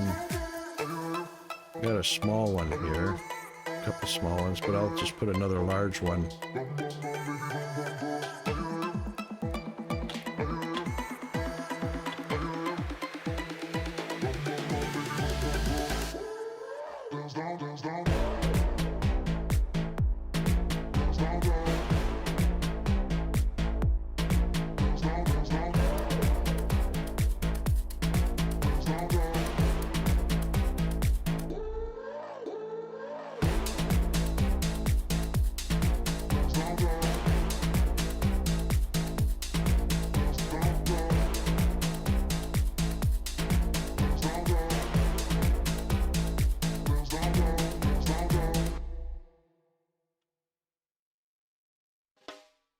That's a small transformer there.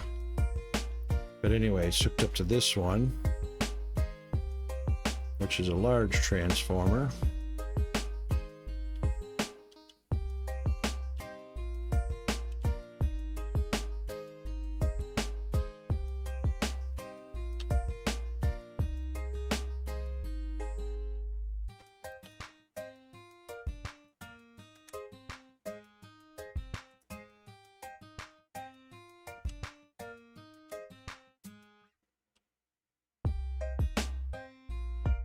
There we go. Now we got 60 megawatts. Now it's showing properly.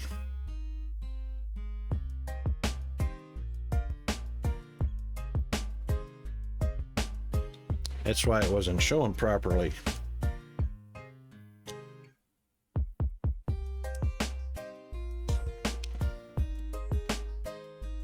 Now 113.75 will be its max output from the solar panels.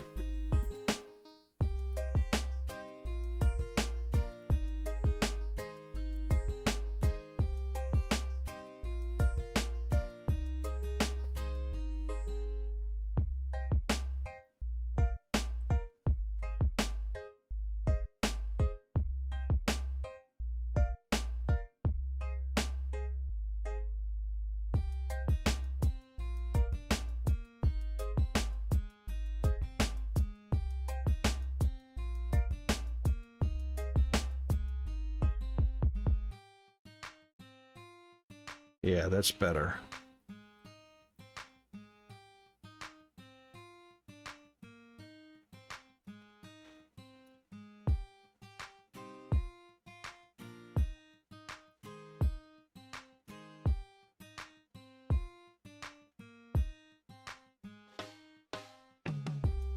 $112. I saw $113 flicker up there just for a split second.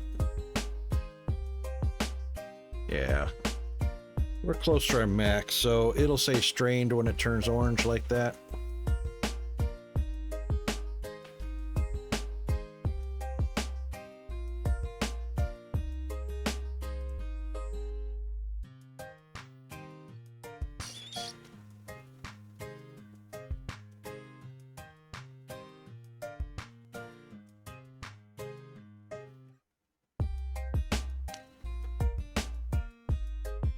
All right, we're at 98% science research. So that'll be finishing up shortly.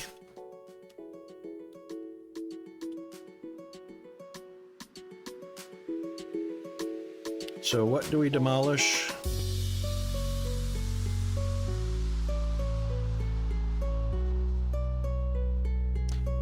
I guess it would depend on machinery parts. Thing is, it's probably smarter to work backwards. So taking the highest demand of something and working backwards from that point.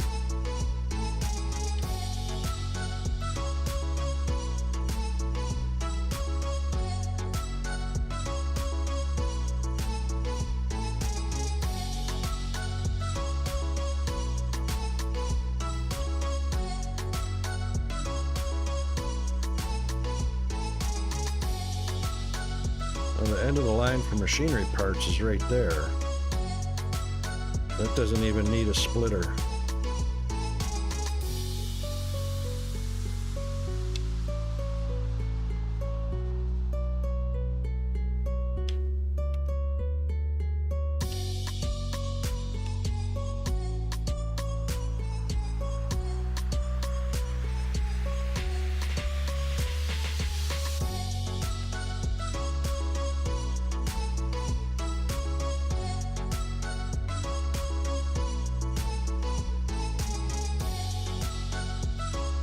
That's the end of the line for machinery parts.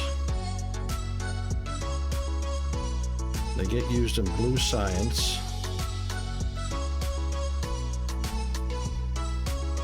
And they get used in advanced machinery parts and conveyor belts. And that's it.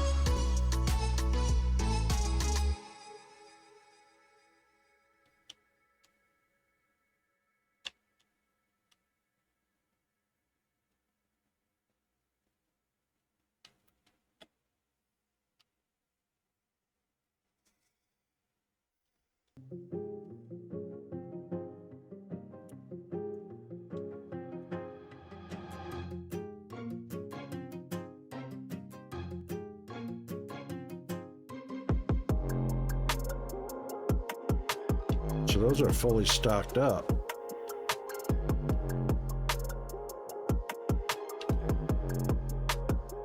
All the way down to yellow belts.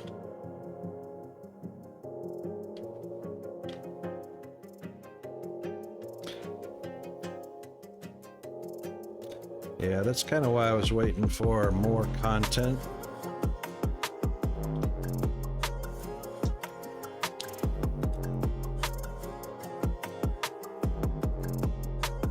Unless I just start taking foundation and designating an area for a factory, making it huge and room, room for expansion.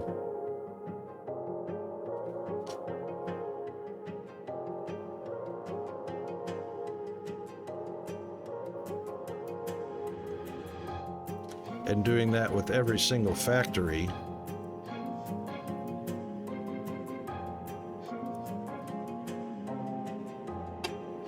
It would be a whole lot easier if we had a production sheet.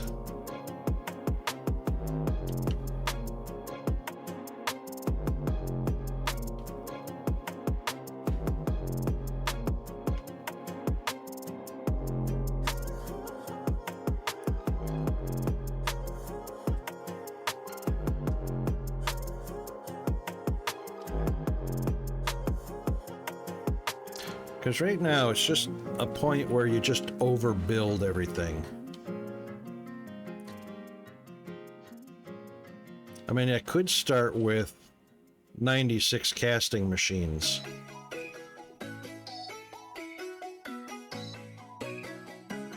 Because that's the max output of the blast furnace. 96 casting machines, 3,840 a minute plates. And then the same thing with the rods.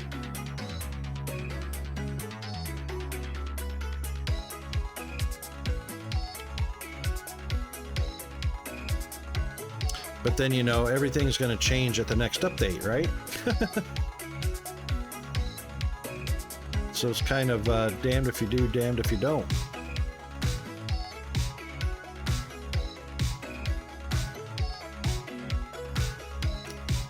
Very cool the way they look. Yay, research complete. So now green science will catch up, fill up the belts.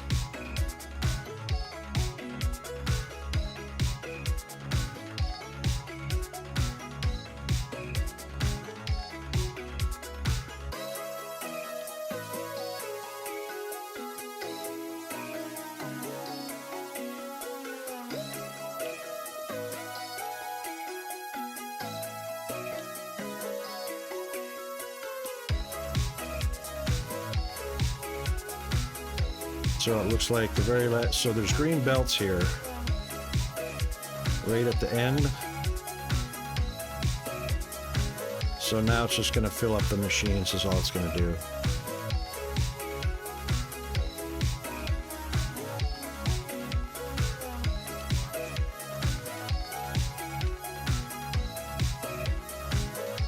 Oh shoot, who could that be? Don't say the school. Yep.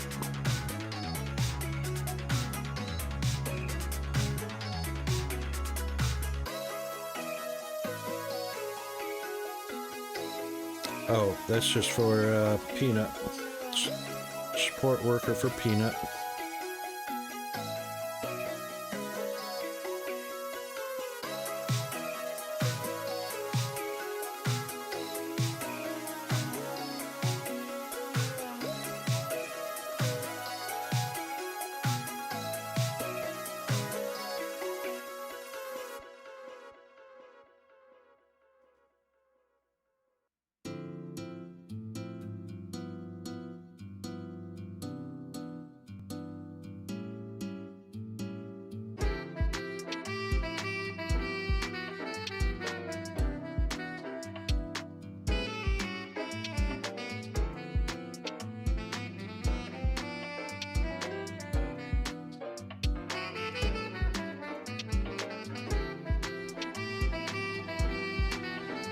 All right.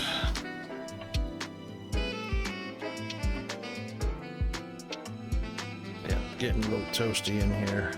Not bad. 78. Oh, could have done a save. Haven't done that in a while.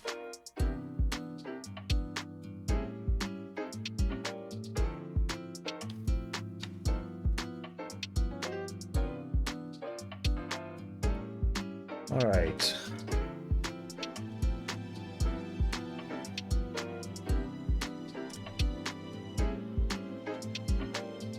That's all solar. This is all steam turbines.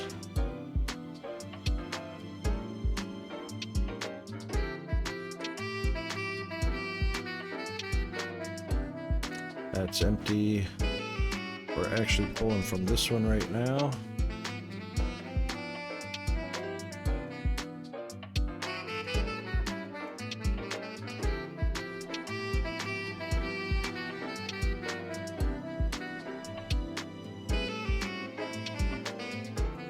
That area right there.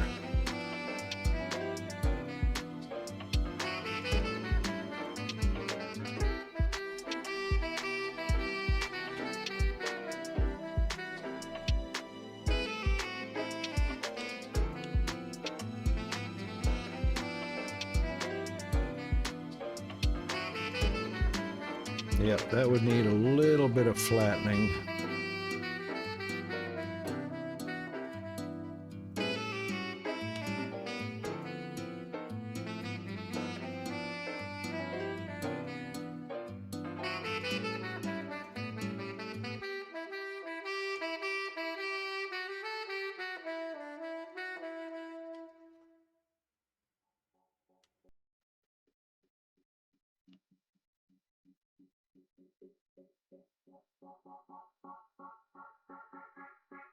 See, these pipes can handle an awful lot. I reckon one pipe could feed 96 machines.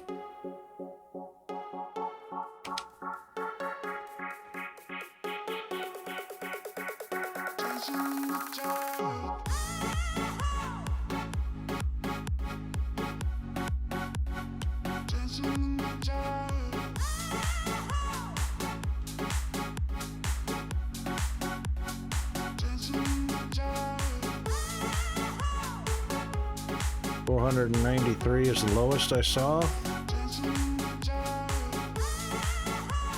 Yep, 493.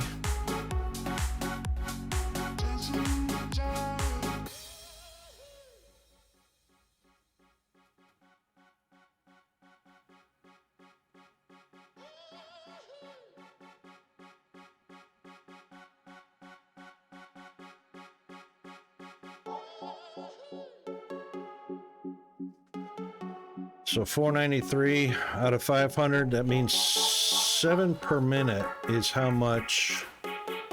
What have we got? 1, 2, 3.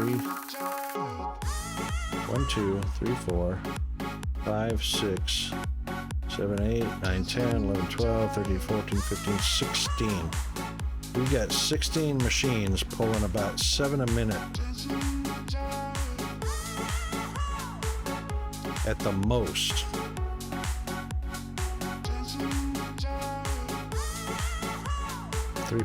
I saw 3.2 for a split second.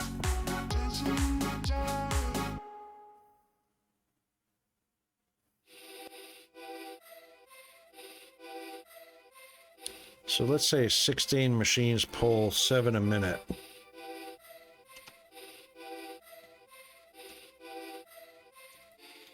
Um,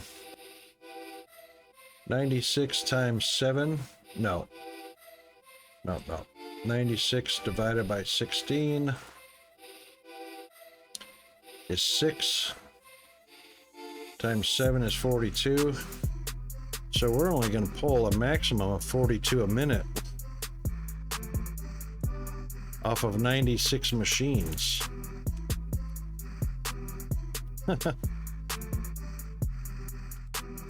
So 6 banks of 16 is 96.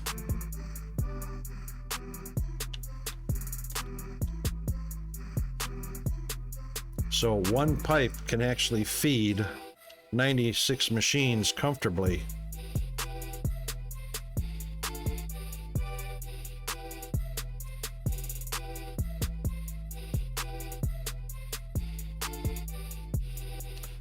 So the pipe's capacity is 500.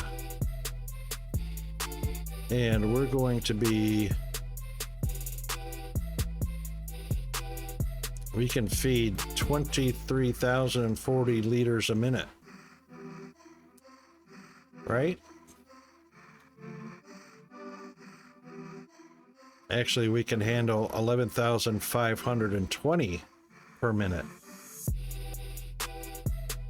when this machine is at full speed. Yeah, that's just how much the machine holds, 23,000 liters.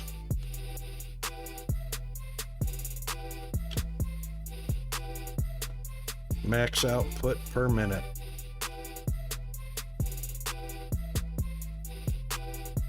So that means the flow rate.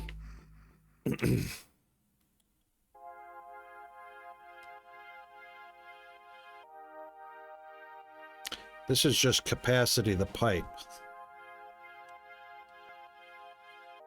This is just capacity. There's no flow rate. We can't see the flow rate.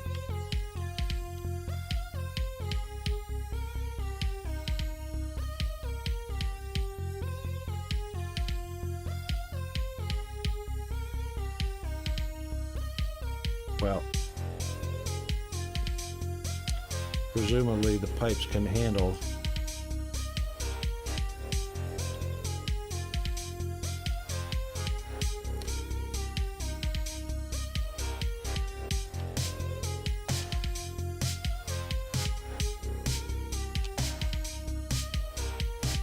$120 a minute.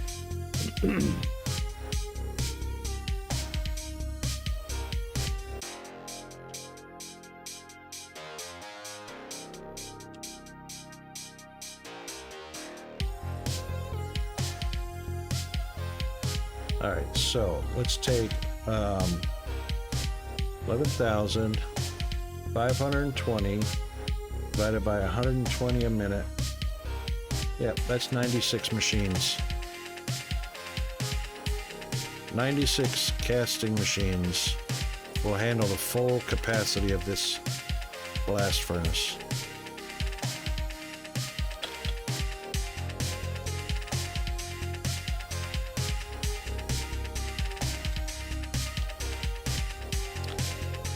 Now, if that's one module of 16, and it takes 6 of them, I can go 3 high and 3 long. Or I can just go 6 tall.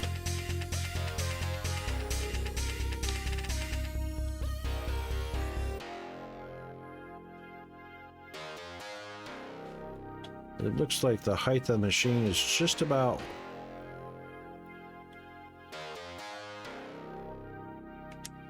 Do I have a casting machine in here?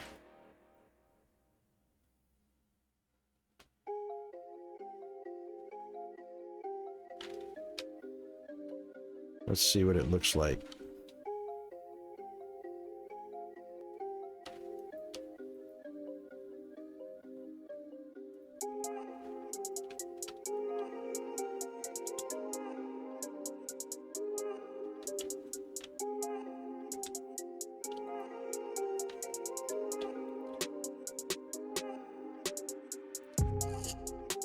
One, two, three, four, 5.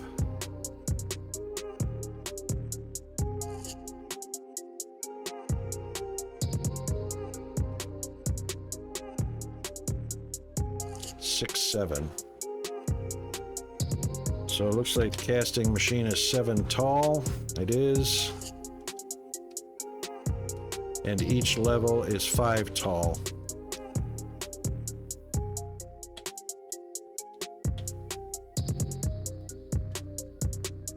So if I stacked them,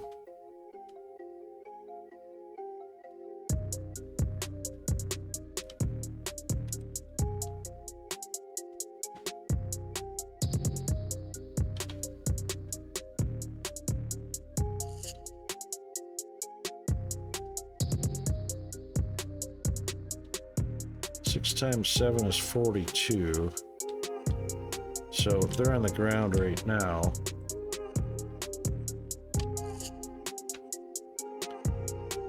so each level, that's 5.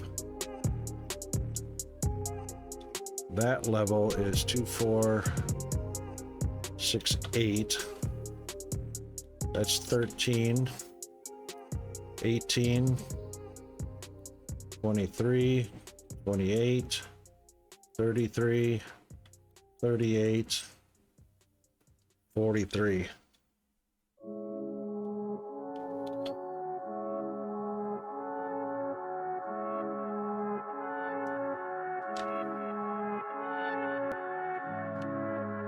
So that would fit right there. 6 stories tall.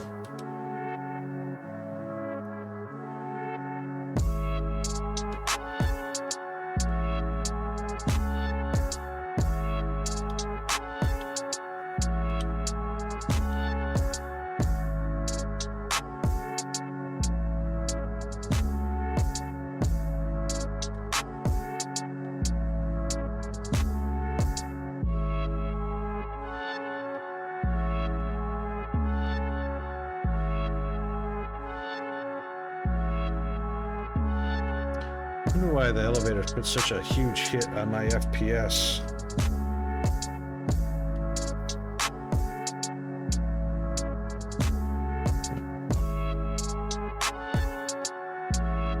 Elevators and belts.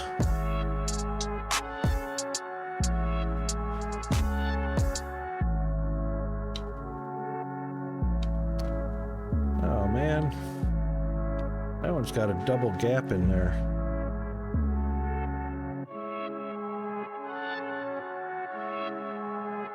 That sucks. Oh, come on, brain. Let's gel a little bit, hey?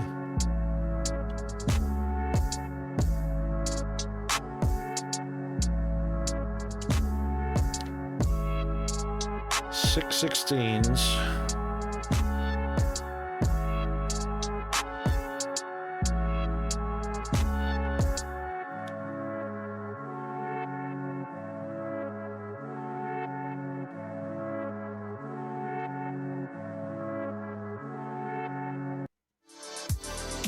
So 32 times 3, 16 times 6.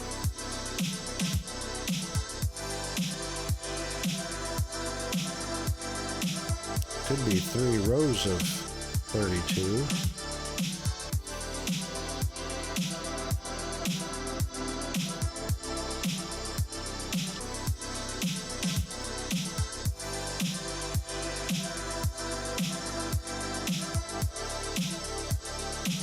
Because that's going to produce, so what I need to look at is probably belt output. So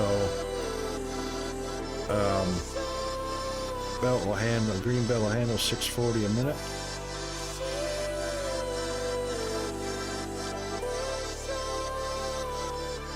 So these are 40 a minute per belt.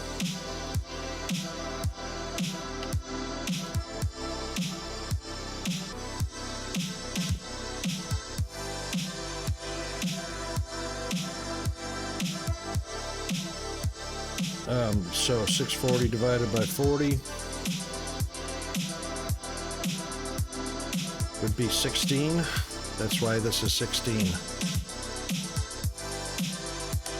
16 times 40 is 640. So those 16 saturate a belt. That's why we have banks of 16.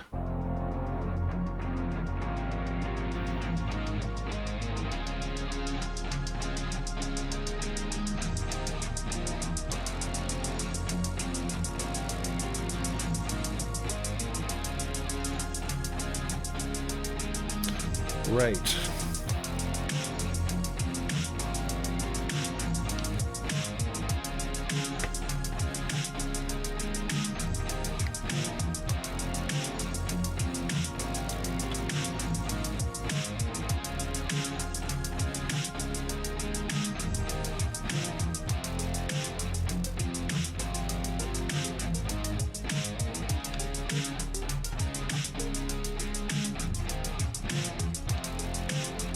So the footprint, 1, 2, 3, 4, 5, 6, 7, 8. Footprint is 8 wide. And 6 times 8 is 48. Plus gap between each row, so that's an extra 5. That's 53. So 53 would look like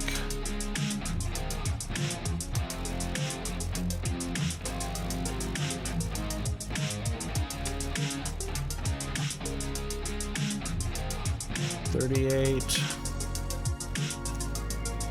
48,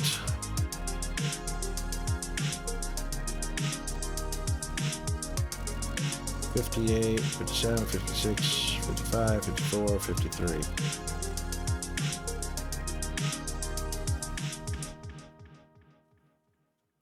That's not right. That's not 6. Well, if I moved it over, I guess it is. 8. All right, let's call that 9 times 6 is 54.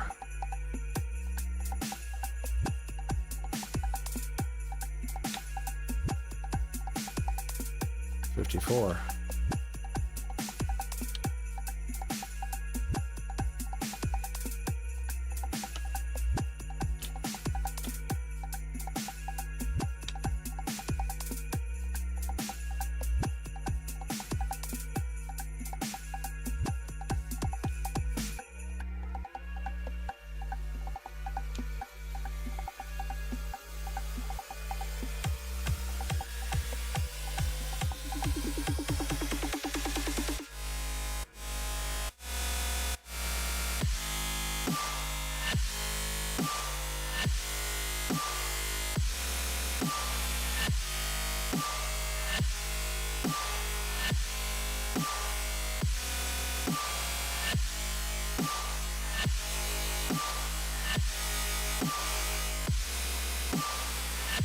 That should be 54.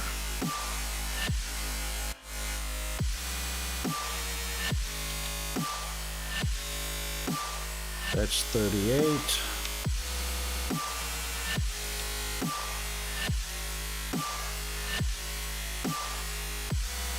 And 16, 54.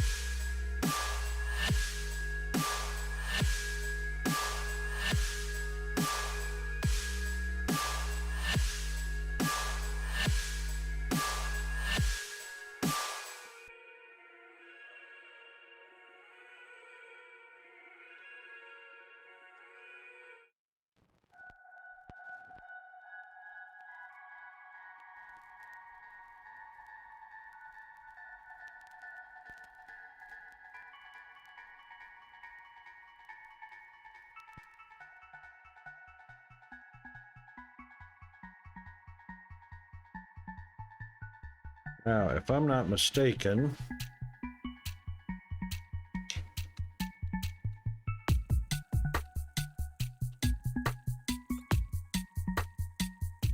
no,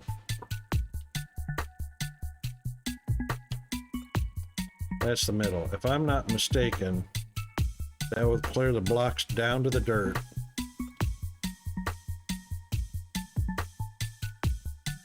Oh. And it went 1, 2 below the dirt. All right.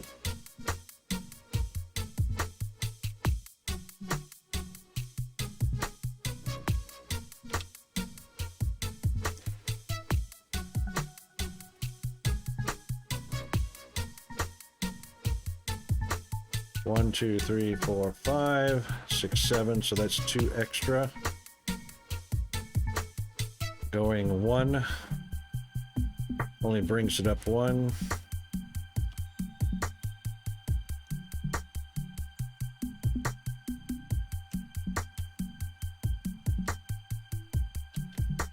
All right, 1. That's ground level 1, 2, 3, 4, 5.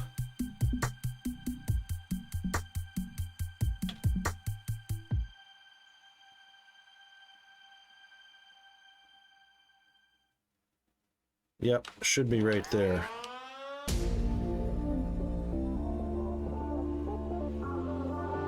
Now that should clear, that bottom patch should now be that one right there. It is.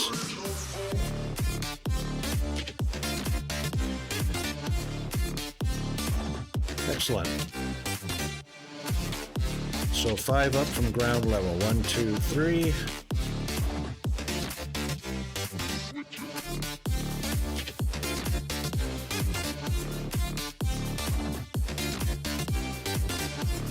What have I got in my... Yeah. So 1, 2, 3, 4, 5. Yep. So I should be able to put that right there. And that'll clear right to the one that I'm standing on. It certainly does. How about that?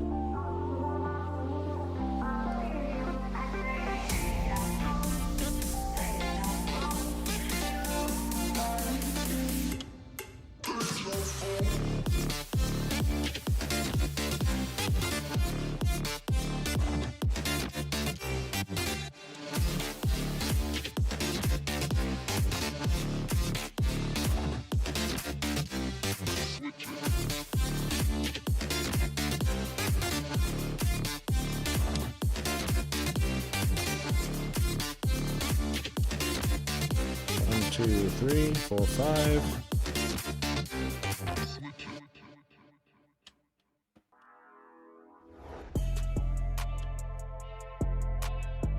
Perfect. 1, 2, 3, 4, 5.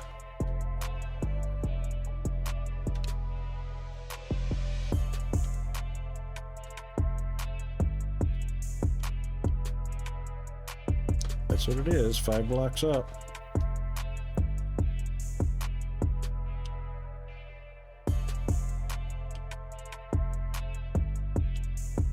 Nope, that's 6.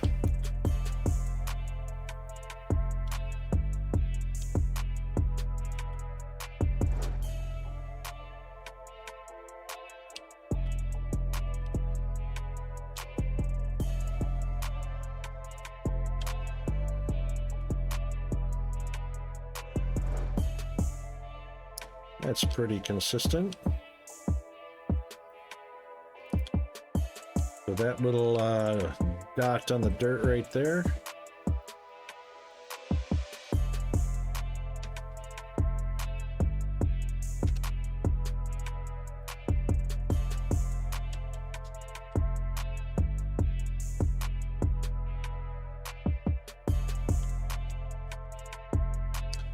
Yeah, and that same spot shows up every time.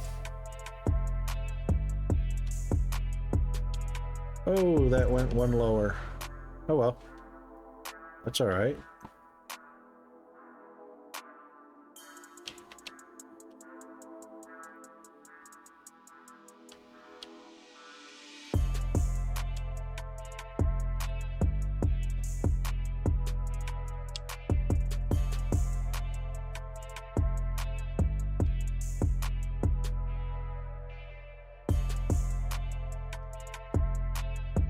Cool.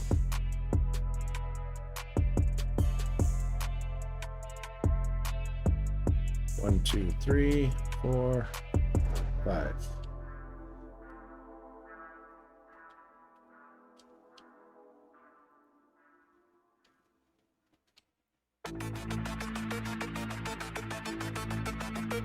Perfect.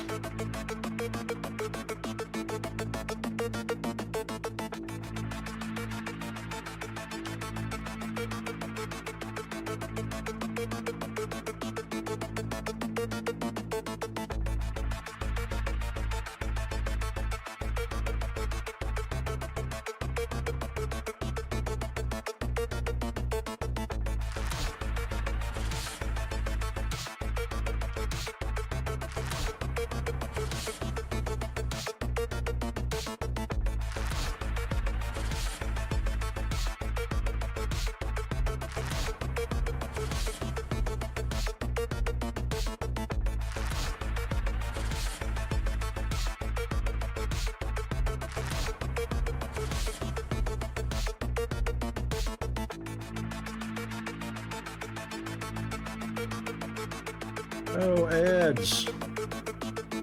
Shoot. Should have watched for that warning. We're going to take an ad break and then we'll be right back.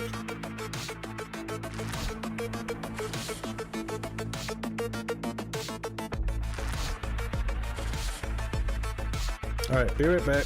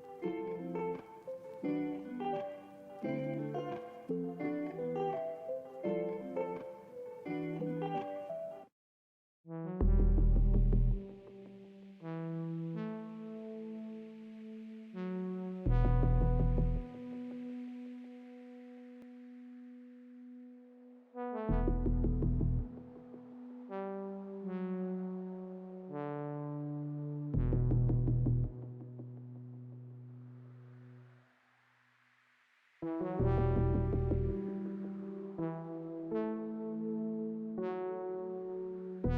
right, welcome back, everyone.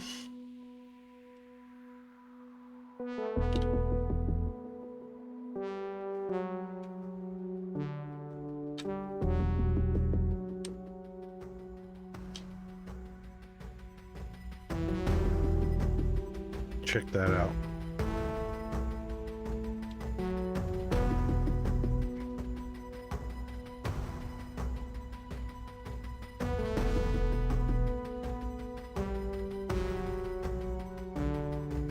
That is the shadow from the platform. You can see the railings. There goes the ship.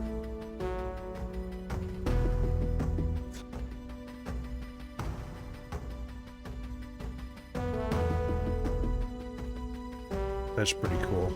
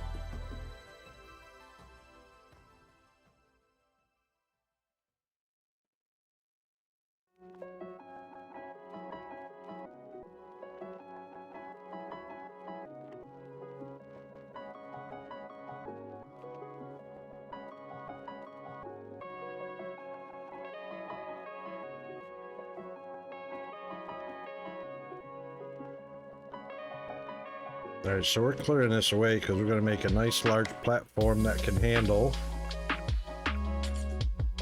6 side-by-side modules of 16 casting machines.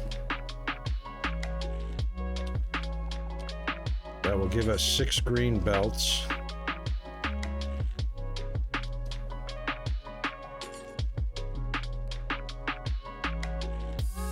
Of iron plates. And while we're doing this clearing, we're enjoying the soundtrack of the music that is being played on the International Space Station.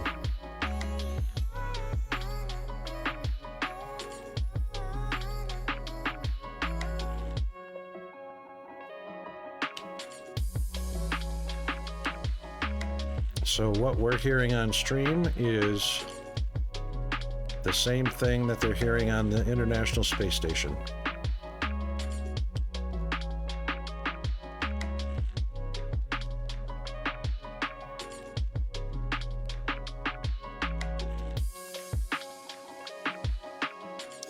Shouldn't have to clear this too far.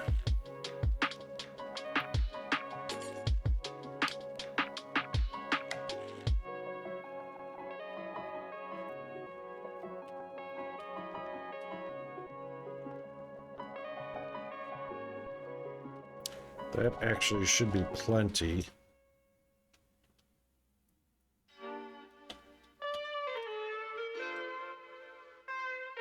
So 1, 2, 3.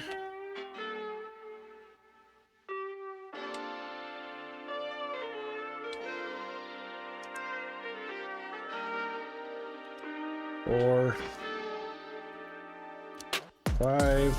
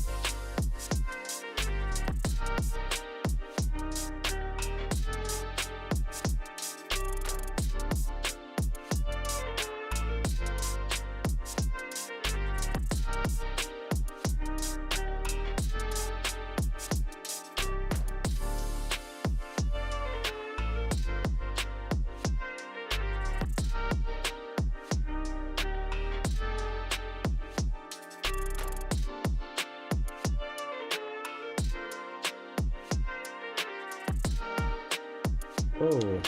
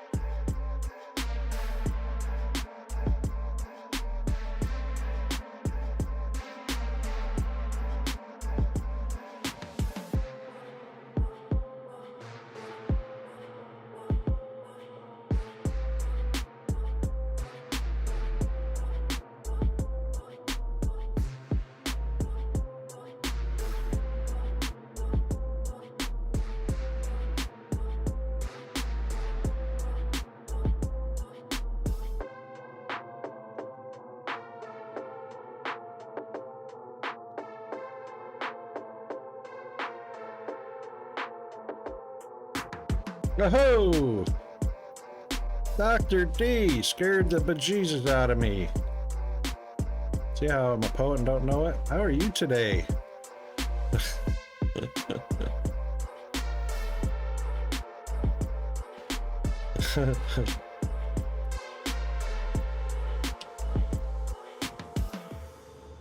Yeah, not too good. Not too bad. Pretty good. A lot better than I was feeling last Friday and the weekend. Holy moly. Feeling a lot better than last week.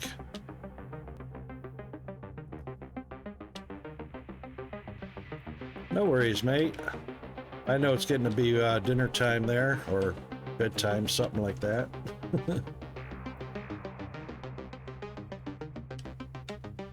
Something.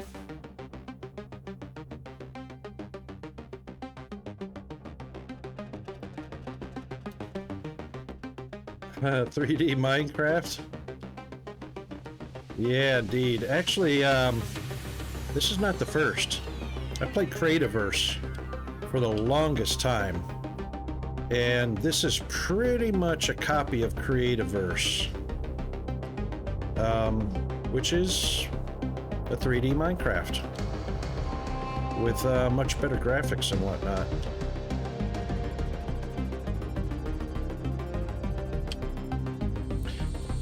You know, the fact that the blocks are rounded,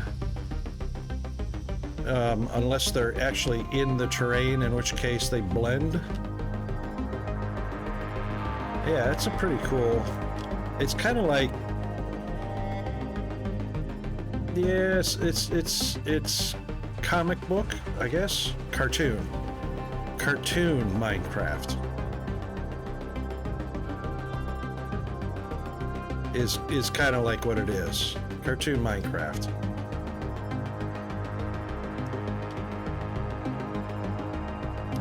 Yeah, that too.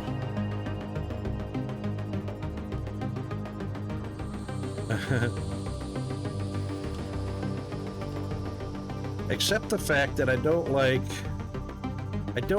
how long it takes to remove blocks. You know?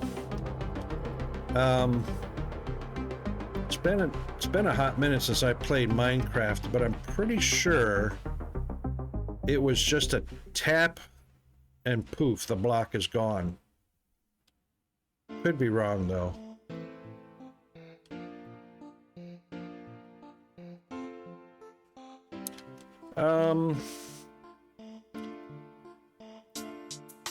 Well, for one thing, you have to pay for Minecraft, and so I play Mine Test, which is the free Minecraft. And I guess it's just because the graphics, I guess? I don't know. You know, technology progresses. It's playing Mine Test or Minecraft is kind of like, you know, playing an 8-bit game from the 8-bit generation.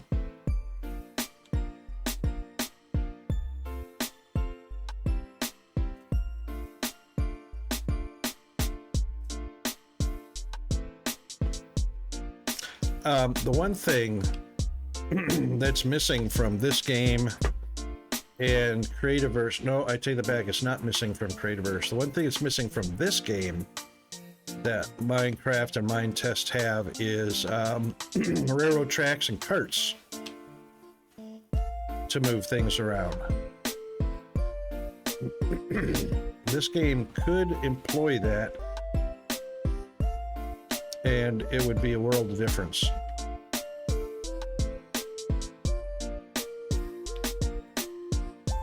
You know what I mean?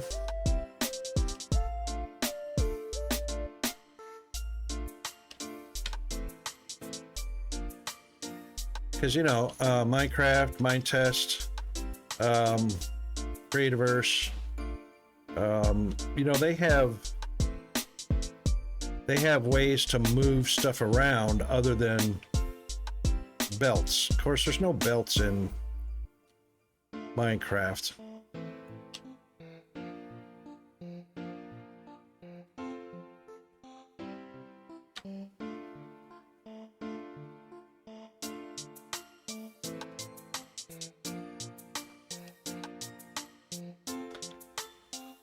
There's also no, actually, I think there are auto loaders in Minecraft.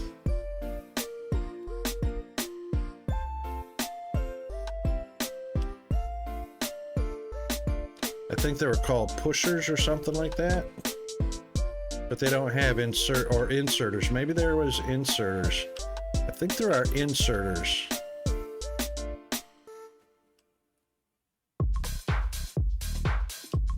Because there is automation in Minecraft, it's just I can't remember what the mechanics. I think it was inserters or something like that, or pushers.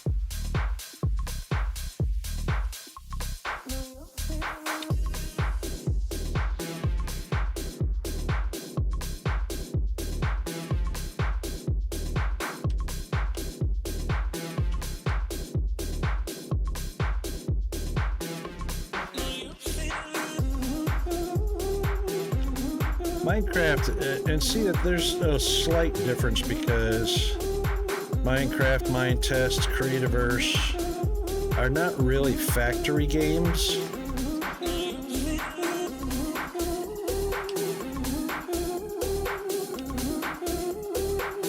I've got a few on my wish list, and there's one or two I saw recently.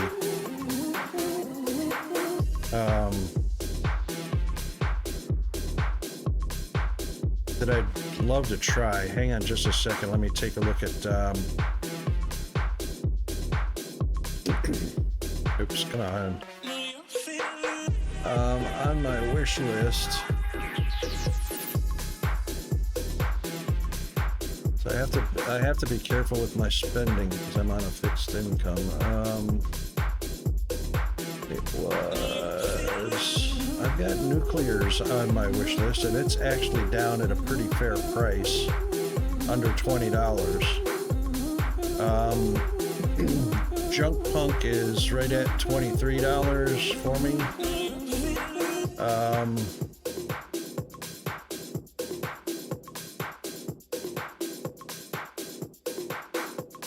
Darn, there was another one somebody mentioned. It might even have been you, I think, that mentioned a new one coming out.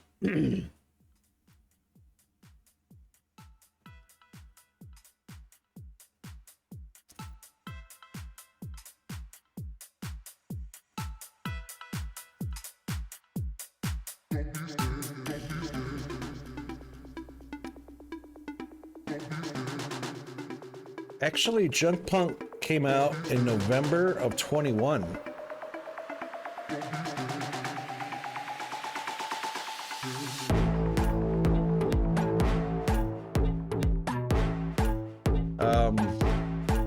Came out as early access. It's still early access.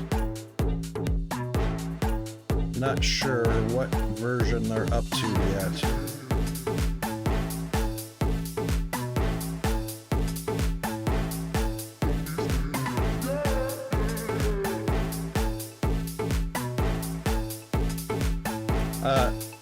The developers of Junk Punk, SCT, made Gunsmith, Kinetic Edge, and Blockville.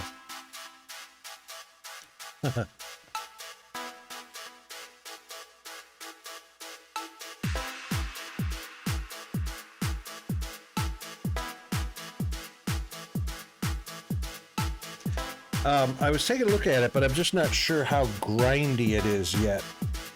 It's got kind of that, a little bit of that grind aspect to it. Nuclears I wanted to look at, which somebody else tipped me off to.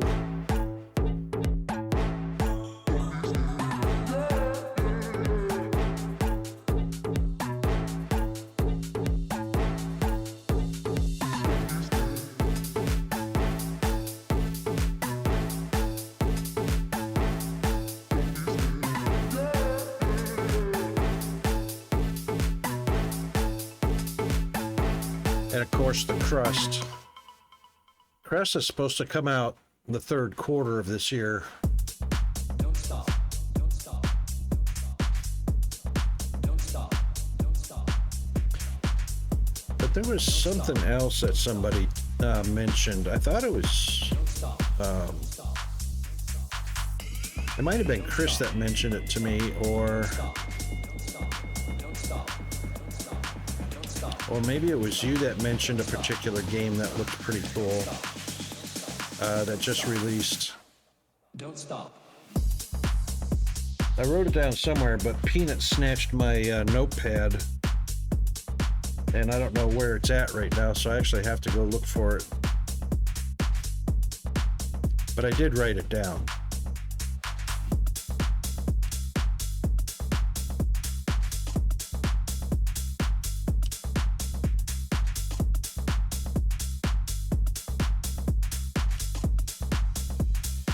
Did you have one in mind? Don't stop. Don't stop. Don't stop. Don't stop. Don't stop. Don't stop. Don't stop. Don't stop. Don't stop. Some folks actually mentioned one or two in chat. The only problem is they were like $45 Australian, so they were kind of outside my budget just to give as a try.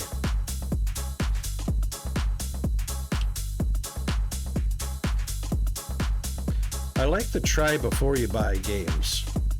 The buy them and try them games I'm not hugely fond of. Don't stop. Don't stop. Don't stop. Don't stop. Don't stop. Don't stop. Don't stop. Don't stop. Don't stop. Don't stop. And Peanut's home. Peanut, Yes. you know that pink notepad I have sitting on the table out there? Yes. Can you go get that for me, please? Yes.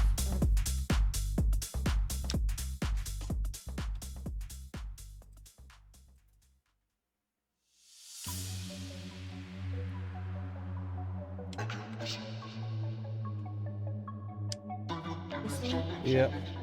There should be a nut. Yep. Thank you.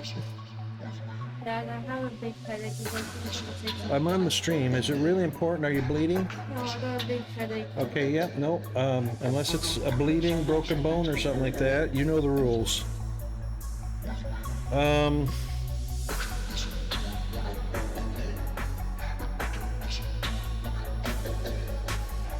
Plasma. I think Plasma.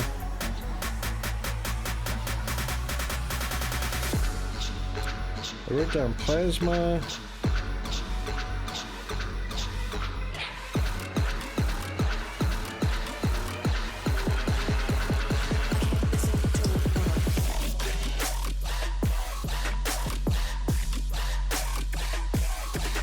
It's on another piece of paper somewhere that I don't have.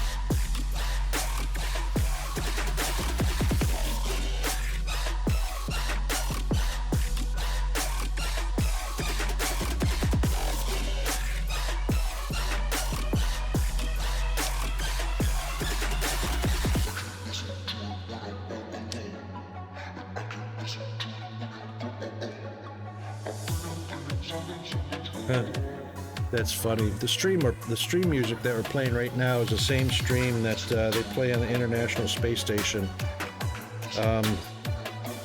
They actually like or get to pick their songs, so we're listening to their playlist on the International Space Station.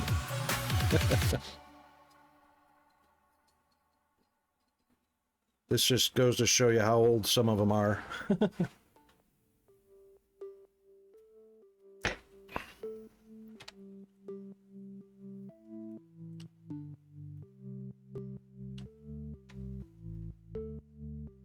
All right, that's at the level we need to be.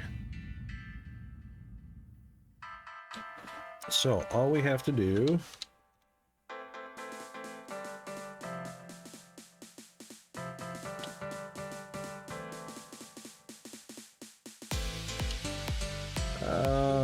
all right, so that's ground level 1, 2, 3, 4, 5.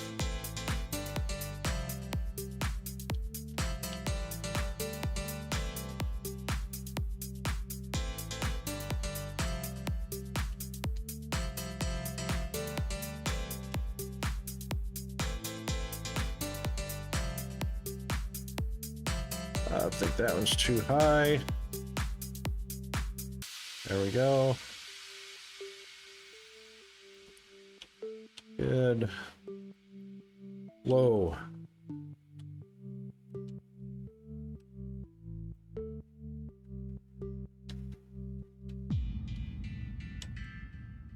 That looks better.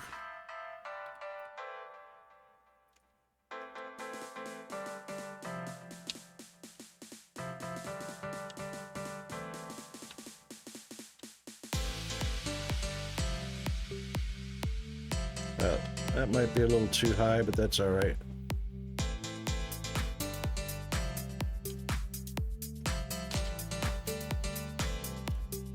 All right, we're only coming out to about here anyway. So that's good.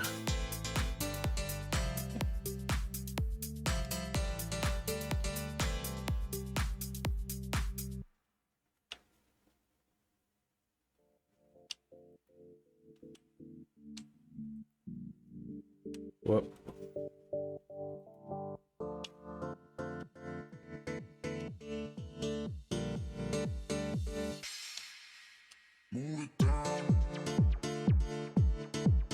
Sheesh.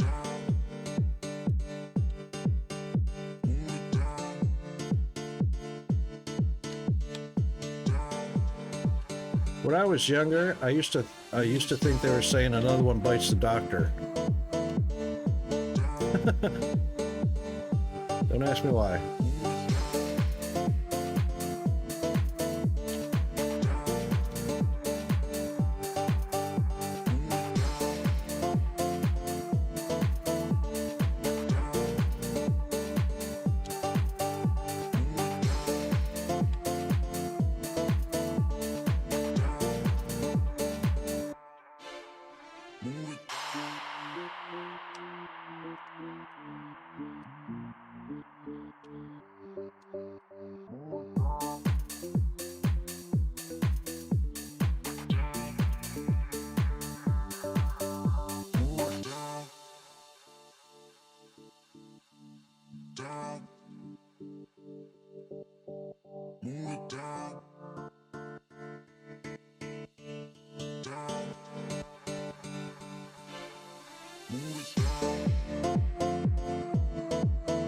No worries. Dr. D, have a great day at work, mate. Thanks for popping in. Here's the explosion for your exit.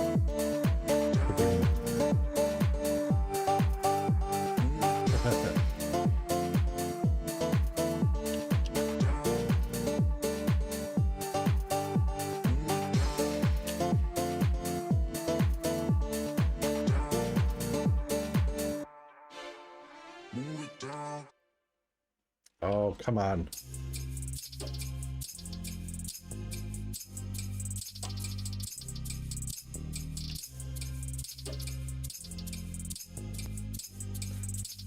Cheers, mate. See you next time.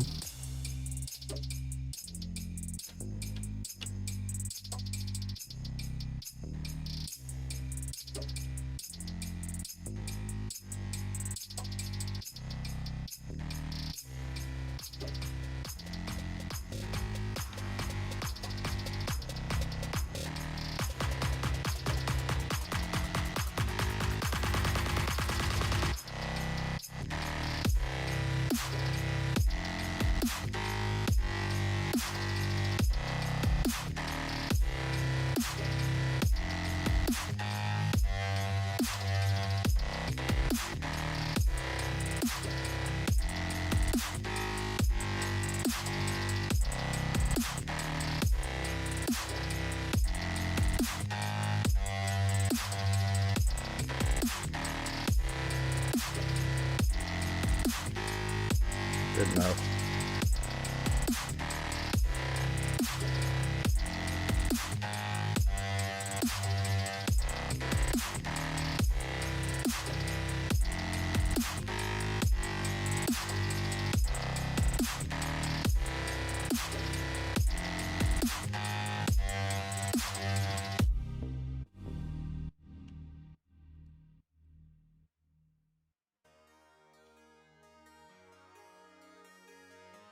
That's the way to clear land.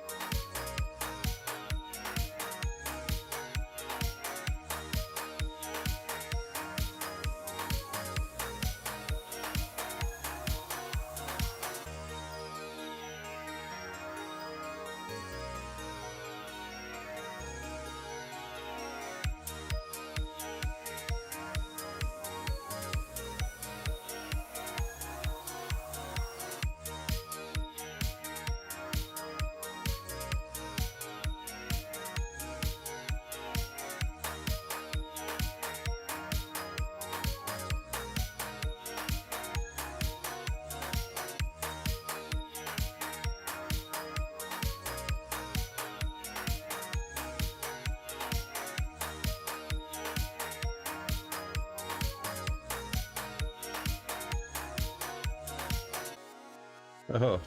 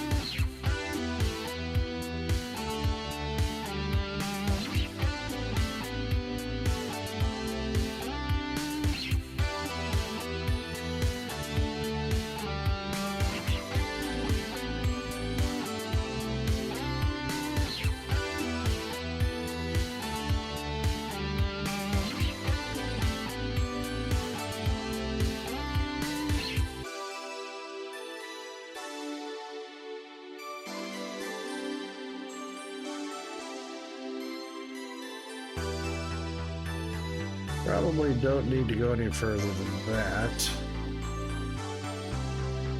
Because 1, 2, 3, 4, 5, 6, 7, 8. That's probably all the further we're gonna go right there.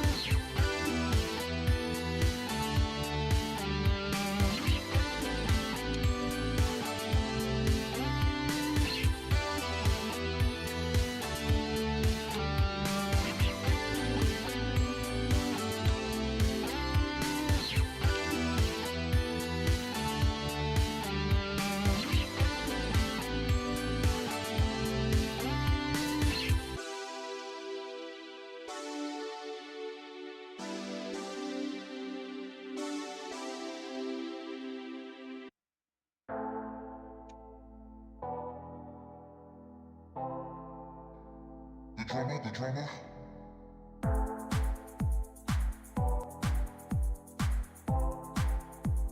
The drummer, the drummer.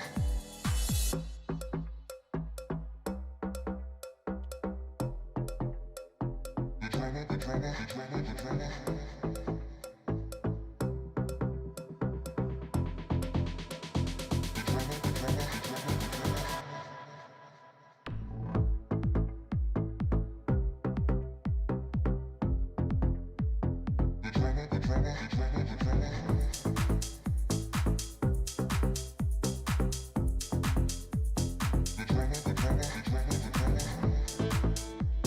Okay.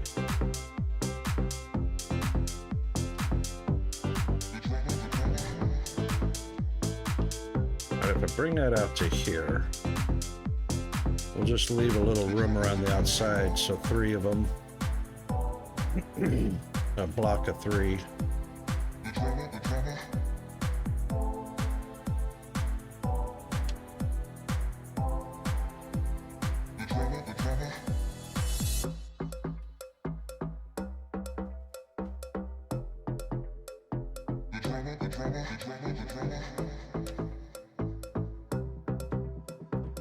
All right, what do we got? 2 on that side, 1 on that side. So we've got 1, 2, 3, 4, 5, 6, 7, 8, 9, 10, 11. That might be a problem because I thought it was 1, 2.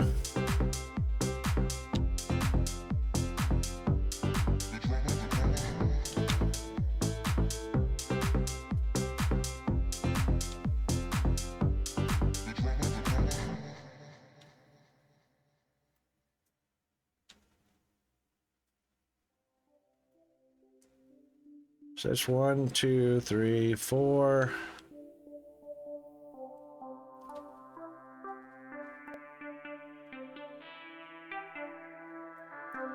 Five.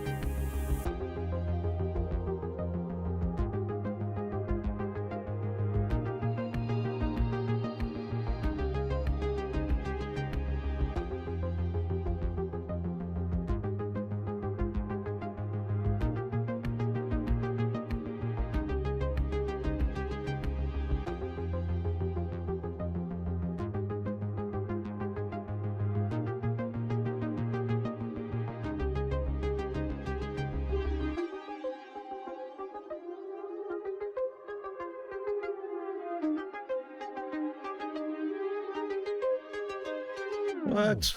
Oh, I just say that took a long time to.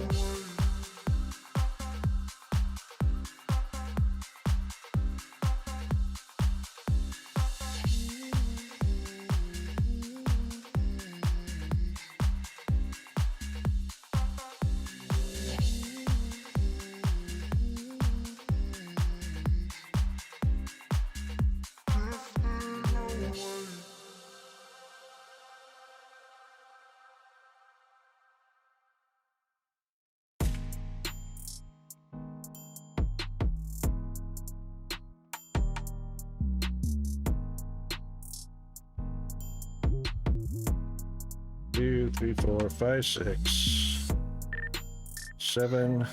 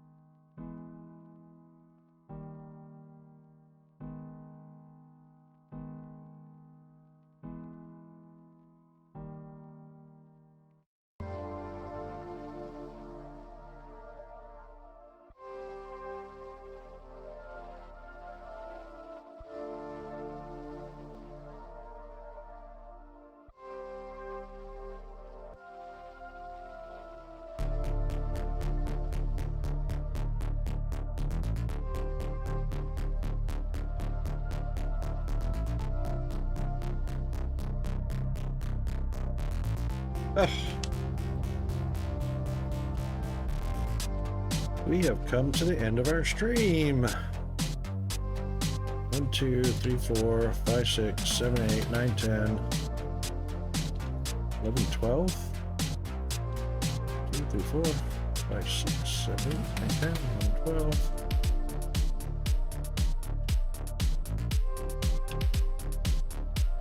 Oh.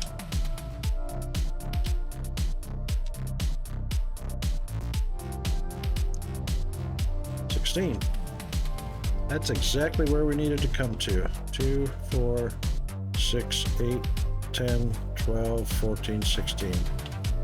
Perfect.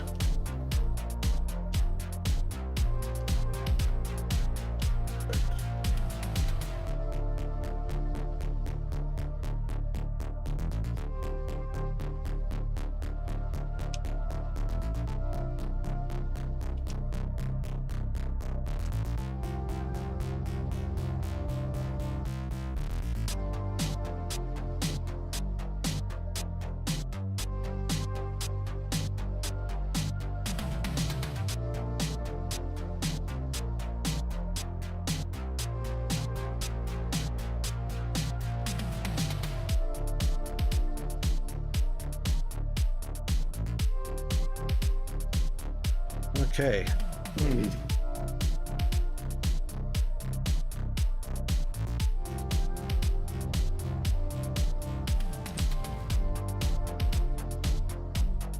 There we go. Let's see how many.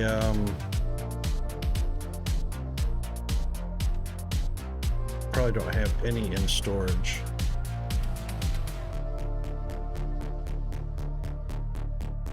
Nope.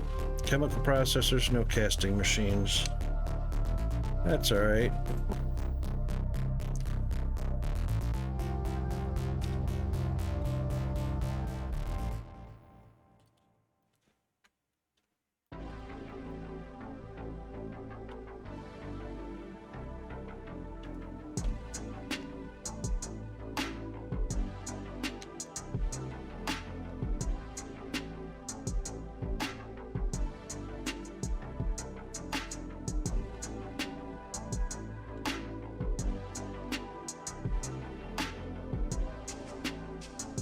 Oh, hate that.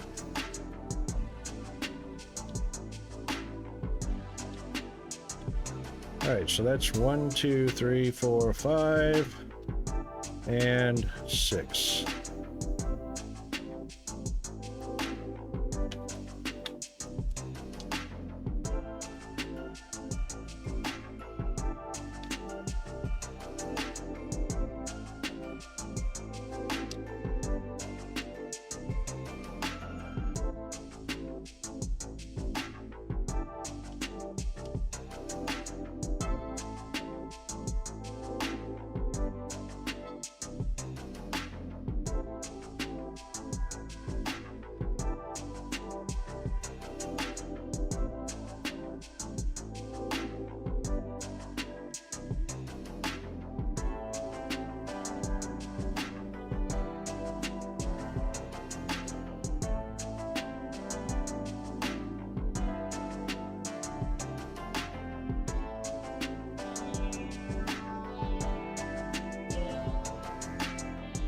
Oh, here come the ads.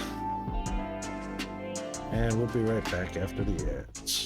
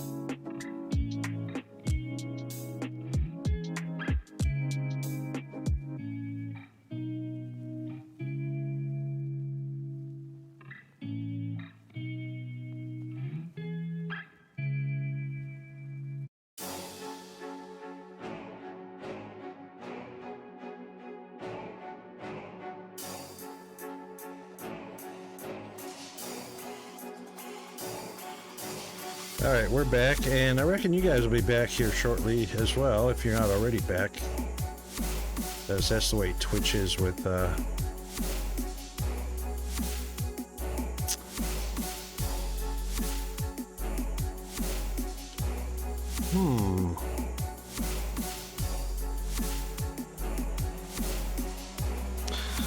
have an idea.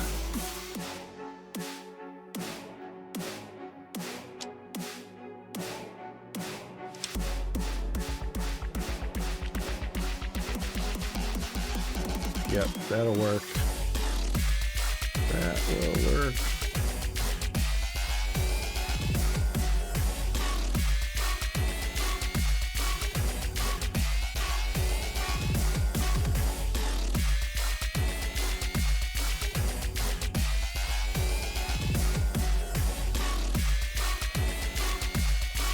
Yep.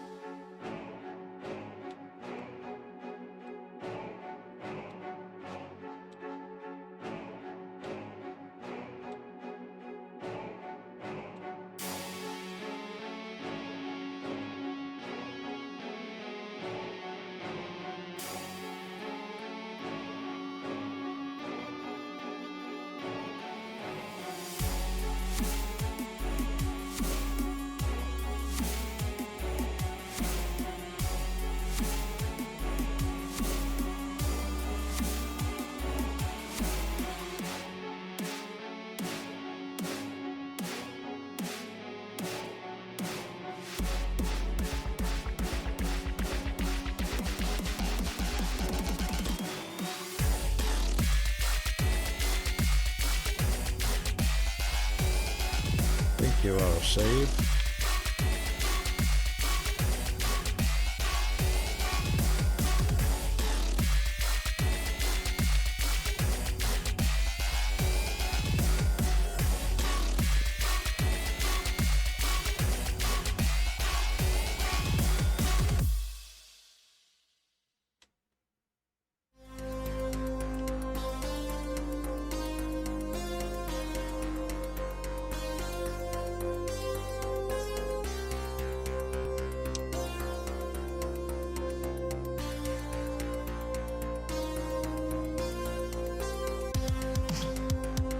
Now, the only thing is, oops.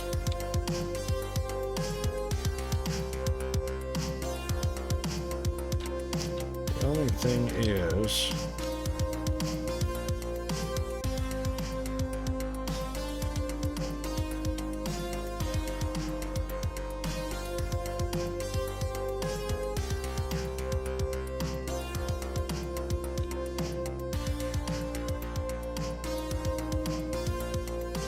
that actually splits 3 and 3, so that's literally perfect. That was by accident.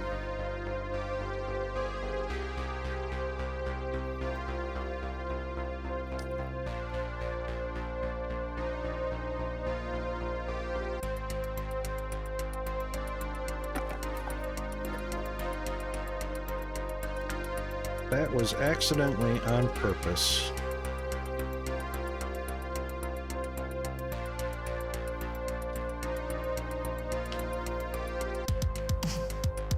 One, two, three, four. 1, 2, 3, 4.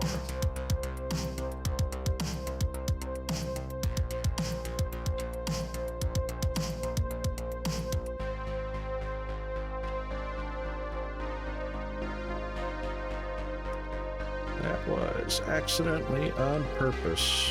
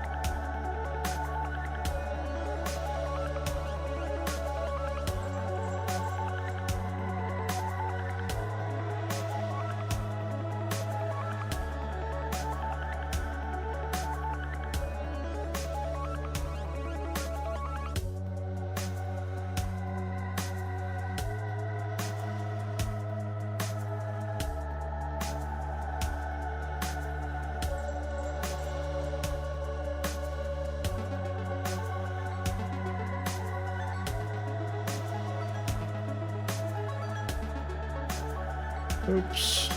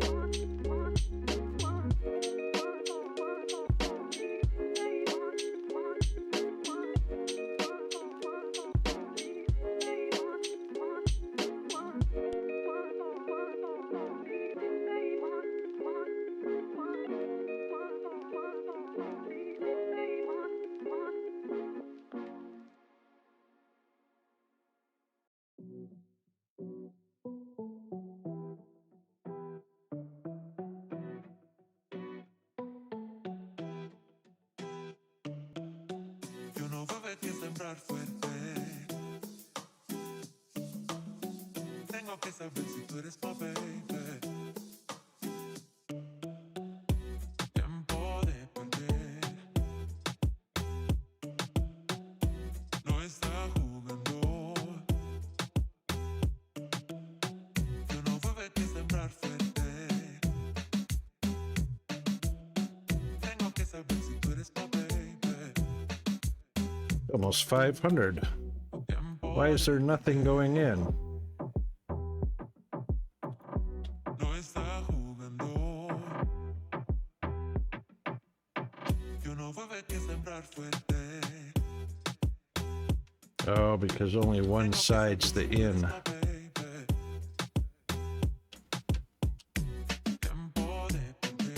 That's the in. That's the out.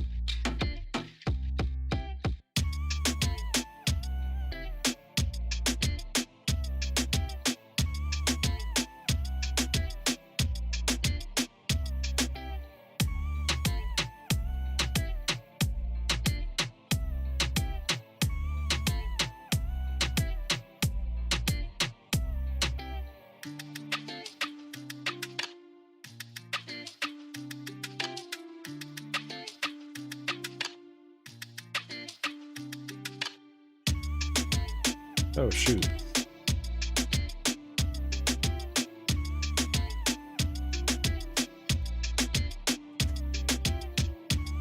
That's all right.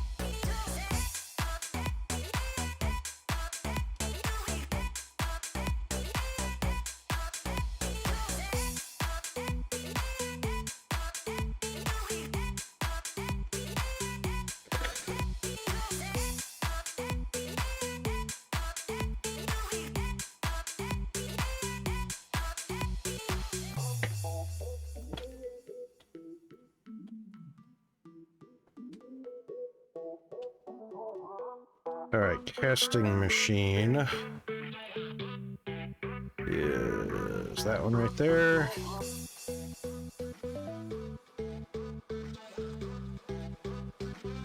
Advanced machinery, electrical, and steel beams.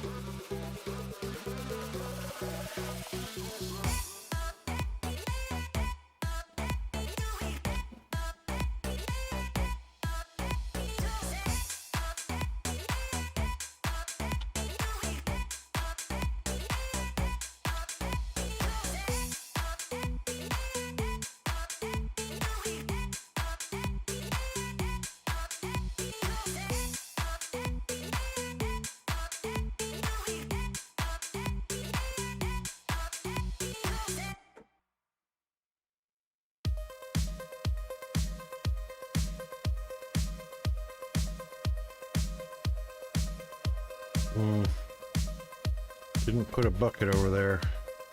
Didn't put a bucket here either.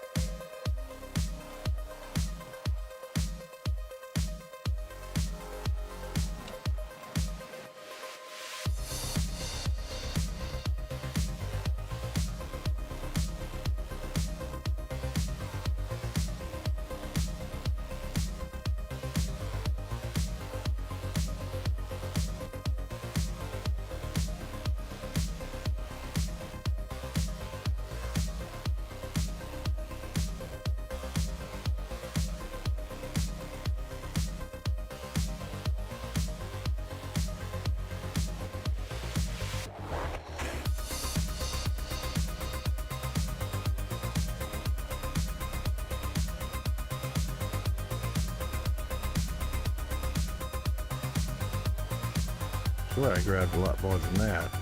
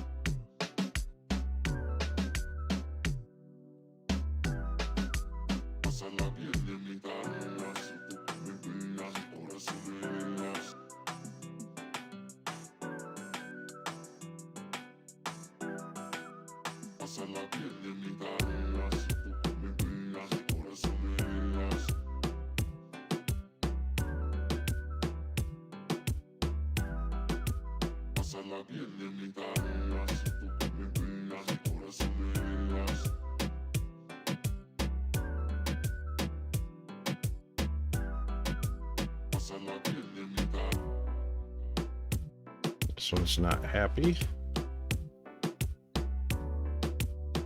Oh. Already saturated.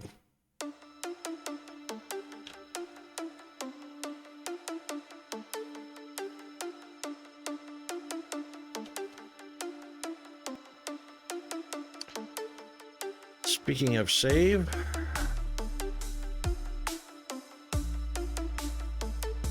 we need to get exited and we need to look for somebody to raid because we're well past the end of our stream.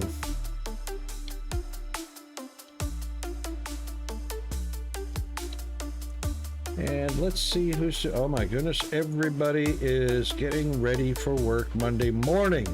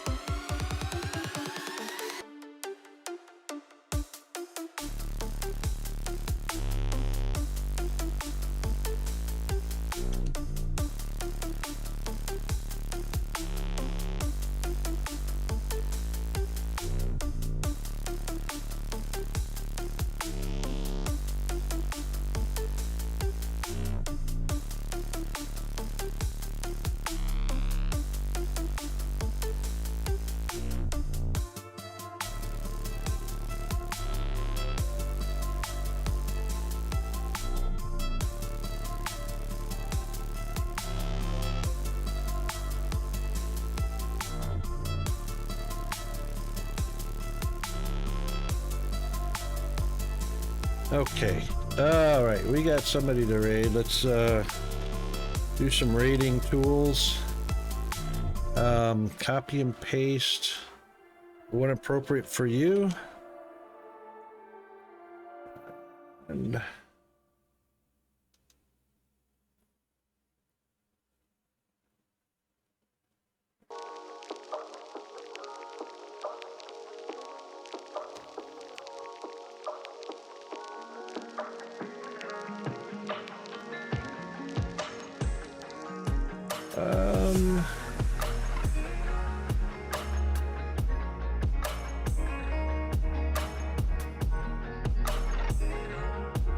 dang it, I think I just canceled it.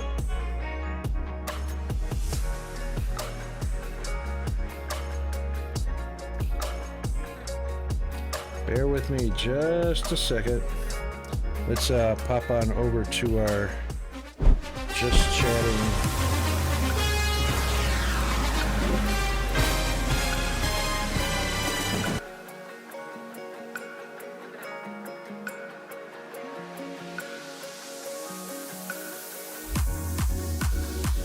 Uh-oh. Really?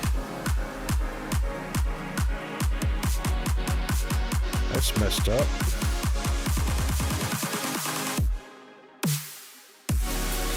Well, alright, that's an OBS thing.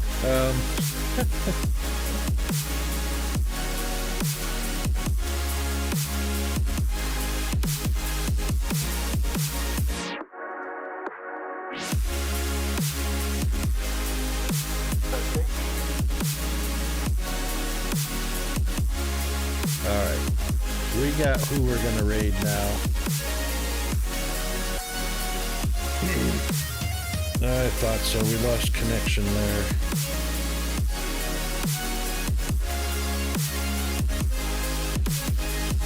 There we go. Okay. Right. Big thanks to everybody that came by today. We had Dr. D, we had Tholen, we had, of course, Mr. Norsk, and we had GFA Undead all day.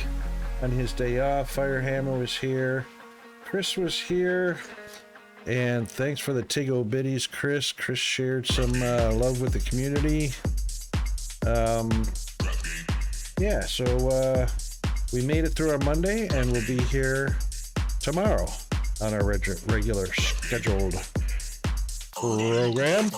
Thanks for everybody that came by. Let's head on over here and